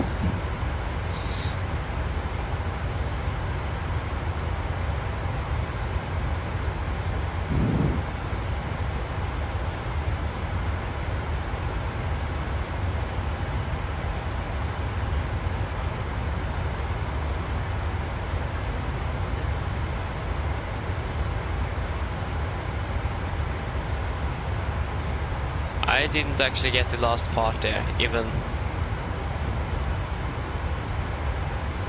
Tower 7 Juliet Papa, rate of climb, your discretion, thank you. Continue climb at my discretion in Nordic 7 Juliet Papa. Okay. Final number Bravo, contact Milano radar 135. Yeah, it was probably just some traffic in the vicinity, so yeah. At least now we can continue our discretion. 135.455, so right now. Let me know that. Thank you. 755.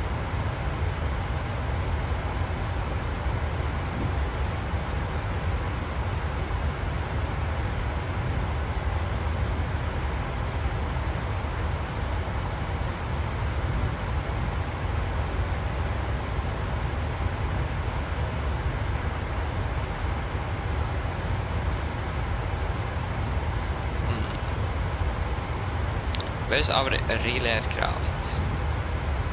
British Airways, and no, that isn't exactly us. Oh, there you go. I just departed actually. Did I work from 04 right? What? Oh, we have an emergency here as well over Europe. Japan Airlines 777 from Paris to Haneda.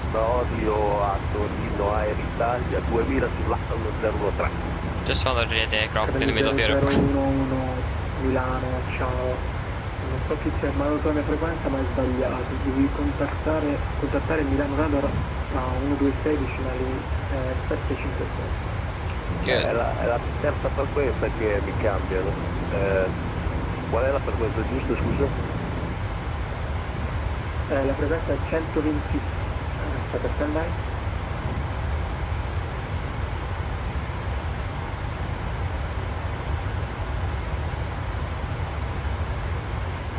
La frequenza è 126 decimali 756.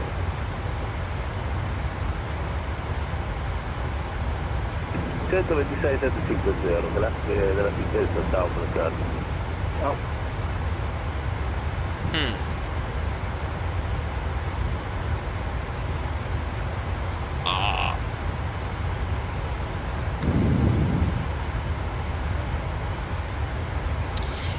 one thing I really want to check now.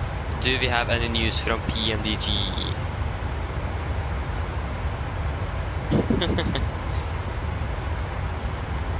Please say we have something. Probably don't have anything. Nope. Ah.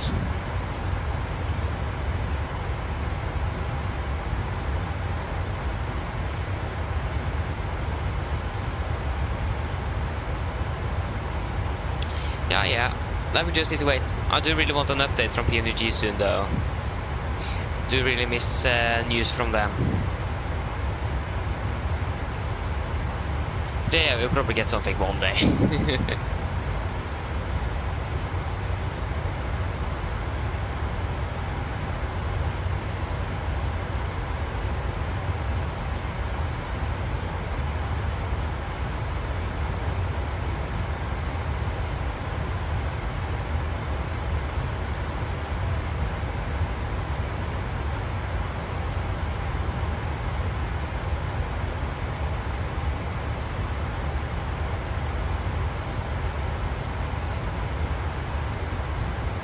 Nice. Pedro, yes, indeed they are. That's the thing. But they have been on vacation for like over a month now. Just why suddenly go on vacation for a month? Yeah, exactly. Yeah. So yeah, I mean, they do deserve a vacation, of course, but everyone at the same time for 1 month, isn't that? I don't think everyone have vacation now either, but probably a good portion of the crew or of the development team. But still, why so many 1 month? I mean, it makes sense again because of the 777, of course. Development on that is finished, or on the 300 ER. But no update either, that's also the thing. Yeah, probably nothing to update, but I do really hope we're going to get something soon.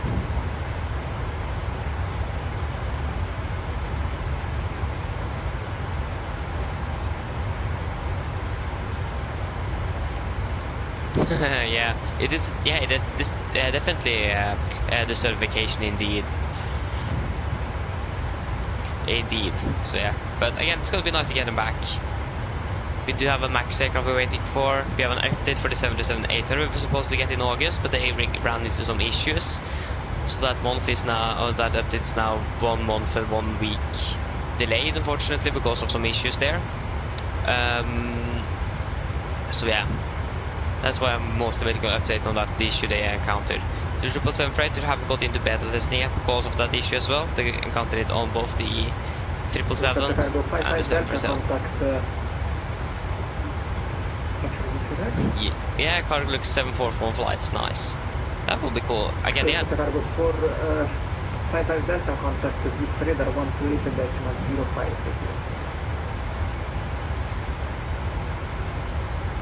Contact cruise radar on 128.050.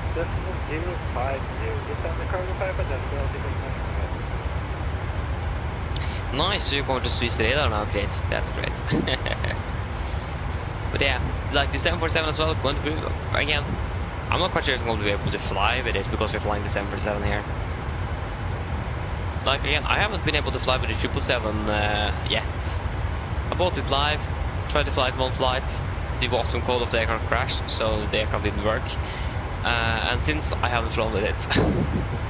So if you're going to fly it on the special, and that's the plan. That basically means that's going to be my first flight on the 777, because it doesn't look like I'm going to have time to actually do any flights before we hit 1,000 now. So yeah, that's great.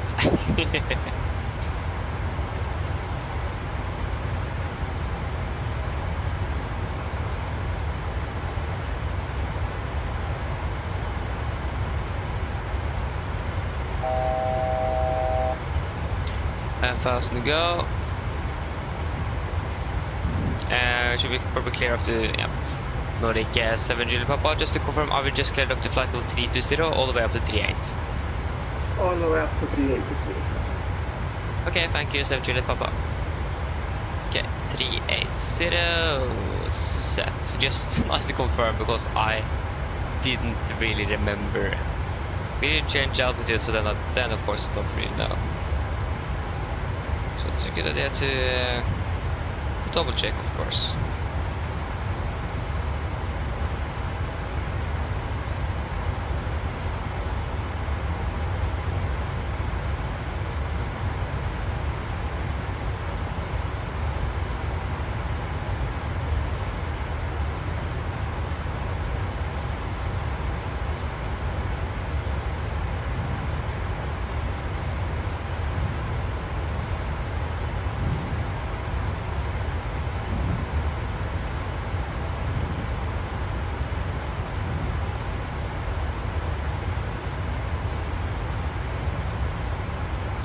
So yeah.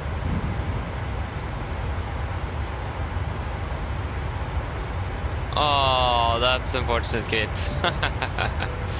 Great. You know, yeah. yeah. Then at least I know I can expect you to come over there then. Nice.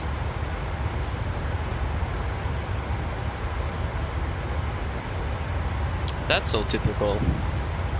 I mean, Polaris control is still online, have been on for 1 hour and 2 minutes. At least this guy.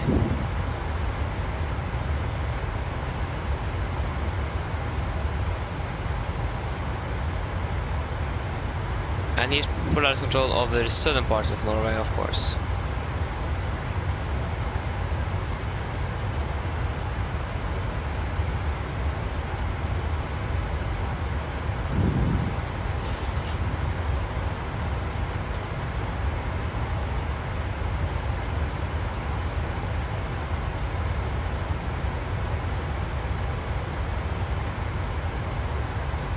Great.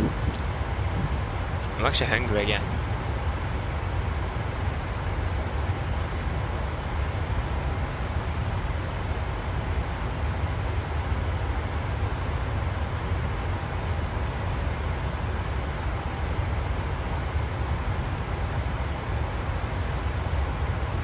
Nice.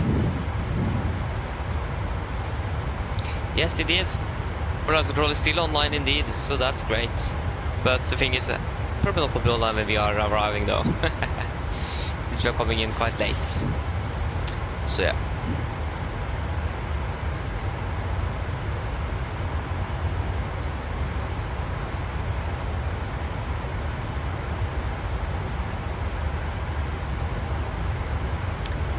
Oh, nice. Yeah, it is enjoyable to fly. That's great here. Again, I do really want to try it out, but again, it's quite expensive.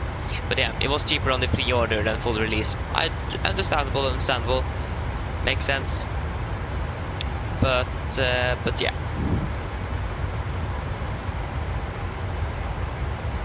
So again, would have been nice to try it out, but again, if I buy it, I'm probably not going to fly with it more than like 1 or 2 flights, so I don't really see the reason to buy it for like 1200 kroner or something. Extremely expensive aircraft.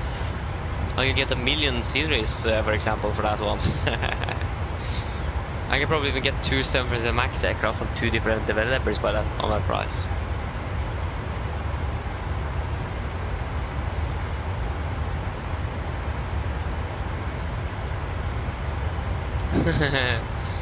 Nice. I mean, that one is also understandable. If you want all the aircraft, you save quite a bit actually buying the Aviator Edition. And then actually buying all the aircraft individually. So you do save quite a bit actually on it. So definitely a good choice.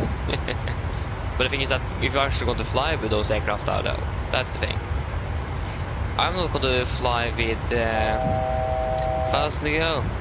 I'm not going to fly with those aircraft if I would buy it, so I'm not going to buy the Aviator Edition. But to stick with the good old Premium Deluxe.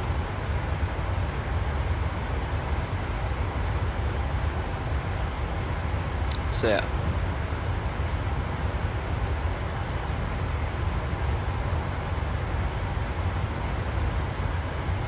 Oh, okay, okay. That's that's interesting. Yeah. Probably good to buy it on pre-order then. Nice. But I mean also the dollar have have been going up as well, and the Norwegian krone have been going a little bit down. So compared to all the currencies now, the Norwegian krone isn't very strong. So I mean, the price will of course go up.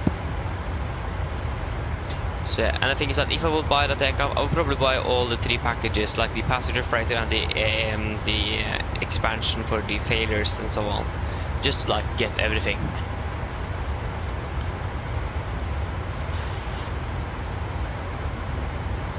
Yeah, I mean, again, it's a really expensive aircraft, so, but I mean, I do really want to fly with it though. It's a really nice aircraft. It is. Unfortunate that so many airlines are retiring that aircraft in real life. Like for example Lufthansa.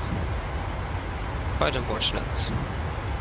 But it'd be so nice to do some Lufthansa cargo operations with on that aircraft.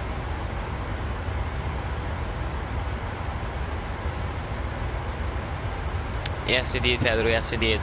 So most likely cheaper, yes.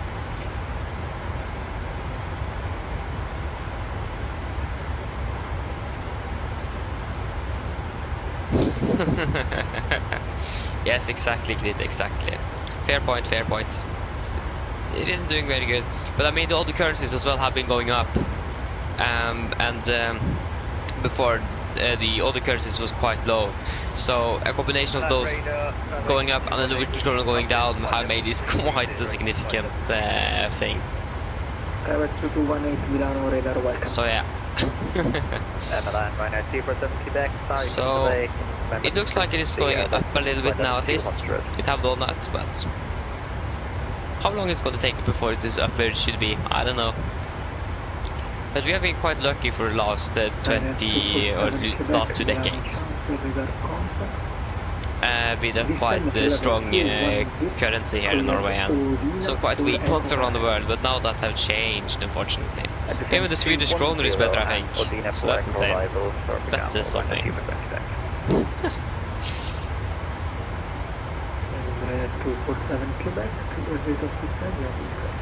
Because always the Swedish krona being below the Norwegian, so when the Swedish is actually doing better, then we need to do something with our currency.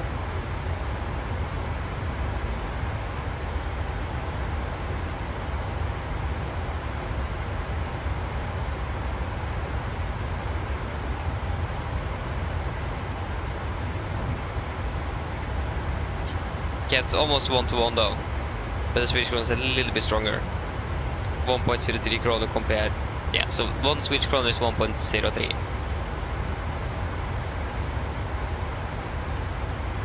So yeah, I don't really like the Swedish kroner, so we're going to go back to American dollars. That's 10.54. It looks like the Norwegian krona have been quite stable at 10.54. 247 Quebec, contact Milano radar 126.756. Radar 126.750, line 10% Quebec, time Exactly. Nice. When is actually the next election? Isn't that next year already? Yeah, it probably is. Exactly, maybe we should do that.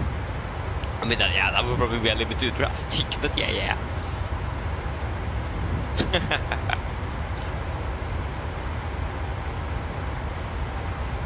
That's great. But I mean, the oil prices just skyrocketed because of what's happening in the Middle East at the moment, if you have read the news. So maybe that will help us regain some strength in the kroner. That would be great.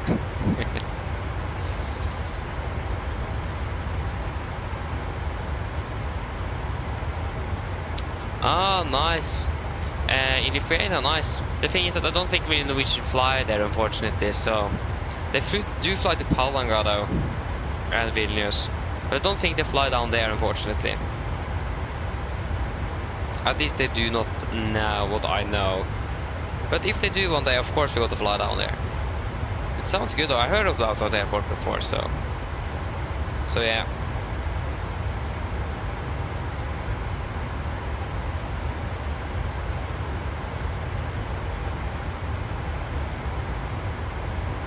Milano radar, buonasera, Ryanair Epsilon Quebec, inbound Latina, descending to 200 at 2000 feet per minute.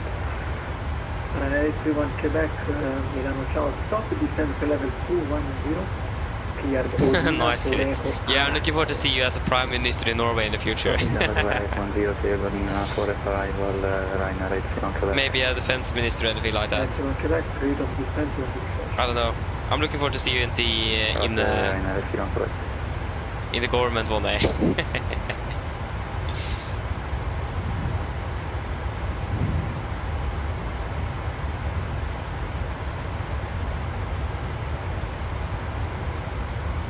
Make Norway great again, yes. Oh, that's great.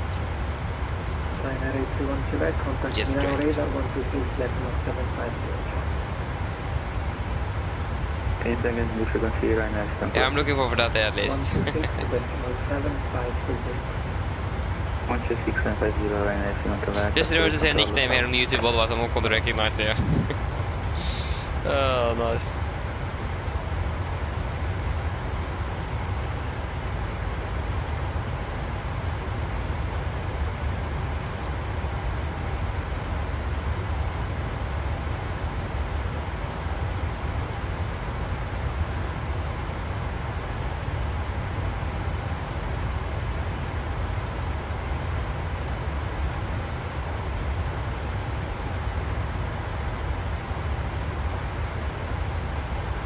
Nordic 7 Juliet Papa, leaving my airspace to monitor it. Unicom Nordic 7 Juliet Papa, good night. Okay, Unicom 122 decimal 8 6 7 8. Great.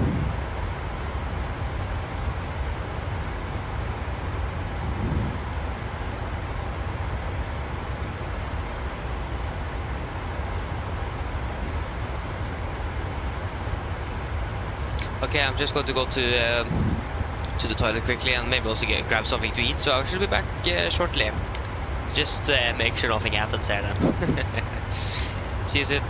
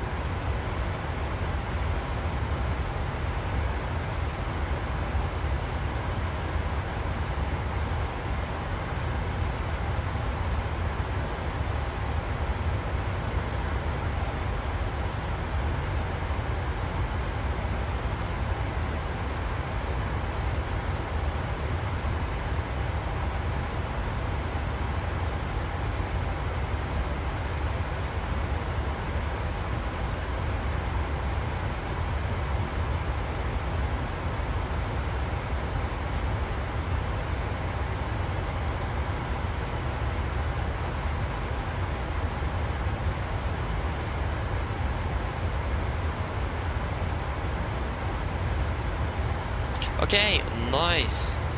I'm back.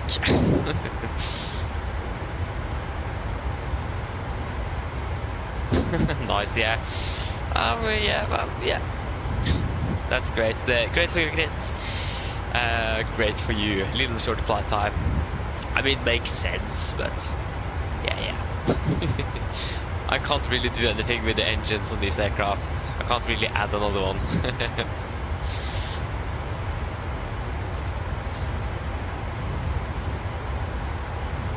So yeah.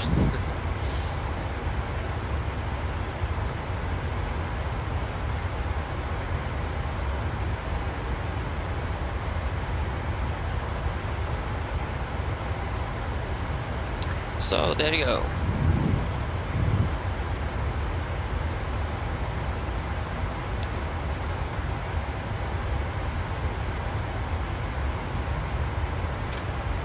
Oh.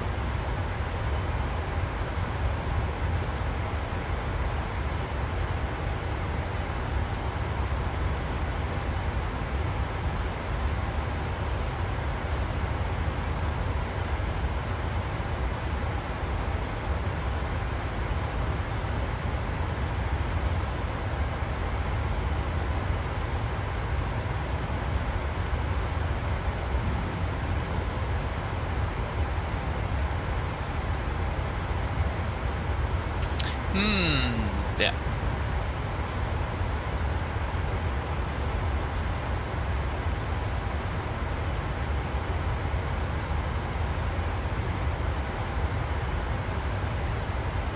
Exactly, Kit, yeah. What's your current ground speed though? That's the thing. We are currently talking about 420 ground speed. I wonder if you have higher... I mean, depend on the wind as well. So current wind condition, for example.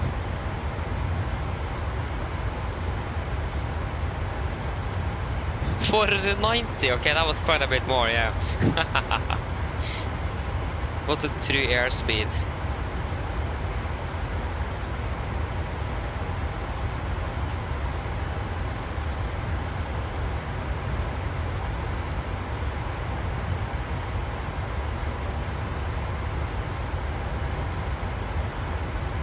$468, what? We are just doing a 438, yeah. I love 3 engines. I wonder how fast it would go if you had 4 engines.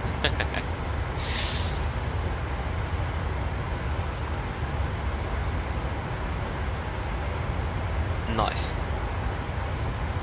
Again, you're quite lucky there. A little bit more on the unlucky side. Yeah, with 2 engines, but I mean, we are quite a bit more fuel efficient though. We are better, like, economic wise and also environmental wise. We are a little bit better than you there. Other than that, you're crushing us when it comes to speed though. I mean, if you fly the 787, we will probably crush you back. The 787 is a really fast aircraft. Even though we just have 2 engines, it's insane how fast it actually is. Sometimes I begin to wonder, how is it possible for this aircraft to be like this fast?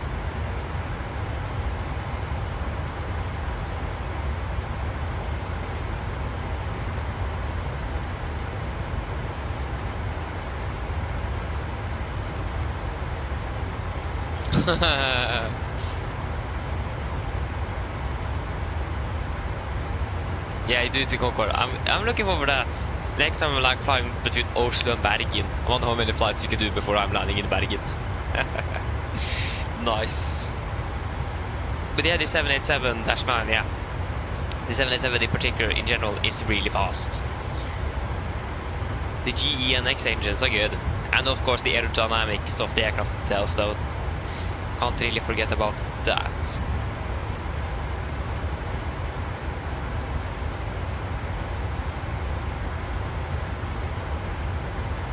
So yeah.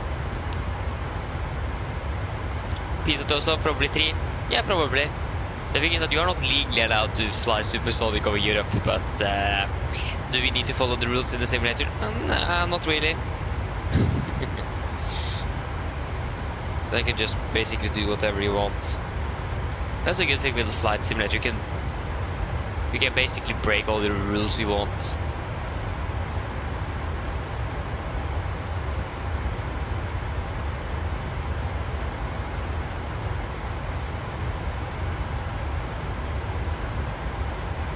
So yeah, you don't really need to follow. I do like to follow the rules. I'm following it to quite a high extent as well, to be fair. Even duty time is something I'm following here. So, but I mean, duty time in real life though is really important. So why shouldn't I follow it here if you try to follow it realistically? I remember in the beginning when I first began flying and so on, I would just flew around. I'm should I say it, on a quite a different level now than I was before. So yeah, learned quite a bit though.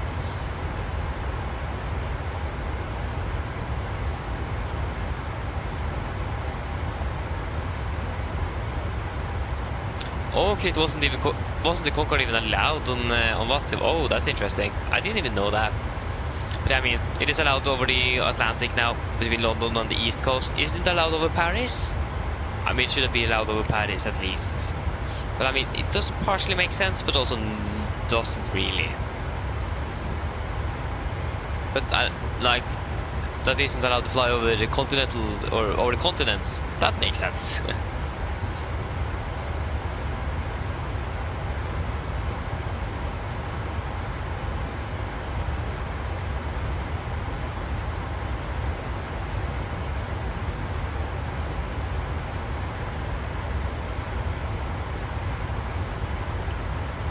Yeah, exactly.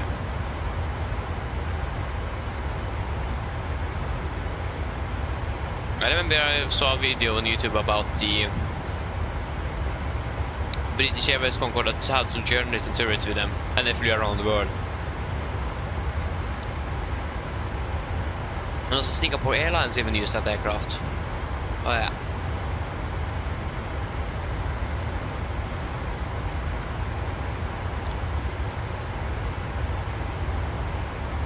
Okay, that's interesting. But again, if you fly it over the continent, it definitely makes sense because it isn't even allowed in real life. So that makes sense. And why should you fly Concorde over the European continent? So yeah.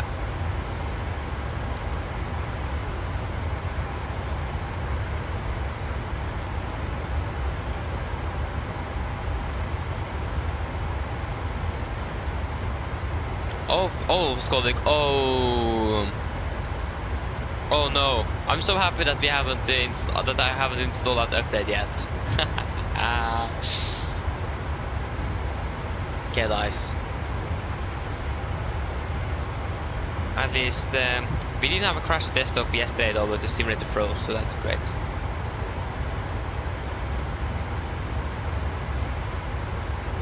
Okay, airport simulations. I understand.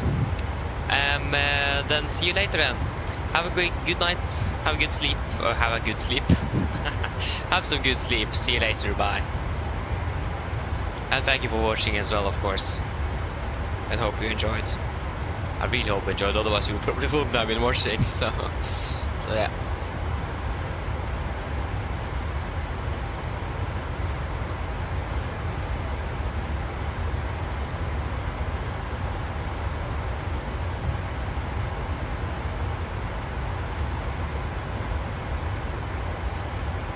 They crashed the desktop after the new update. That isn't very good.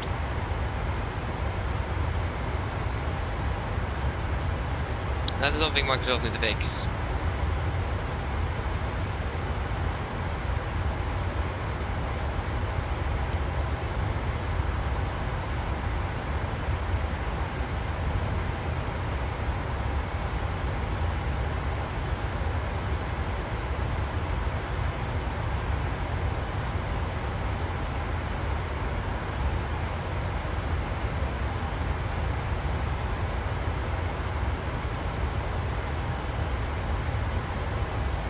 Oi!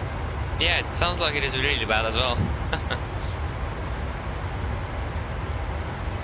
Yeah, CTD is crash to desktop. So basically, when the simulator crashes, and you return to the good old desktop because it is gone. So yeah, CTD means crash to desktop.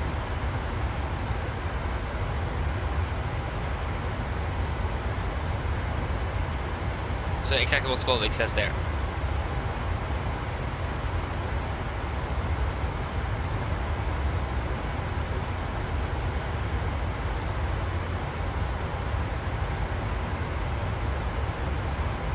Okay, you haven't updated yet, Skolvik. Probably a good idea. But again, you can't really fly without updating either. To be honest, I'm really happy that I'm not going to be flying tomorrow. If that's true with the crashes to desktop all the time.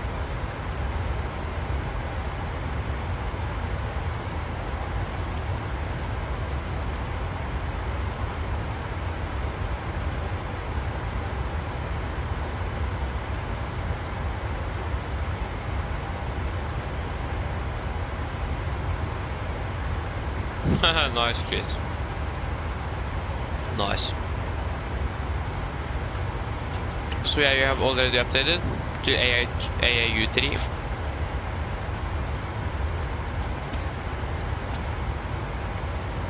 I haven't been able to do it yet, thankfully.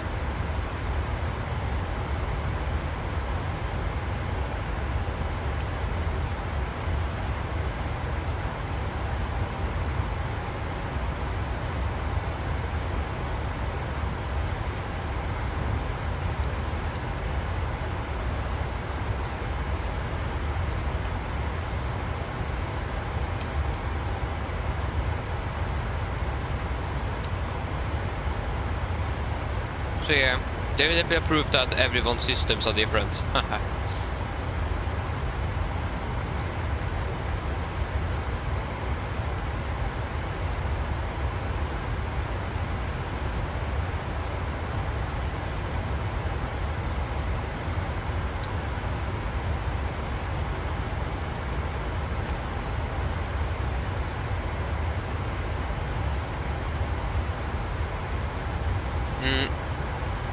After you said it, we also went in and read a little bit about it with the crash desktop. We're the guy that couldn't even launch the simulator. You get into the main page without crashing. So that's great. Very fortunate that those things happen, but it's probably an aspect of the simulator Microsoft maybe even have thought about testing before releasing the update, or maybe not capable of doing. But normally they will give up a beta period of any new updates. They haven't done that here, so that's a little bit unfortunate. Because this then will probably have been prevented.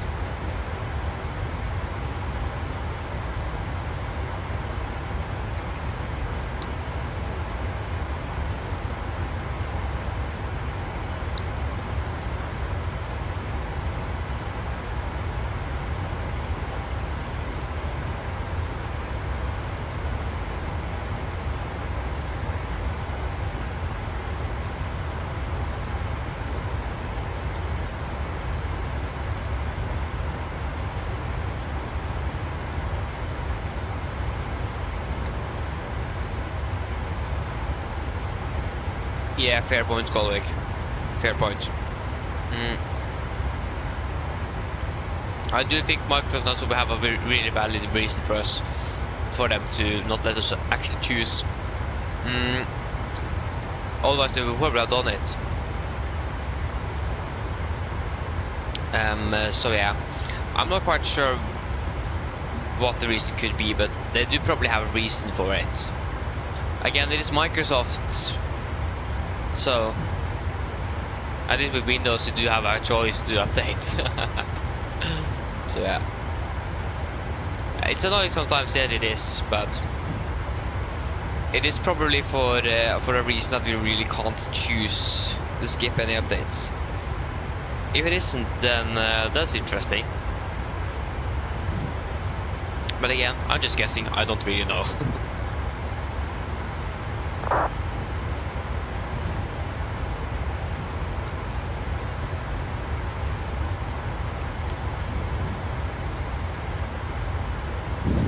Yeah, especially with updates like this, it's annoying when the simulator is unstable after an update. But normally Microsoft is actually quite quick with releasing a patch for it. It normally takes less than a day even to get it out.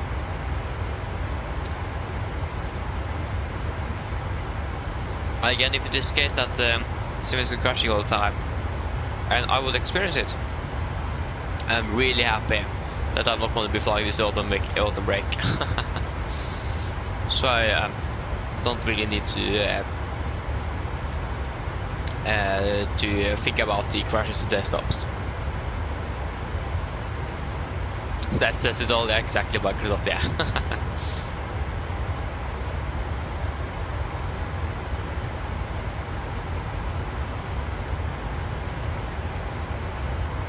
Okay, that's actually a very good question. I have no clue. It is really interesting. I just don't really know. It is interesting, it is. But again, don't really know. Hey, nice! Congratulations, that sounds good. In Oslo as well. Nice. Yeah, you're wondering the same score, like, yeah.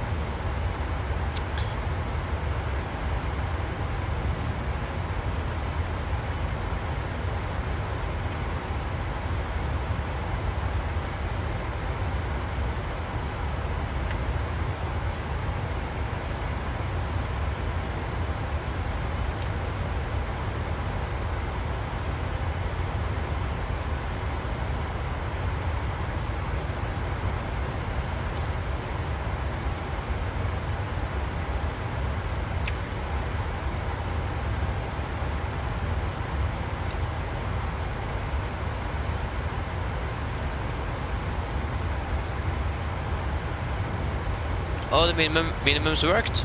That's great to hear. That's great. That's great to hear. happy I could help.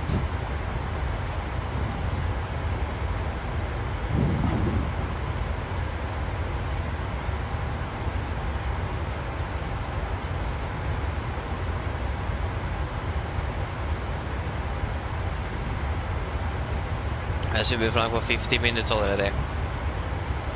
It's still going quite slow though.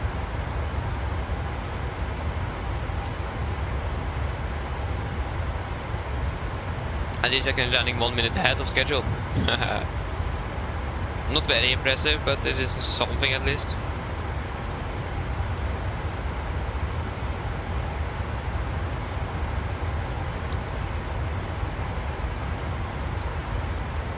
So yeah, still quite dark outside. This is the one thing I don't like with evening and night flying. You can't see a thing outside the window. Makes these flights so much more boring than they actually are. If you at least have some scenery to look at, that makes it quite a bit better. But when you just lose everything, great.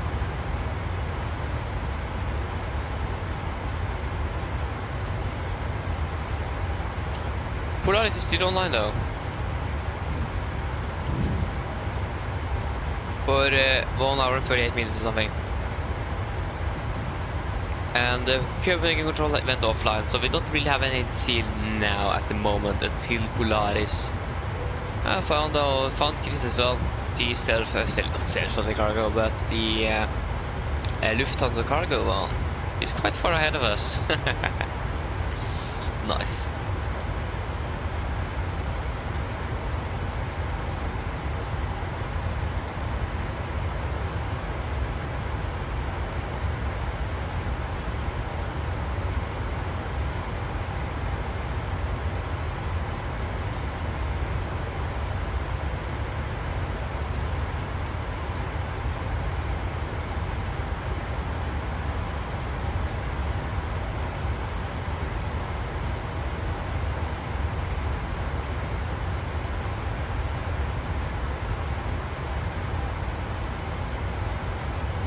Okay, so it is Navigraph AirRack data that's causing the crash.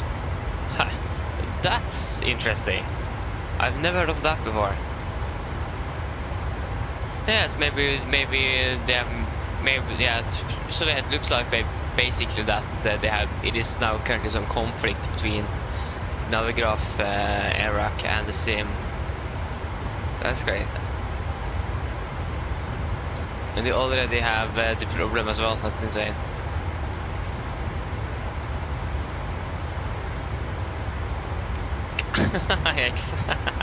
Yes, I'm going to increase my cost like 1,000 something and try to catch you kids. Nice, great. To be fair, for us to try to even catch you, Lightning McQueen, we need to you need to slow down as well. Great. Oh yeah. Lightning McQueen, that's a movie I haven't seen in a while. That's like a classic from when I was young.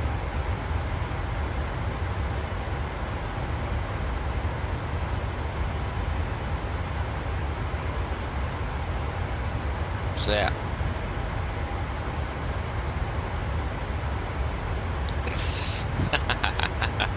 Nice.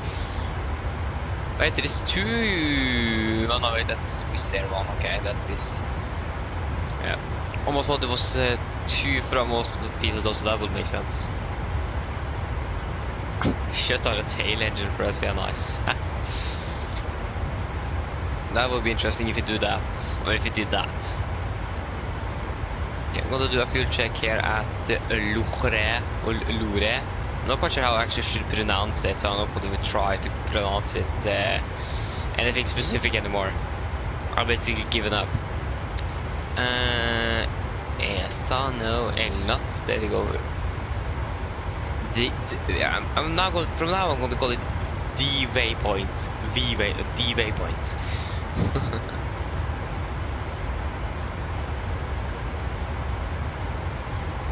Oh, nice, Goldick. Yeah, that's a fix, quick fix indeed. So that's great. I like how people already have find it, and it's so interesting to see how people even find these issues in the first place. That's insane.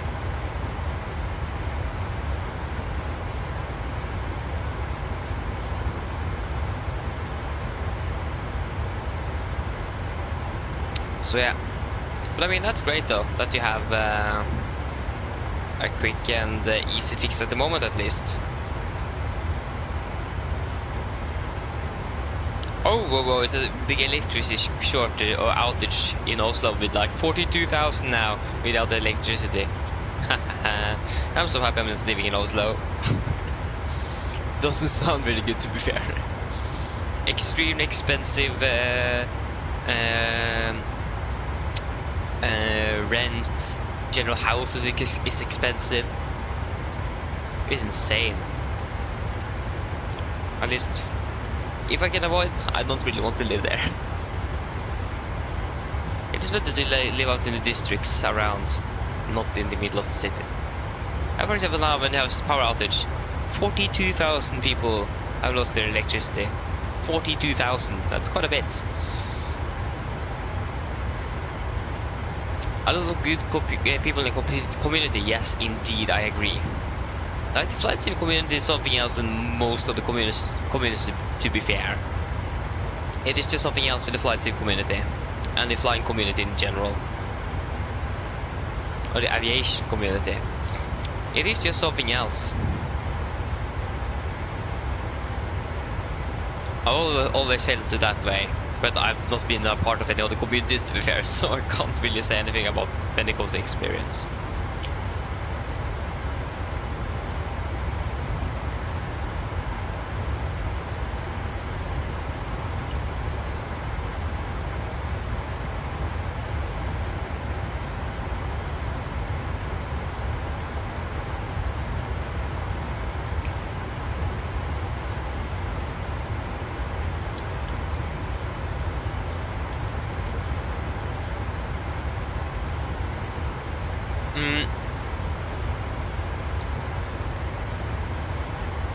The only unfortunate thing though with leaving out the district is that some other services might be, how should I say it, not the best. For the Wi-Fi pair isn't very good. Especially if you want any signal on the phone, I'm not sure what this directly or dekning, or that going to be just signal, I don't know. At least Google Translate could help.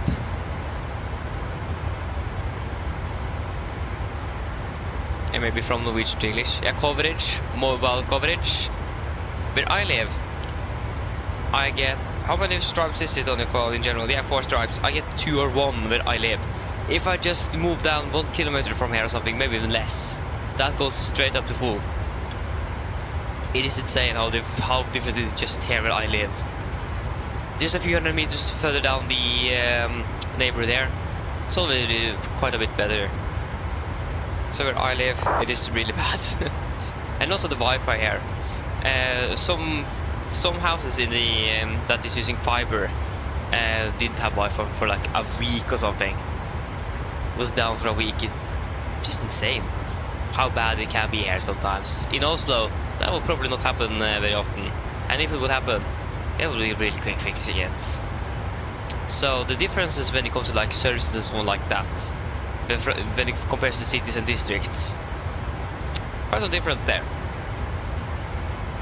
I mean, I'm living in an area, it is the most populated area of course, but it does live quite a bit of people here actually, for the size of it.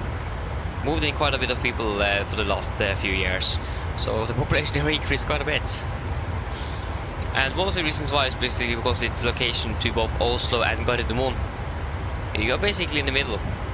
So it's a nice place when it comes to like the distance to both Oslo and Gardermoen. It's like 40 minutes both ways. So that makes it quite convenient. So yeah, it's just like an agricultural community exactly. I wonder how it is to be like in a cold community or something. That would probably be interesting. So yeah, it's exactly.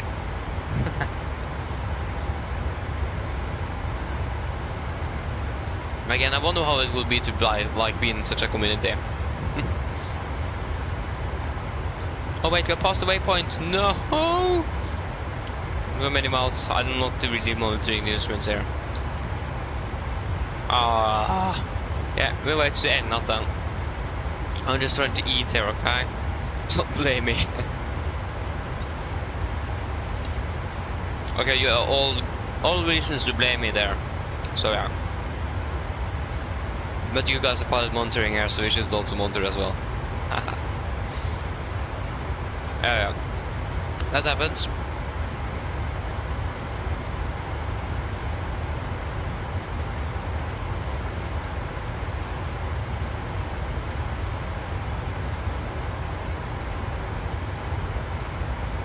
We just need to try to remember the next one.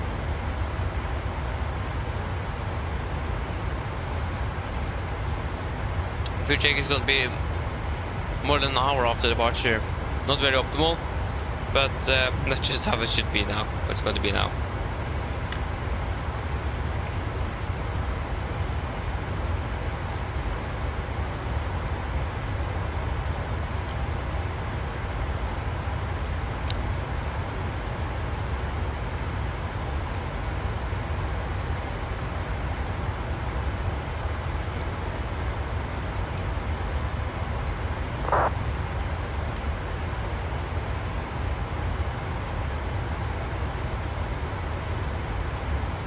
Yeah, which city? I'm not going to directly say where I live.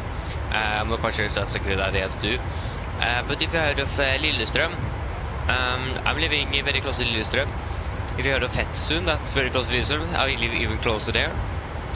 So I can say that I'm living close to Lillestrøm, and it is going to be along the Glomma River.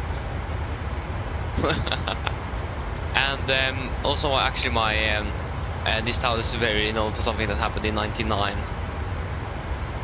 and it is not good. So I can say that.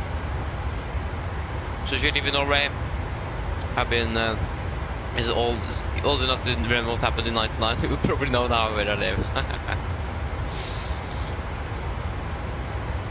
So yeah, now we can guess. Like, what happened in '99 there? If people ask where it is, just say that and then, okay, it's there. Okay, probably lots of you now wonder what happened, and I'm not going to say it. You can just Google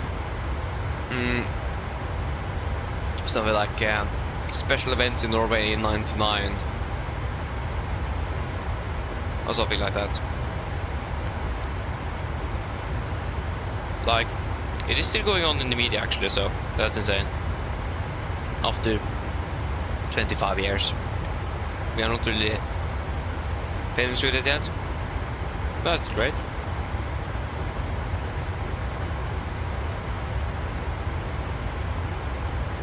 Ah, and Sunny has to leave close to Tønsberg. That's nice. Nice. I can't really remember to have been in Tønsberg actually when I think about it. Not quite sure, but yeah. I do know someone that lived in Tønsberg before, so. And I do also know someone that still lives there, so. Sounds like it's a nice place. Yeah, so at least living near Tønsberg. So yeah, that's great.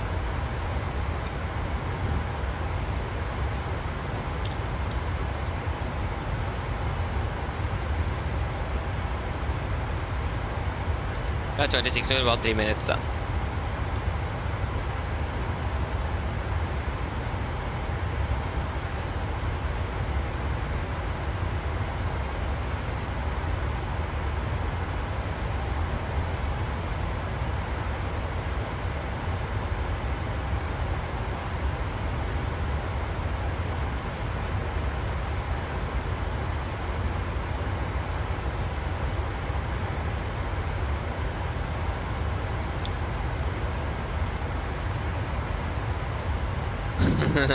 Nice. Ah, oh, you're living up there, Krit. Ah, nice. Because Eidsvoll. Nice. Then you're living very close to Gardermoen then. Probably. No, maybe not actually. Yeah, you live there quite close to Gardermoen.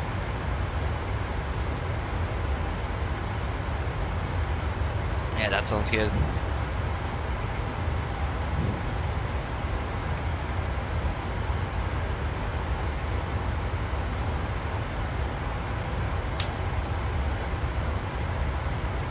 Okay, yeah, it's okay. It's 45 minutes away. Okay, it's basically the same distance from where I live as well. I thought it was actually closer, but the thing about this actually isn't. It is just that when I'm in that area, it's more traffic because I'm normally using 01s in Oslo. So it's a little bit more traffic. Or I've been a lot in Hurdal though, so if you know where that is. So that's always nice to be there because it's quite a bit of traffic coming around from Oslo over there. So that's always nice.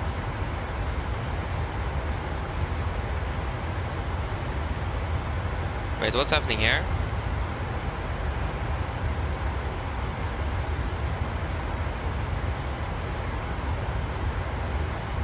Wait, cost of conduct? What's that?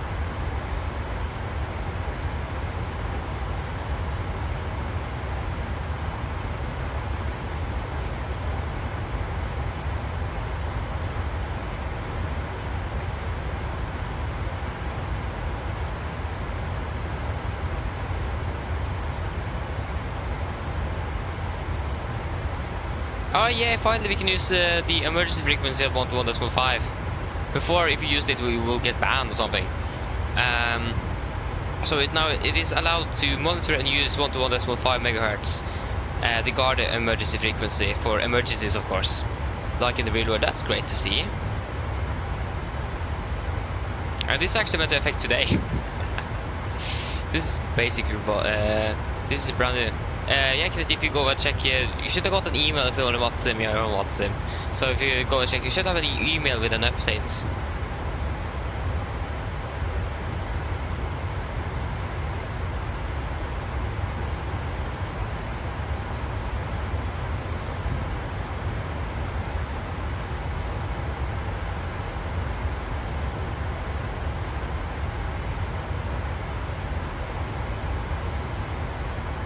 Wait, what? Unicom is now changed to advisory frequency? What? Nice.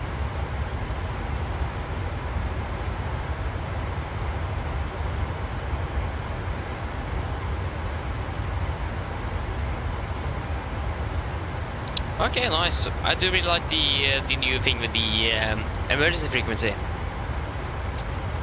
So yeah, or the guard frequency. Yeah, okay, the guard or the emergency frequency, the guard frequency is 1 to 1.5 megahertz. And you normally just set that in this Radeon number 2 on standby. Oh no, I forgot the waypoint again. Are you serious? Okay, we'll just do the future check anyways. 5 tons, 5.3, 3.7 to 3.4 something, yeah. 1 hour 6, yeah, okay, 1 hour 6 there as well. Yeah, looking good.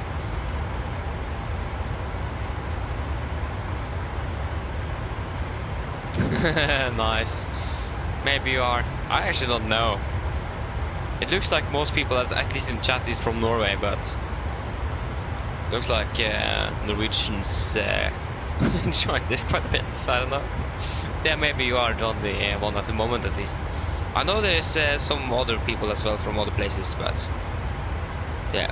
Pedro, welcome back. Hope you're doing well. Yeah, for example, Pedro, I think if I remember correctly, you're from Brazil or something. I mean, that's also really cool, especially with the difference there. Yeah, Norway is on top. 23.5% of people watching is from Norway. And the United States, Great Britain, Germany, Sweden, Russia even. India, South Korea, the Netherlands, and Brazil. 1.1%, Pedro, you are the 1.1%.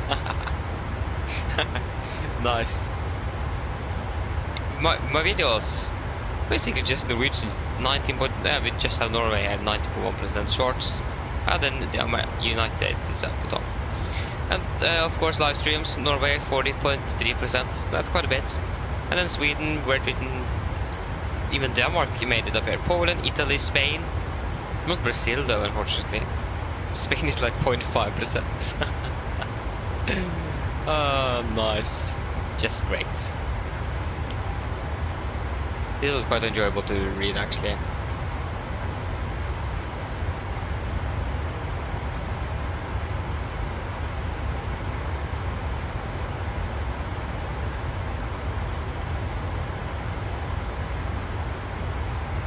Yeah, that's great.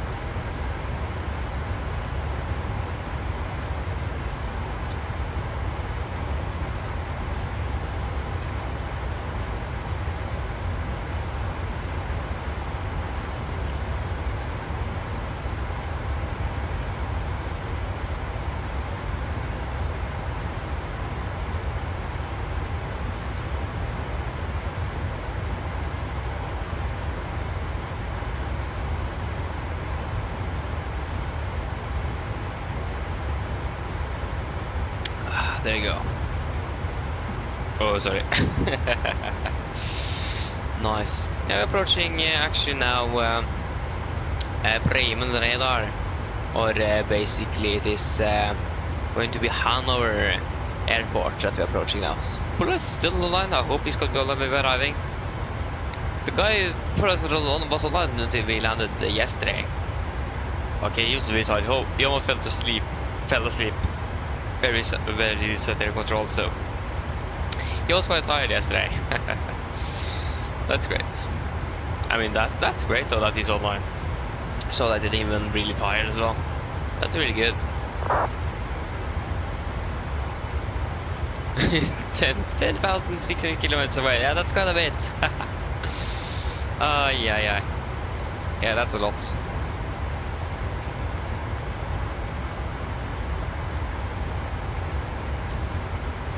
That would actually be a funny joke if we flew with LOT, the Polish airline. That was a lot. That would actually be a really good joke.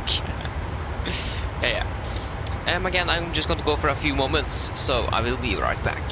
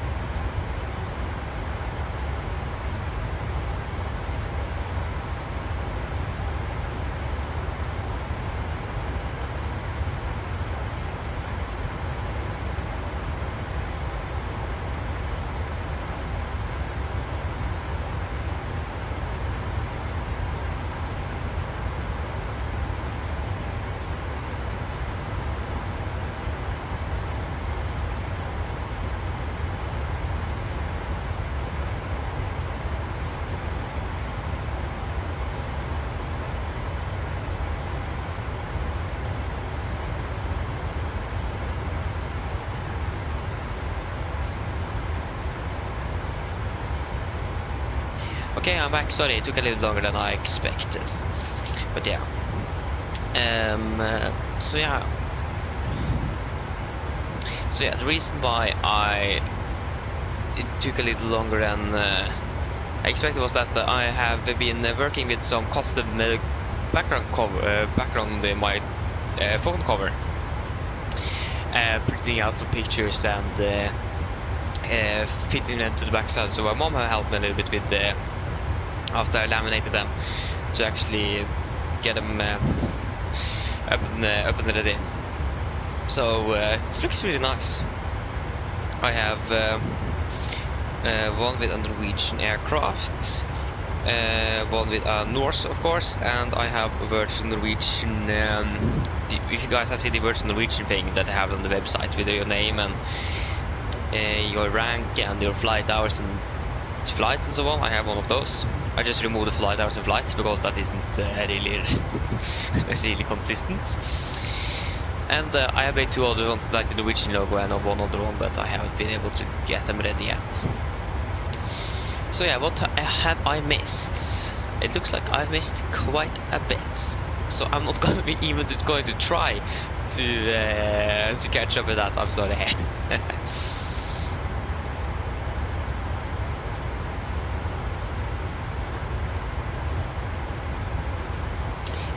So yeah, I'm not quite sure what you guys are talking about. Nice. Okay, we are doing quite good though. We are closing into Danish airspace at the moment, actually. So we are expecting to be landing in about 30 minutes.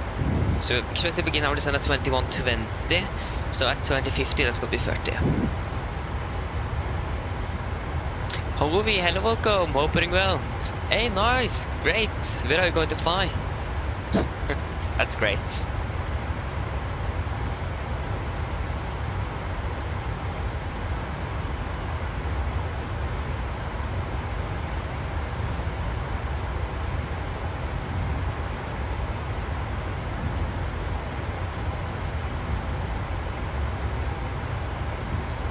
What is it now? NRK, some new news here, is it? Or is it just the same old ones? Okay, it was some new ones, or actually partially yes and no. Great.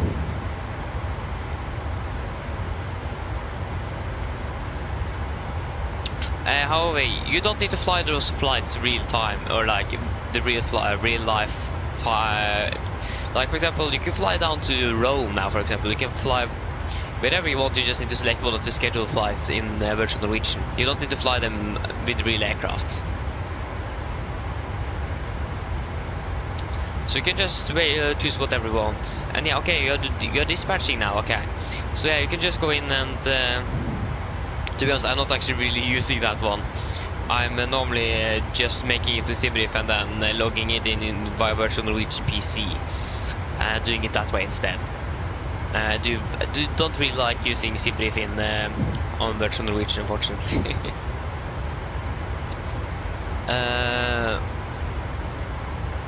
So yeah. Oh yeah, that's correct. You had a new month. Oh, I forgot about that. It's only because of top with flight hours at least. That's great. Actually, however, no, you don't really need to use the website. The only thing you actually do need is the application itself. You don't even need SimRiff. Probably good to use SimRiff in general. But no, we actually don't really need to use the website.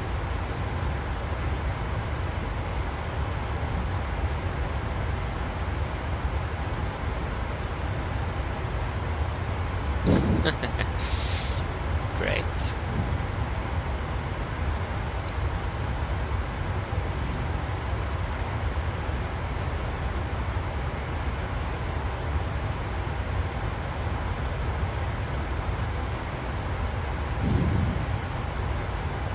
I like how still over 40,000 is without electricity in the Oslo region.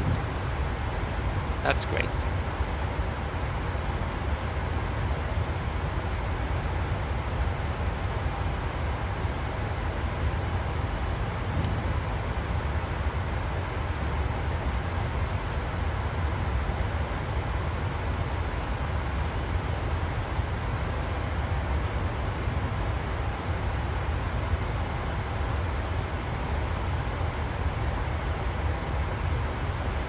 Oi! Nice. Yeah. Probably flown up with the Airbus than I imagine over here. Yeah. You would enjoy flying the 737 again, at least if you haven't flown with it. Or in general, flying with the Oak is actually really nice. Probably going to maybe struggle a little bit since you haven't flown with it in a while. Yeah, you'll probably catch it quite soon.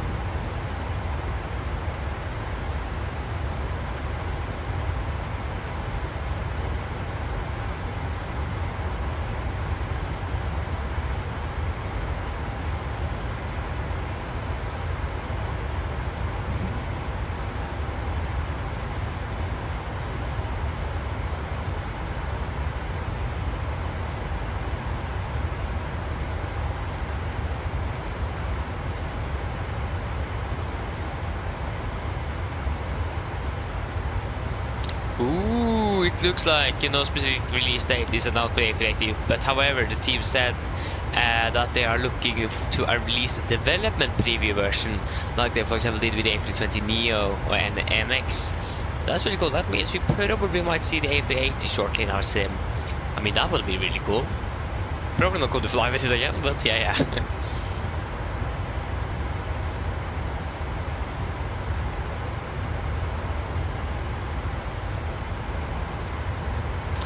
However, yeah, you just do that, and that flight plan is basically just going to be for yourself. It is not going to have anything to do with virtual Norwegian, to be honest.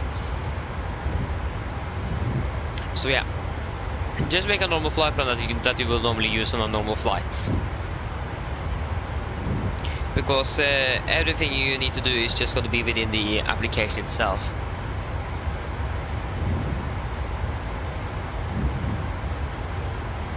I hope you have installed the application.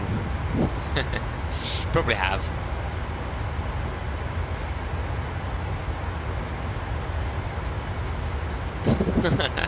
Yeah, you basically just fly as normal. You just have the application in the background registering your flights. So yeah. I mean, you may struggle a little bit with actually remembering to start the application. I'd still do it myself, but yeah. Oh, we have an Emirates coming into Oslo now. Emirates.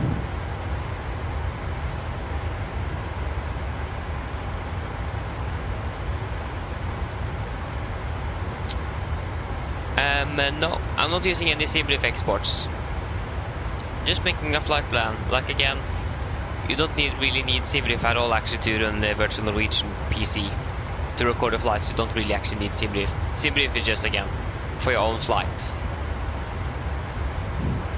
In the application itself, when you record a flight, you just select the route you're flying, and then you select just the aircraft type, the registration of the aircraft, and if you're flying on IVAO, Pilot Edge, WATSIM, or offline, I think it is. At least IVAO and WATSIM or offline. So yeah, you don't really need SimRiff at all actually to run or use the program. You just need the program. Okay, is that 50 minutes into descent, isn't it? So 30 minutes, yeah. Then we will call the cabin. I will lower the ringing here. How do I ringing volume? Hi. Just to let you know, that's approximately 30 minutes into the descent. In that case, we'll do final drink service. Some of the passengers are pretty thirsty. Okay, no problem. Okay, there she was a little bit too... yeah, it wasn't loud enough.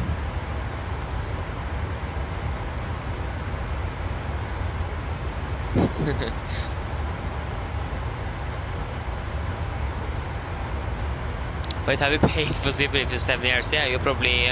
then you have an autograph subscription, do you? I really hope so, otherwise this is strange.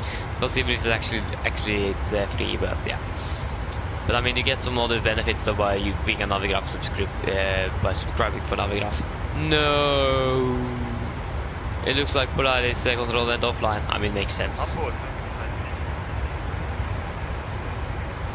Nice.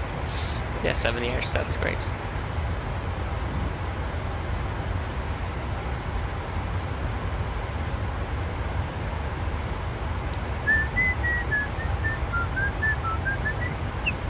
Yeah, nice.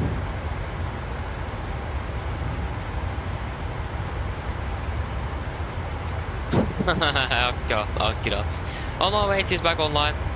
Forget it. Oh no, wait, now he went offline. Was probably a bug in the app, in the website or something.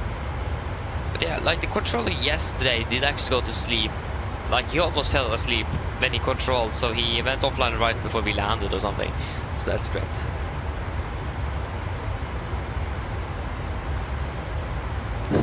Nice, Pedro. I mean, that would be really cool if we actually managed to learn Norwegian. That would be cool.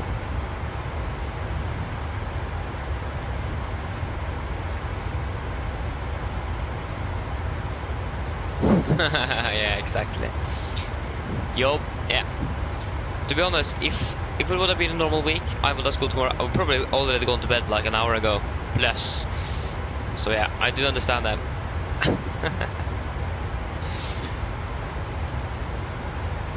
So yeah, I do understand the work and so on. I do understand. Like I said, if I was them, probably go to sleep even earlier. Again, just unfortunate for us that it's flying very late. That's the thing for me. Either we're flying very early or very late. There's not always a compromise there. Either in the end of the day or in the beginning.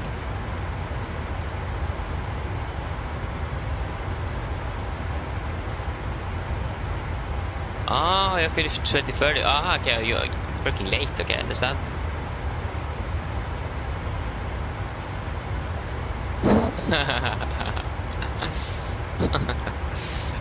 Nice. This is just great. But yeah, you finished 2030 today. Ah, okay, then I understand. So you're working a little bit later than normally other ones. You probably start later as well, though. So you have a compromise for it. Most of the people start early in the morning. So yeah.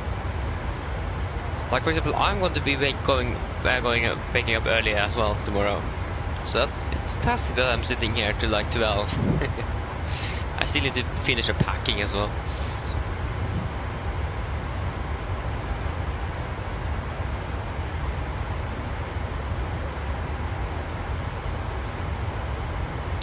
Oh, we know it doesn't really have much to say. It could have something to say indeed if you have a new approach procedure or something in Oslo, for example. But other than that, not really. Should be a new ARAC update in 2 days as well.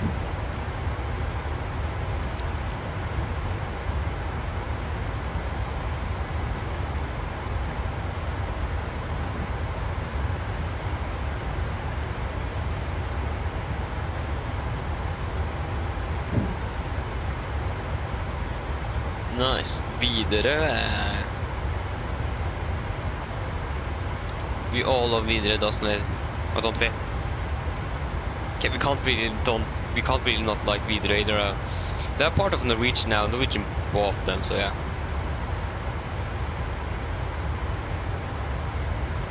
Oh.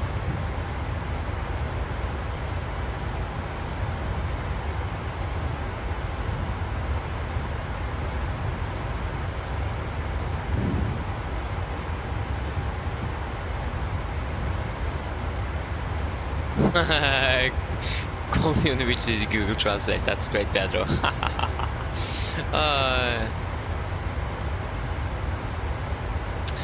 Okay, Hovi. So, where are you? Are you on a parked on the gate with the engine shut, or are you generally parked on a gate or a parking stand?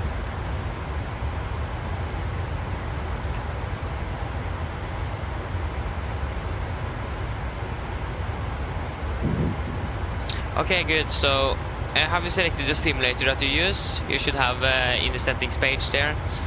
You should like have flight simulator.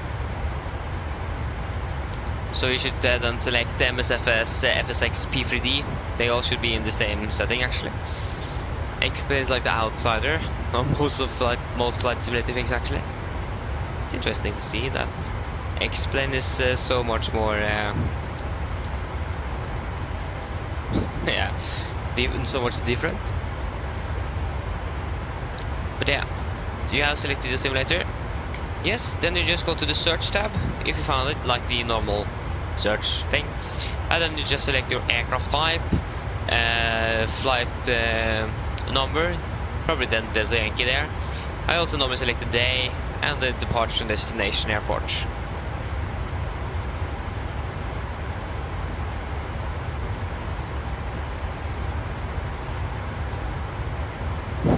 Nice flights, sorry, Skolvik, nice. Up to upcoming weekend, I'm actually quite sure. I'm going to be flying from Bergen to Oslo on Sunday, so we'll wait to see if I'm going to be able to do something in the evening. It depends. If I do have the energy for it, definitely try to see if I can do something on Wednesday, sorry, on Sunday evening. If it's not possible, it's not going to be anything for like more than a week or something. So yeah, I'm going to try on Sunday evening. If not possible, it's going to be Thursday or something next week. So I got to see what I can do. Yeah. So yeah, how you have selected your route and everything, and then selected the aircraft type, the registration, and then the network. Yeah, Skolvik, yes. So then just have a good night then. And thank you for watching, and see you later. God natt.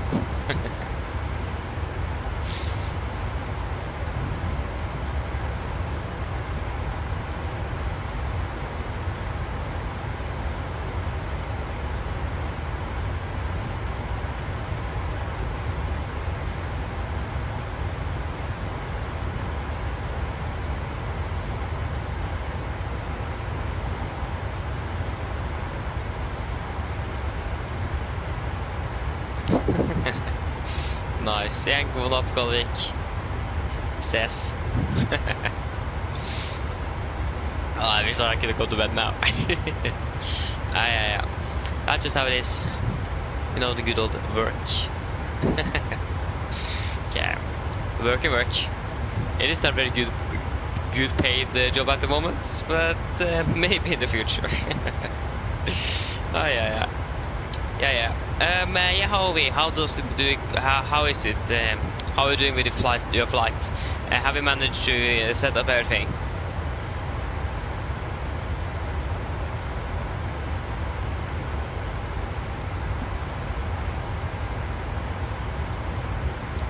If you still struggle with something, I can try to show you what I can.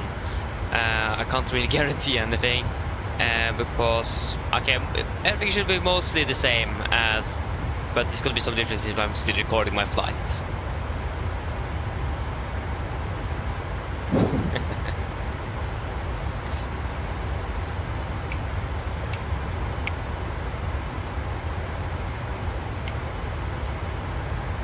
See ya, Skolvik. See ya.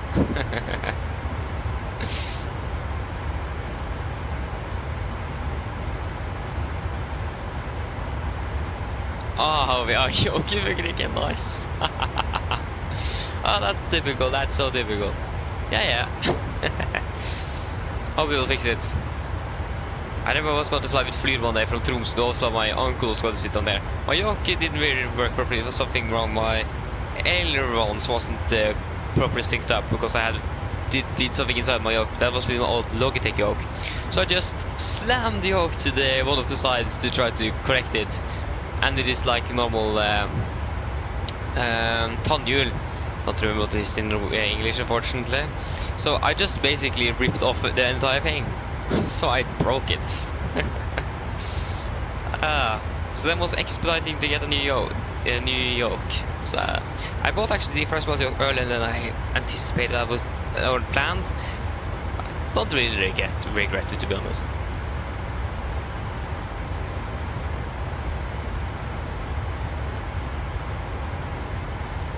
Nice. Great, it is working now, that's great. Okay, need to hurry up a little bit. When are we we're going to begin our preparations there. So yeah, we still have to descend though. But you probably will get out of Gardermoen if I go to Bergen, if I'm correct. Why do you have billion approaches alive by all things in the world? Billion approaches alive, that's insane. Nice. So strange. of everything in the world that's possible, a billion approaches online.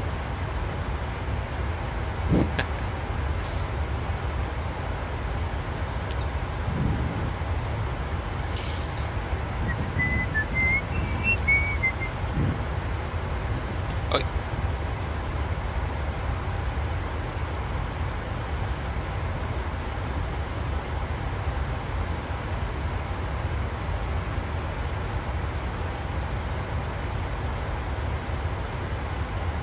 Okay, so it looks like it is recording now.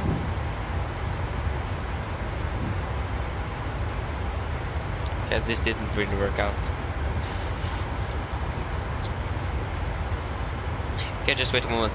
So yeah, I can show you how it should look like if you just want to double check. So it should look like something like this. So every aircraft type, registration, where the network is flying on, you should have a line between, and it should be recording. So it should be much easy and simple to find out if you're recording or not. So I hope it is working for you now.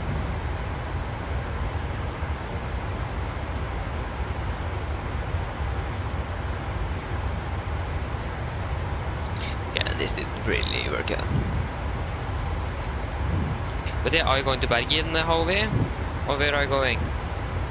I think you said something. You mentioned Bergen earlier here, so I have a feeling you're going to Bergen. I mean, I can't really blame you. I have like 69 flights myself between Oslo and Bergen. So yeah.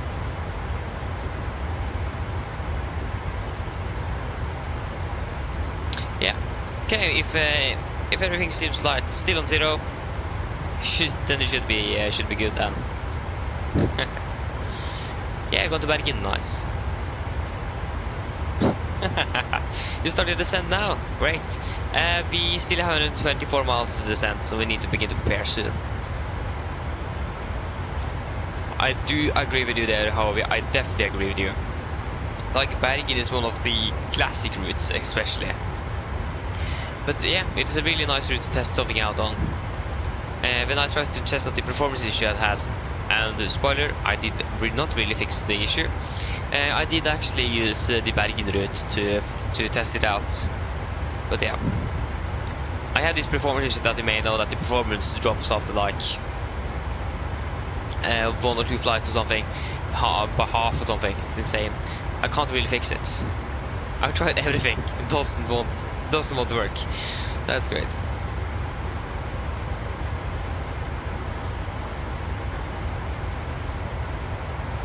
Yeah, exactly, Pedro. Yeah, it's quite unfortunate.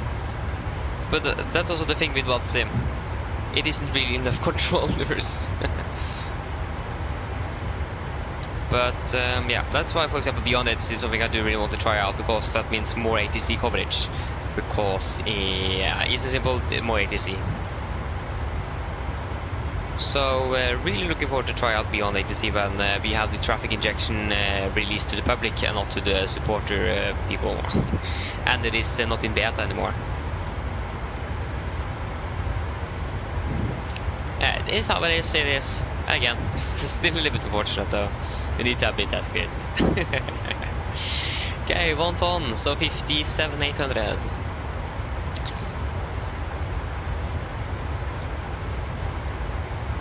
But yeah, which room am I going for, Krit? Are you going for still on the right? I think that is the room we should go for, because of noise restrictions and so on.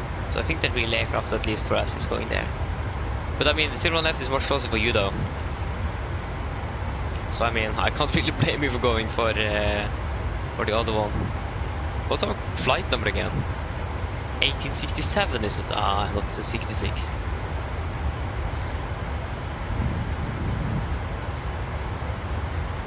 Yeah, we don't really have a landing runway yet, but again, in Oslo, I don't really remember the exact time, but then they want to use 0 left for landings, 0 right for 0 right for landings, 0 left for departures, and 1 on the right for landings and 1 on the left for departures because of noise. So yeah.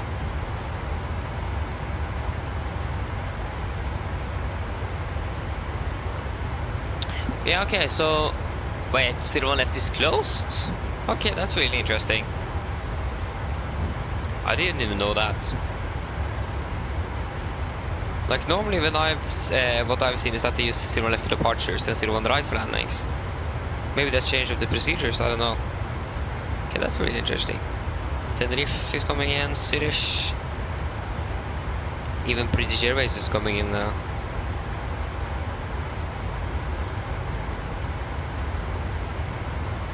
Okay, 10 minutes ago, yeah. But again, they're probably departing still from Mesto, if I'm correct. That might be wrong as well. But that's at least what I can remember to read on the charts about the nighttime restrictions and the operations for that. But yeah.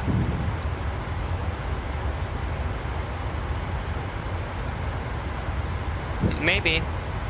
But again, we should have something on the note tabs though about if the runway is closed, and I haven't read anything today. So then it needs to be like like I said, a bursted light or something that have happened recently.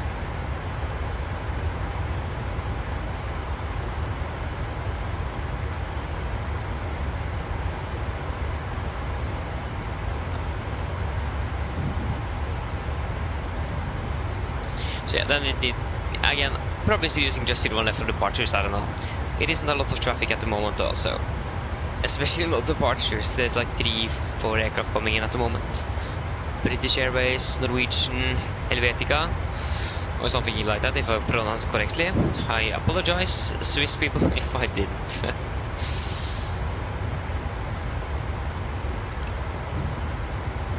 Okay, winds are currently 340 at 5,523. 3405 523. Idle reverse thrust, of course. 144. -5 is going to be 149, probably 140 here, yeah. I mean, I'm not complaining about 140, it's much easier to remember the different speeds and so on like that.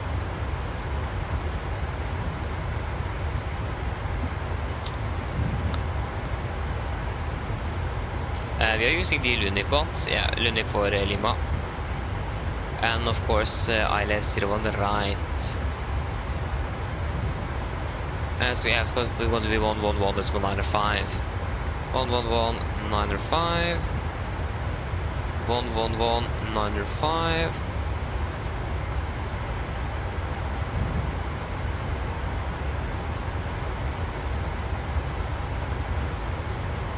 Zero 2.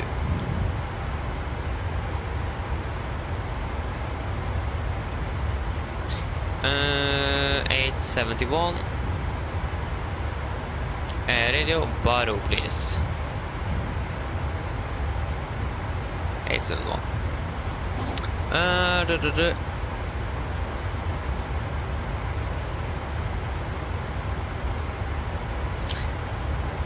Okay, nice. That's interesting, Grit. That's really interesting. So yeah, did you get the note tab or something? To be honest, I haven't really updated my note tabs, so I can't really say anything.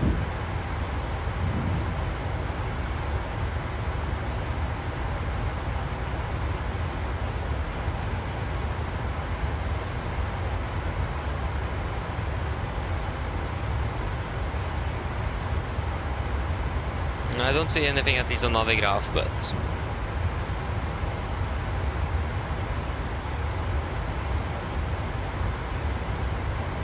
okay, of course, yeah, you're listening to the ATC over Oslo. Okay, then it makes sense why you have got that then. Nice, I mean, that's a good idea. I haven't really done that in a while. It's a lot of fun though, actually, to listen to it. Okay guys, are you ready for our good old approach briefing? So we can begin with our star. We are expecting the Lunip for Lima arrival. This is on charter to hotel effective 3rd of December 20.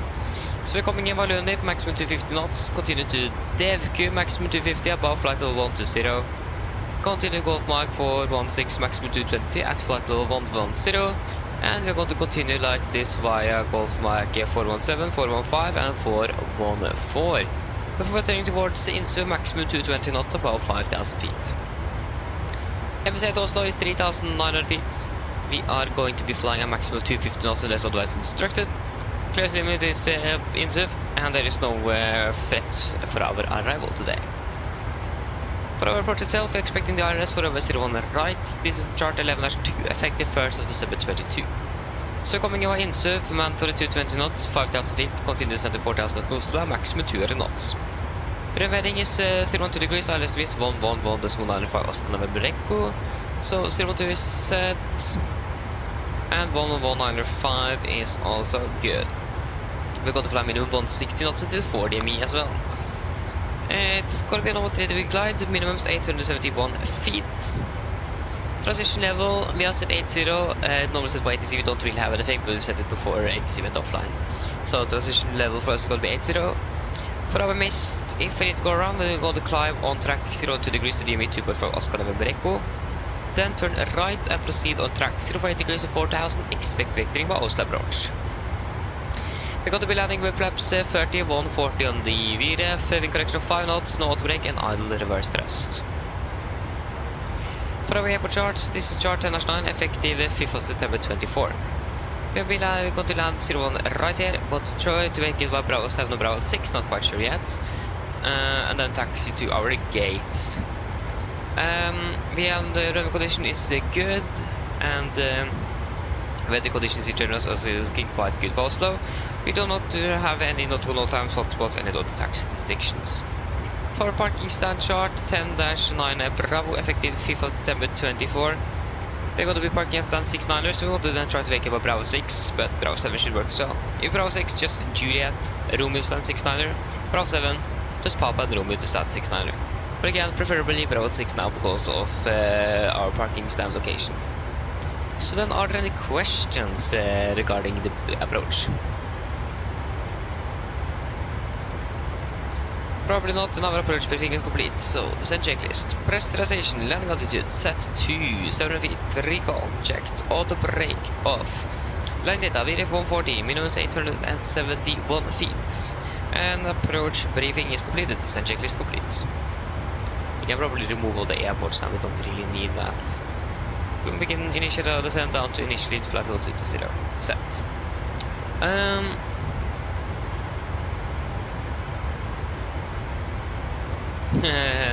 Nice crit. I mean, it's a really good idea though, it is. I remember I thought about doing that before, but I had some problems, I couldn't even get in. So this needs one time it didn't work, so I just gave up. 0 questions? That's great to hear, Pedro, that's great to hear.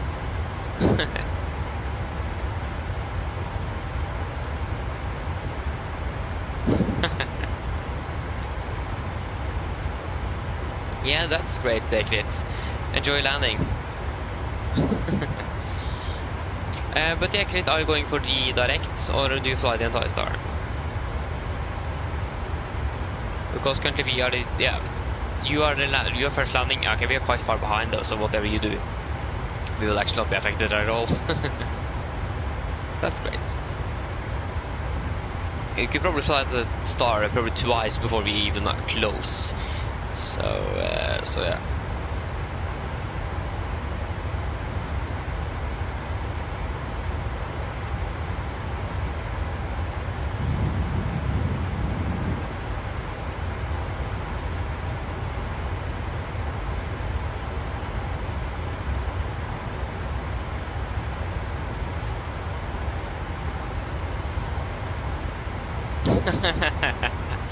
Nice. Oh. Yeah, maybe. I mean, it's up to you though. If I were you, I would have done the direct. But again, it is up to you. If you want to wait a little bit more, then you can definitely fly that star. I guarantee you that I'm probably going to be catching up by 5 minutes, but because it's so far ahead that we are not going to be able to catch you at least. You are probably like at least 10 minutes ahead or something.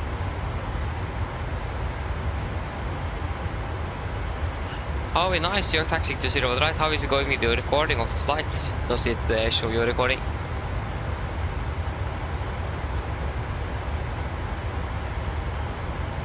It's going direct, okay, nice. I mean, we always do like the direct one because it is just going to save us. Like for this star itself, we are saving like 5 minutes. If we would have been flying from the south to 19ers, we will save like 7 minutes cutting that arrival. So we can save quite a bit actually. So I really hate those stars. Okay, nice Ovi, that's great to hear.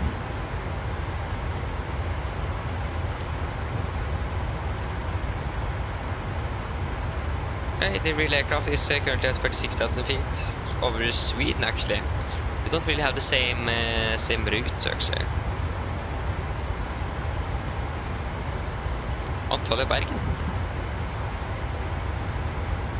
It is just red everywhere around Oslo. It's just Norwegian aircraft coming in from everywhere around the globe almost. Hey, British is coming in with the A319 from Heathrow to Oslo. That's great. Aye. This aircraft is 2 years older than me. That's not acceptable. Actually, say to think about that, most of these aircraft that actually I'm flying is either some of these aircraft is actually I don't actually think any of the Norwegian aircraft anymore is the same year as me. I don't actually really think so, but at least it was before. Some of the Norwegian aircraft that have been retired now though have been basically the same age as me. But yeah, they're at least older than my younger brother, and around the same age as my almost as my older younger brother. Yeah, I'm born in 2008, so I'm currently 16.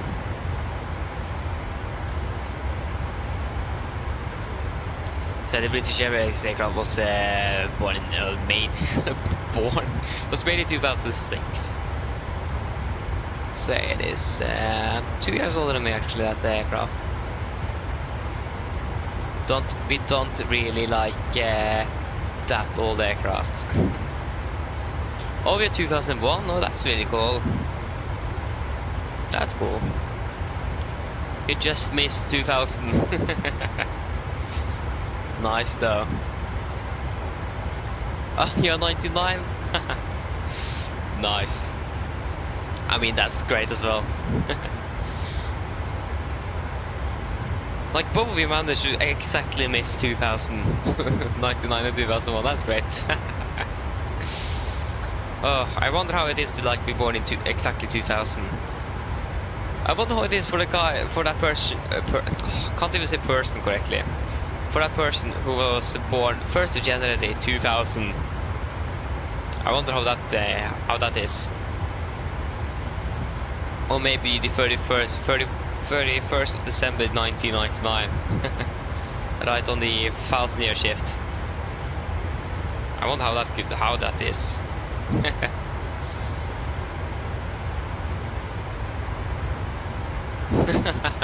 I mean, I do understand that one, Krit. You almost made it to that 2000 kid, but I understand that you happen to be a 90 kid. The 90s kid. Nice.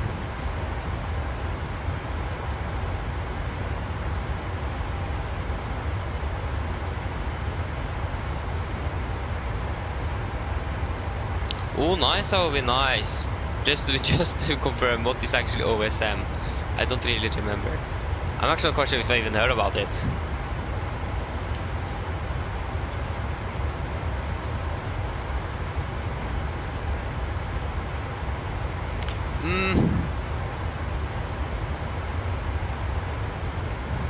I'm not quite sure what it is.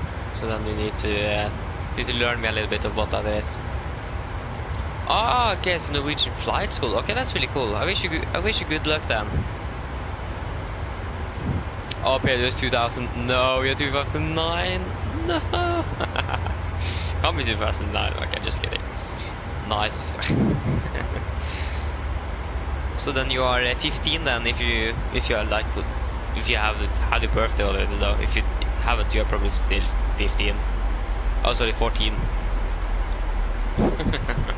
There you go, we have gone over descent. Expected to run also about 50. About 30 minutes. Mine damer og herrer, dette en liten oppdatering her fremme fra cockpit. Så det kanskje du har merket til, så nå bytt ned solen ned til Oslo Gardermoen, og vi født til landorden cirka 30 minutter. Her så det ser ganske så bra ut. Vi har akkurat nå litt vind kommende fra nord. Det rundt 5 grader, og det ser egentlig fint og skyfritt. Ellers vi har fått en veldig fin flytur med Norwegian denne kvelden. Vi takk for at du flyr med oss. Vi håper å se på neste flytur, og vi ønsker dere en fin kveld videre. Ladies and gentlemen, this is a quick update from FlightTech. As we noticed, we're now going to descend down to Oslo Norwegian, and we're expecting to land in approximately 30 minutes. The weather in Oslo is looking quite good, with just a little bit of wind currently coming from the north. About 5 degrees centigrade, and it looks like it is nice and clear skies. Otherwise, we hope that you have enjoyed our flight with us this evening. We thank you for choosing us. We hope to see you again on the next flight, and we wish you a pleasant evening. Thank you.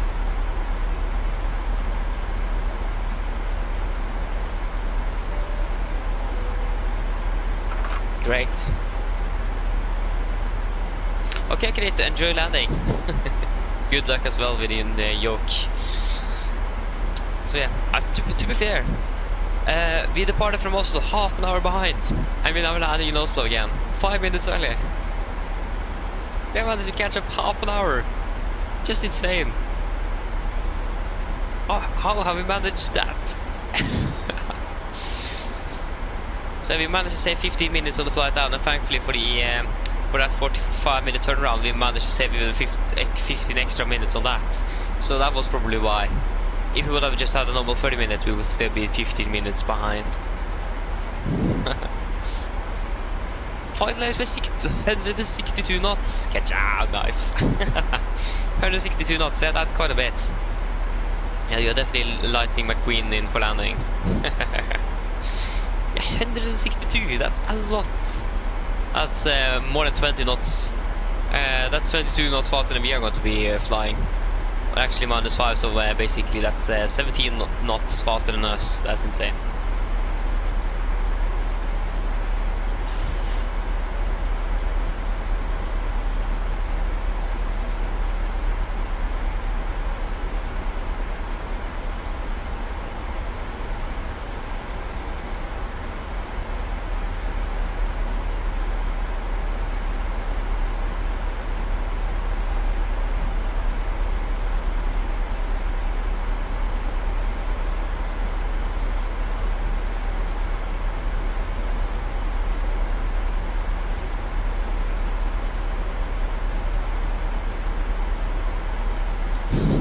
What?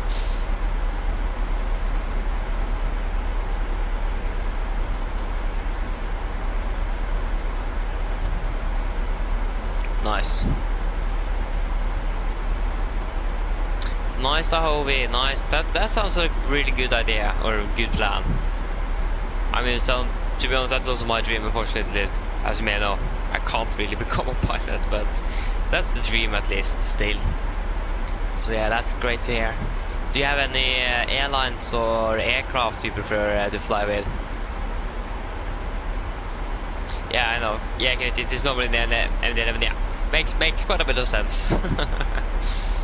But again, it is just that it is so much faster than us, that we normally fly. So that's the thing. It is only that actually. But I mean, I've flown with the 747. It's quite fast there as well.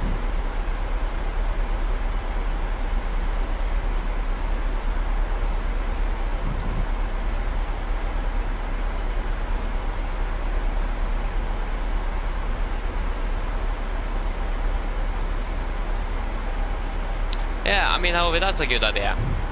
You remember we have Hydro as well. I mean, probably a lot of them to fly like the milk route or something over in northern Norway. I don't know. But yeah, I do understand that you want to be in Norway. I mean, if I could have been a commercial pilot, I also would have been trying to fly with Norwegian. And that's mainly because of the 747, of course. So yeah, my plan is at least to become a flight mechanic. That's something I can be working as. So my plan is to become that for Norwegian on the 747, of course. I just want to fly with the 747. So yeah, I just want to stay on that aircraft.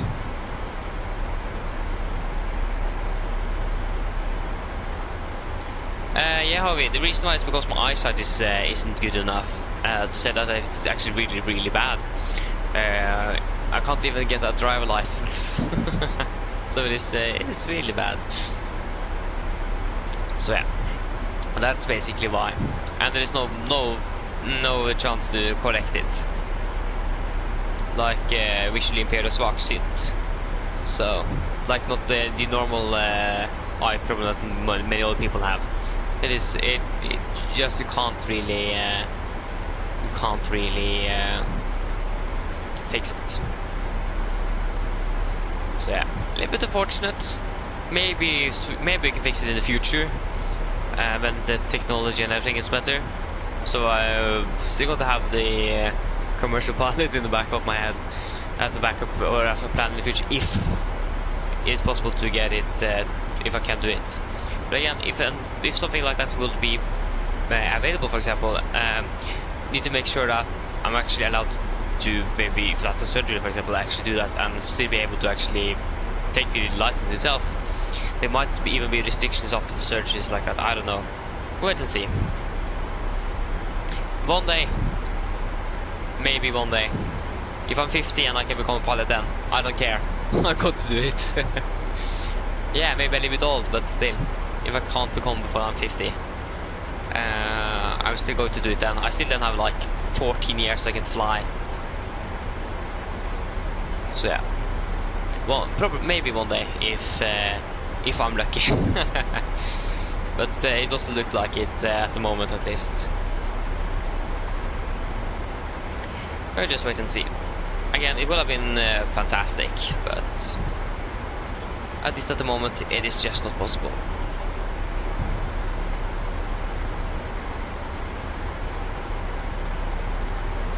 Don't give up. I'm not gonna give up. So yeah.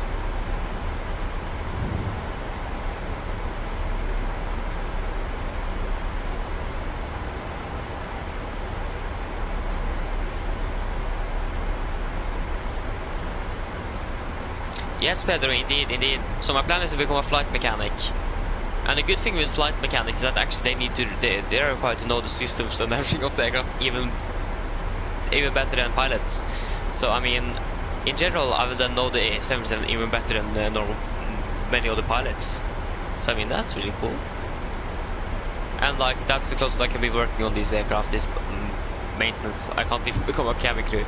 I don't really think I can work as a ground crew either. It is quite, but that's maybe because I cannot take a driver license, but I don't know. Okay, we continue down to flight level 120. So 120 set. So yeah. So I'm currently going the studies and so on to become a flight mechanic. Or I need to go electricity first 1 year for like a foundation year or something. I don't know what it's called. And then I can go free fog or flight mechanic studies next year. But the thing is that there is a quite hard competition into those schools. The grade average is quite high. Not quite sure what it was for this year, but for 2-3 years ago it was like 5.1. I went out of elementary with like 5.4 on average grade. So in theory I should definitely be able to get in. And then some of my teachers says I could actually maybe even get high grades than I did at elementary this year. That is a positive sign. So yeah, I just need to work hard to and I think I don't really have a backup plan either. If I don't get in, I'm not quite sure what I'm going to do. Because again, I don't really have a backup. I have the channel. I could maybe take a year off and just fly. The unfortunate thing is that that will because the one thing I then maybe could do is to actually take up subjects again to get the grade up, so I maybe have a better chance the year after. But also the thing is that the 2008 group is quite large. Like at my school, we were 150 in 10th grade. We were more than 150 students. That's quite a bit. All the other classes and so on, or Trin. That's really to remember. All the other all the other steps. I'm not quite sure. Class steps. Grade level. Yeah, that sounds a little bit better. So all the grade levels is like maybe 100, but at least less than, most of them are less than 100 actually, and we are like 150, so we are quite a large group for that year. So competition is going to be quite hard, and that's the thing. Even the teachers at our elementary the last year said that it's a large group of people that was born in 2008, so competition for jobs and so on is going to be quite hard. So yeah, that's great. However, yeah, I do have quite some good grades. At least I haven't got many grades at the year that I'm currently going. But I went out of ungdomsskolen with a 5.4. That was actually the highest in my class as well. So I should have good enough grades to be able to get in. And again, if I just work hard this year, I will be able to get in.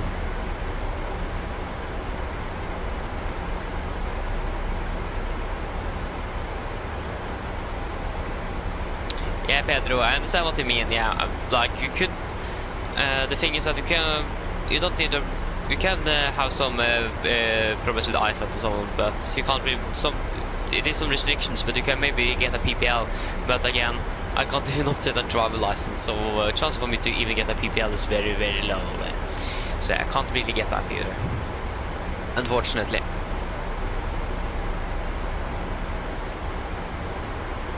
So yeah, at least you need a driver license probably to be able to actually get a PPL. But yeah, the eyesight restrictions on PPLs are lower than commercial pilots. Like medical in general is lower on PPL than for commercial pilots. Okay, unable to note that the DevQ disregard. I wonder if Crit have landed already. So yeah. I mean, at least the PPL would have been nice to have, but again, I can't really get that either. Again, at least at this moment. That, yeah. I won't say that my vision is very bad either, that's the thing. It sounds probably that my vision is really bad, but it actually isn't. It is just that I can't, it isn't good enough.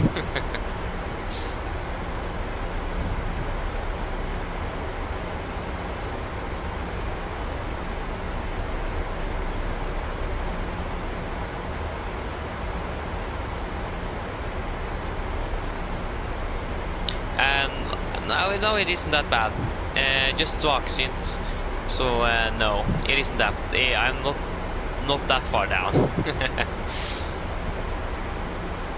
Again, it sounds like it is actually really bad, but for me at least, it's all right.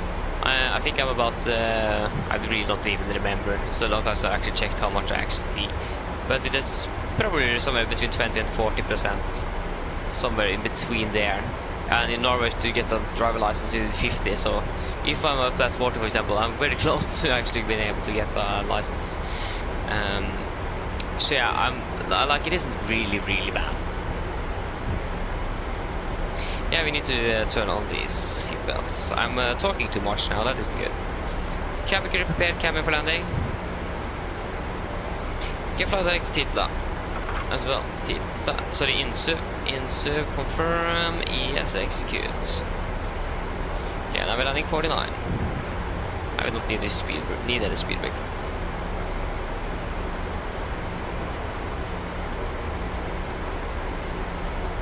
Nice, great, nice. I mean, it's the MD11. It is known to hard landing, so yeah. So yeah. Tack.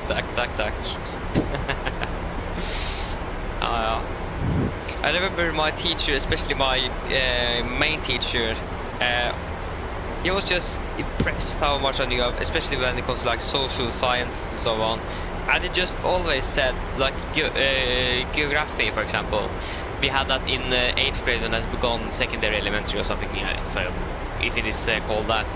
That was like the first test we had in social science was geography. I got a 6. I was the best there as well, and he said it is the flight simulator. I'm flying everywhere, I know where everything is. And latest was like end of 10th grade when we talked about modern conflicts and so on. I knew so much about it, and he said, It is a simulator, just flying around and you just see everything around, or something like that. So, fast and go, continue flight to 100. So he says it is always a simulator. So yeah, and this is for the entire class as well, so that's a lot of fun.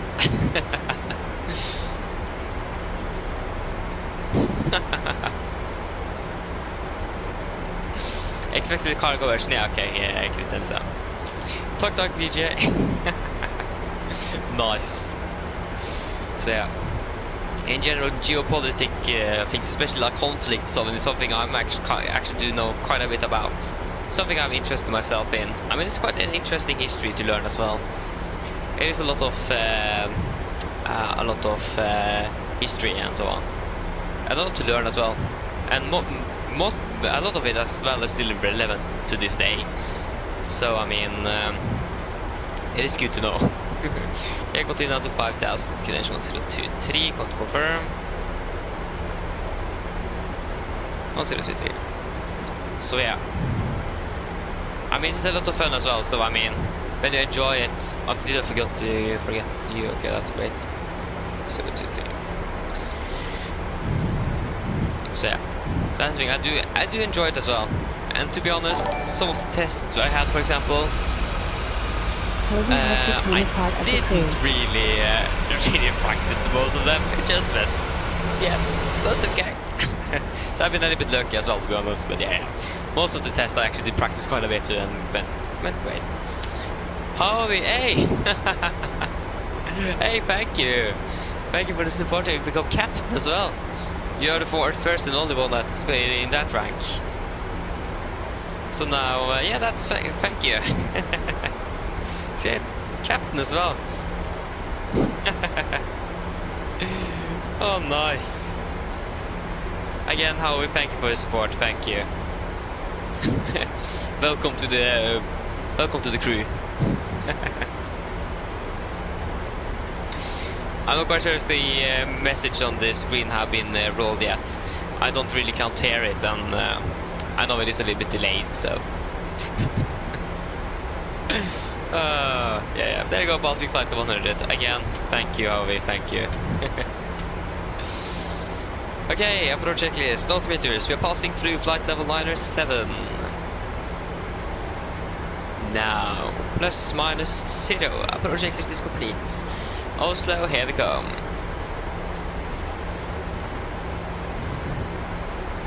Oh, see, there's some lighting here. That's not supposed to happen. There you go. So yeah, we're still a bit high. We are definitely not catching that altitude. We're actually increasing the difference there. That's great. What's the clock? Yeah. It isn't too late yet.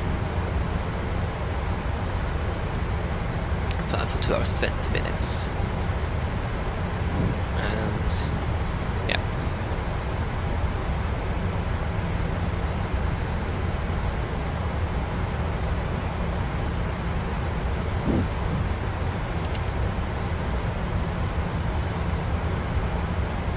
Oh.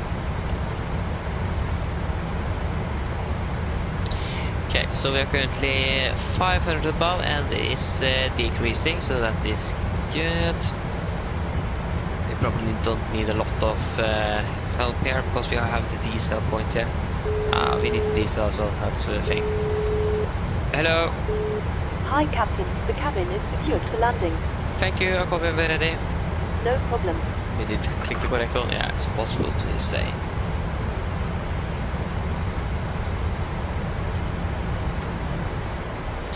Okay, good.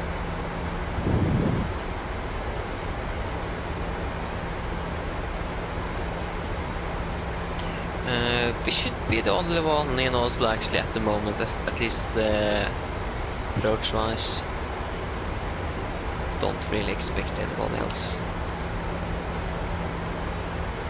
There you go, we have captured Oslo November Echo. Just, is it correct?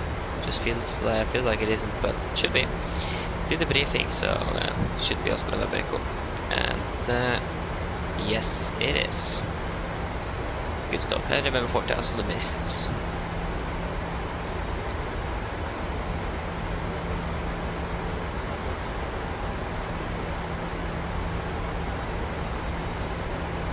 There you go. Oslo in sight. Speed it went, speed to 20,000 to go. We continue down, speed to 20 set. Continue to 4,000 set.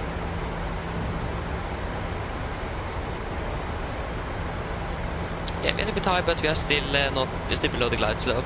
So as long as we are that, we should be good. And we don't need to level off and increase power so much as well. That's a good thing, especially now in the night, during night. So yeah, as long as we don't get too high here. There we go. Okay, turn base.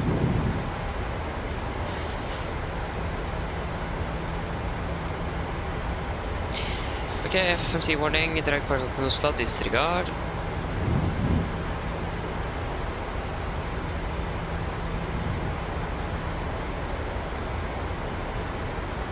Flaps 5, speed checked.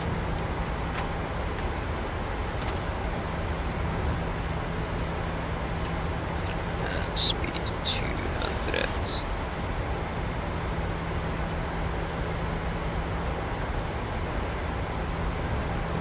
Yeah, we do need a little bit of speed break.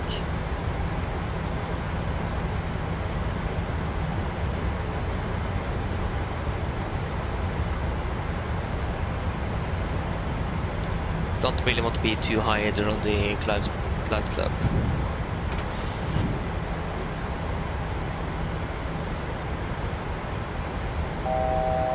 Okay, fast to go.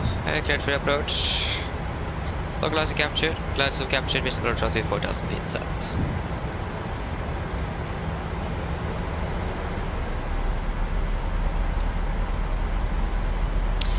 And the heading is 012 degrees. 02.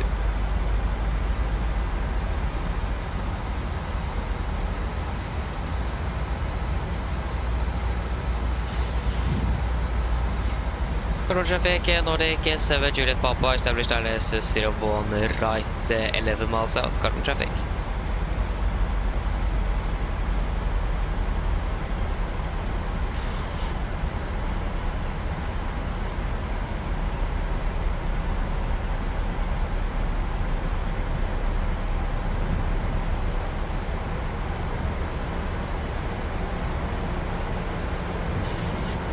Speed 180.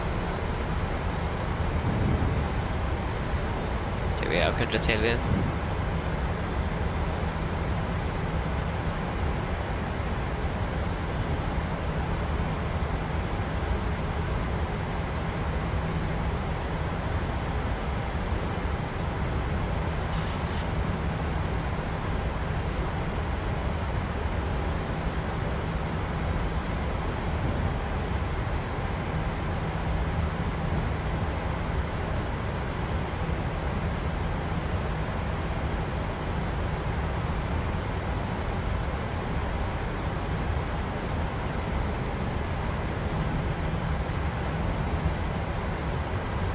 Okay, speed 160.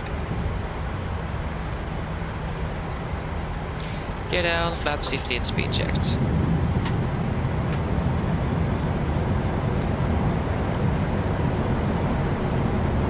Cabin crew, take seats for landing, please.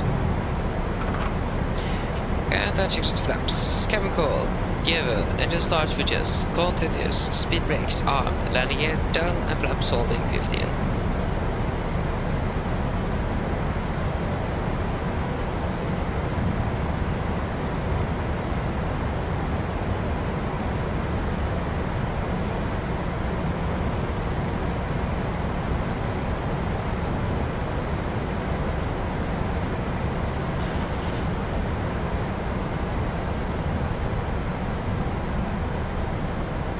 Flaps 30, speed checked.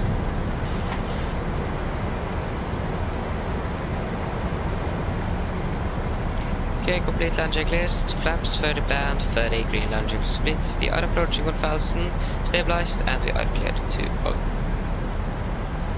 Well, there you go, cleared land. And there's no winds at the moment. Disconnecting. 1,000.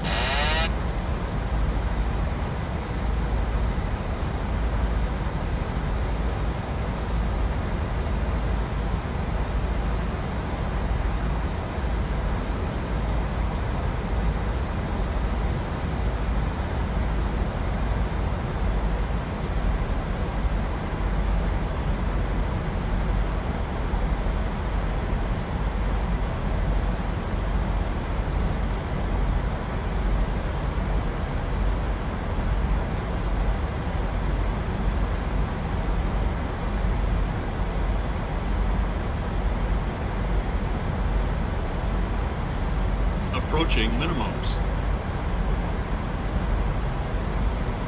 Minimums.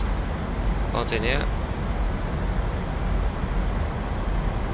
100. 50. 30. 20. 10.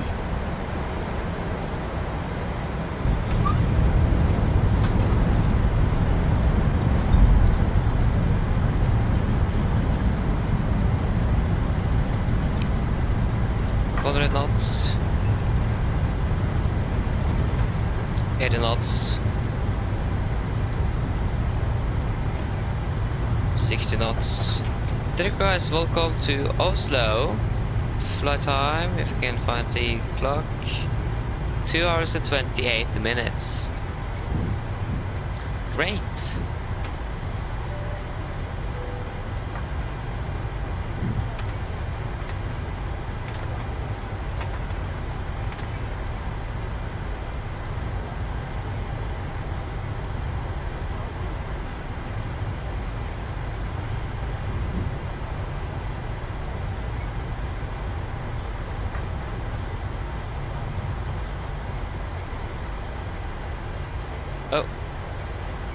Carbon traffic, Nordic 7 Juliet Papa, runway 01 right, vacated carbon traffic.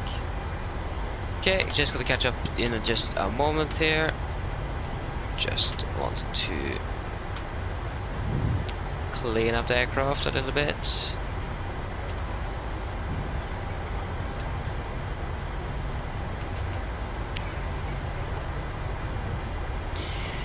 Stand 69er. North Pier. 69er. No. Menzies. Cancel. Menzies. Stand 69er. There you go. Okay, good. Yeah, do you answer there? Yeah. A grade in English, at least out of elementary, was a 5. My teacher now says I can come up to a 6. So that's good. So yeah, it's doing quite good there. Great, yeah, okay, I'm probably a little bit late to answer there, I'm sorry. But thank you for watching and have a good day, or good night. See you later. Pilotage, hello, welcome, opening well. Okay, exactly when okay, that's great. Better landing, thank you DJ, thank you. Good one. 122, what was the G-forces actually? Yeah, that was a good one. Yeah.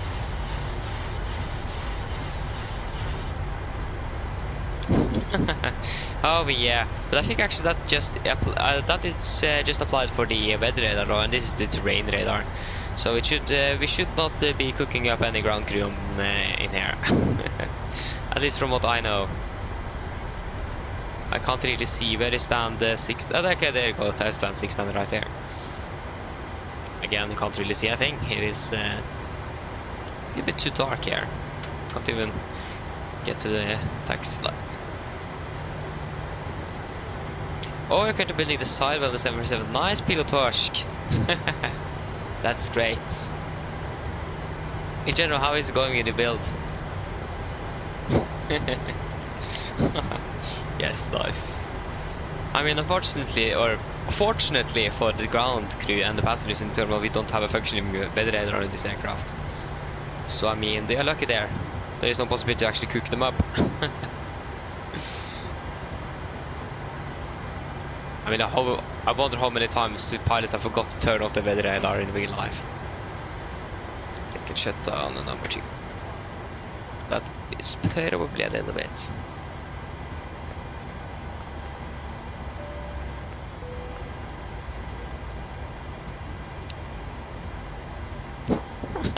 Exactly, DJ, yeah, exactly. The best gate, isn't it? What a choice.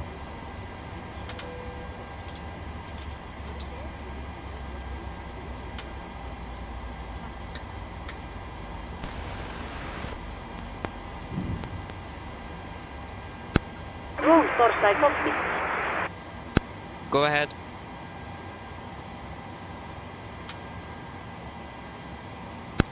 Hi Captain, microphone check please. Read you loud and clear. Roger. For Captain, drone power is available. Stand by, DLL start getting you uploaded in a couple of minutes. Roger.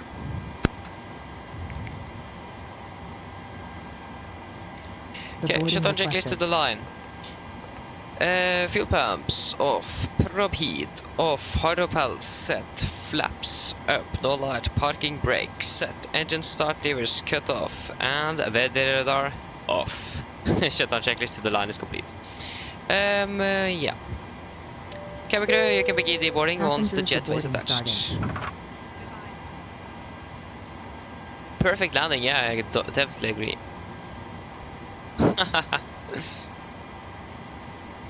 Oh! Okay, I haven't really gone far yet, but yeah. I mean, it's going to take a little while though, pilotage. It's going to take a little while probably. But I mean, it's a lot of fun to do though. Oh yeah, okay, you're parked at gate 69 in real life. That's cool. That's cool. Finland. Yeah, that's strange. I wonder why all the time the ground crew in Norway is sounding Finnish from good old Finland. And that's two interesting things about not the Scandinavia but the Nordics. It is Iceland and Finland that is differing from a language. Norway, Sweden, and Denmark basically have the same, or quite similar. 2 hours 27. So it's just Finland and Iceland that is a little bit interesting there.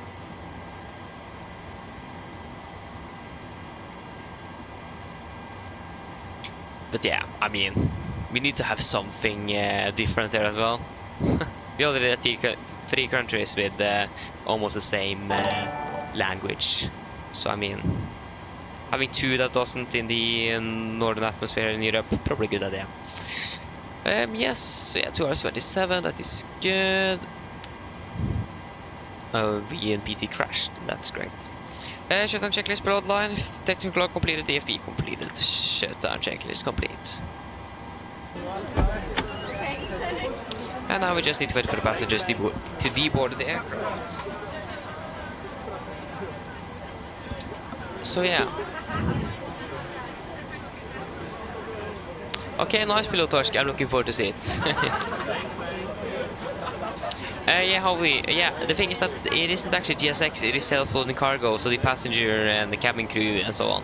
So it is basically just a ground crew, but it doesn't have many accents, it sounds like. So that's why it's probably sounding Finnish in Scandinavia.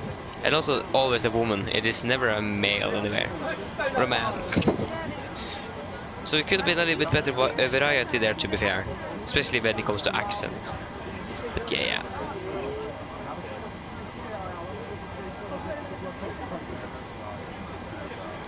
Yeah, that's great. Yeah, it's the same language family at least. I mean, still, I don't really understand Finnish, but it's the same language family. Yeah, that's correct. I forgot that actually.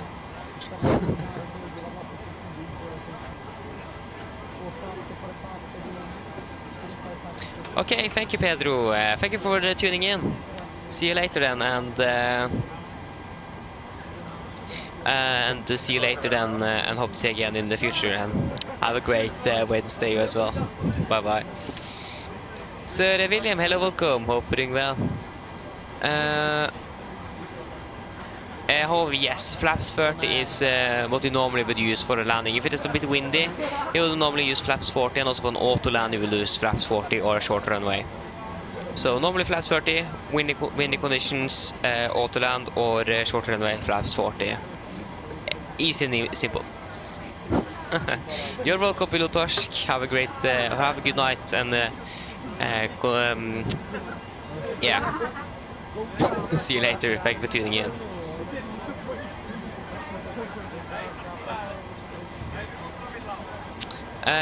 Yeah. Thank you, DJ. Thank you for tuning in as well. See you later. Tobias, hello, welcome. Opening well. The next one is going to be, I'm going to try on Sunday. Again, like probably many of you know, I'm going to Bergen for the rest of the week and flying back with Norwegian on Sunday. So I will see what I can do on Sunday. If I can do anything in the evening, I'm not quite sure. If not, it is probably going to be Thursday next week. So then it's basically 1 week and 2 days down to the next one. If I'm not able to do anything on Sunday, I'm going to try my best, but it depends if I have the energy and so on to do it, and the time as well. So yeah, wait and see. Should try on Sunday. If not, Thursday next week. Okay, how are we? Landing in Bergen now. Okay, great. Then see you later then. Thank you for tuning in. And why aren't the passengers deboarding the aircraft?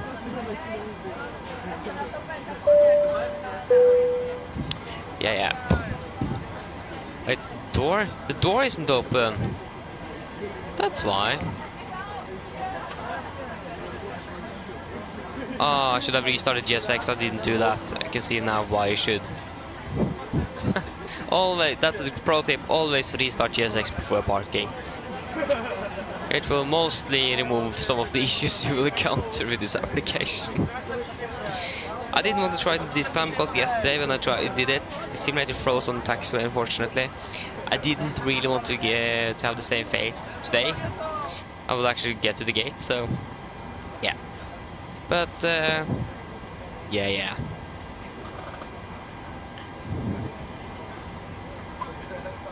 I mean, it works.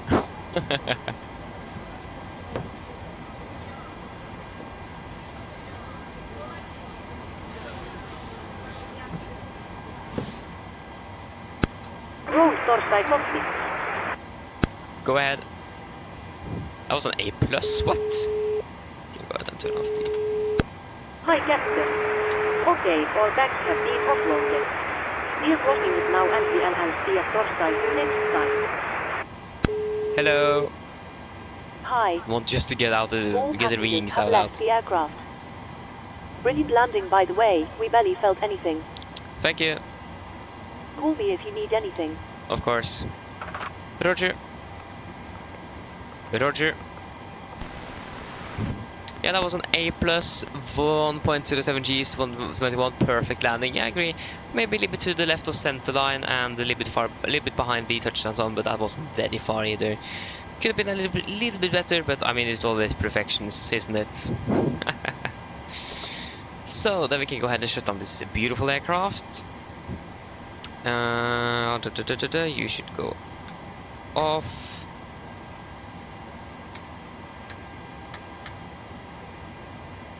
Why did I turn off you? I turned on you. Wasn't there any point in actually doing that? Felix, we actually did need to set the altitude. It's reset nevertheless by the aircraft, and it's shut down. Okay, great. Then we should probably run through the shutdown checklist. Sorry, not the shutdown checklist, but the secure checklist. So then, secure checklist. IRSs off, emergency exit lights off, window heat off, packs off, GPU off, and battery, just wait a moment, off. Secure checklist is complete. There you have it, guys. That was it for today. Like I said, I'm going to see if we can try to do something on Sunday. We'll see how it goes. But yeah, thank you everyone for watching. I hope that you have enjoyed, and hope to see you all again on the next one. So have a good enjoy the rest of your week at least, and have a good night for those of you that is there, and see you later. Bye bye.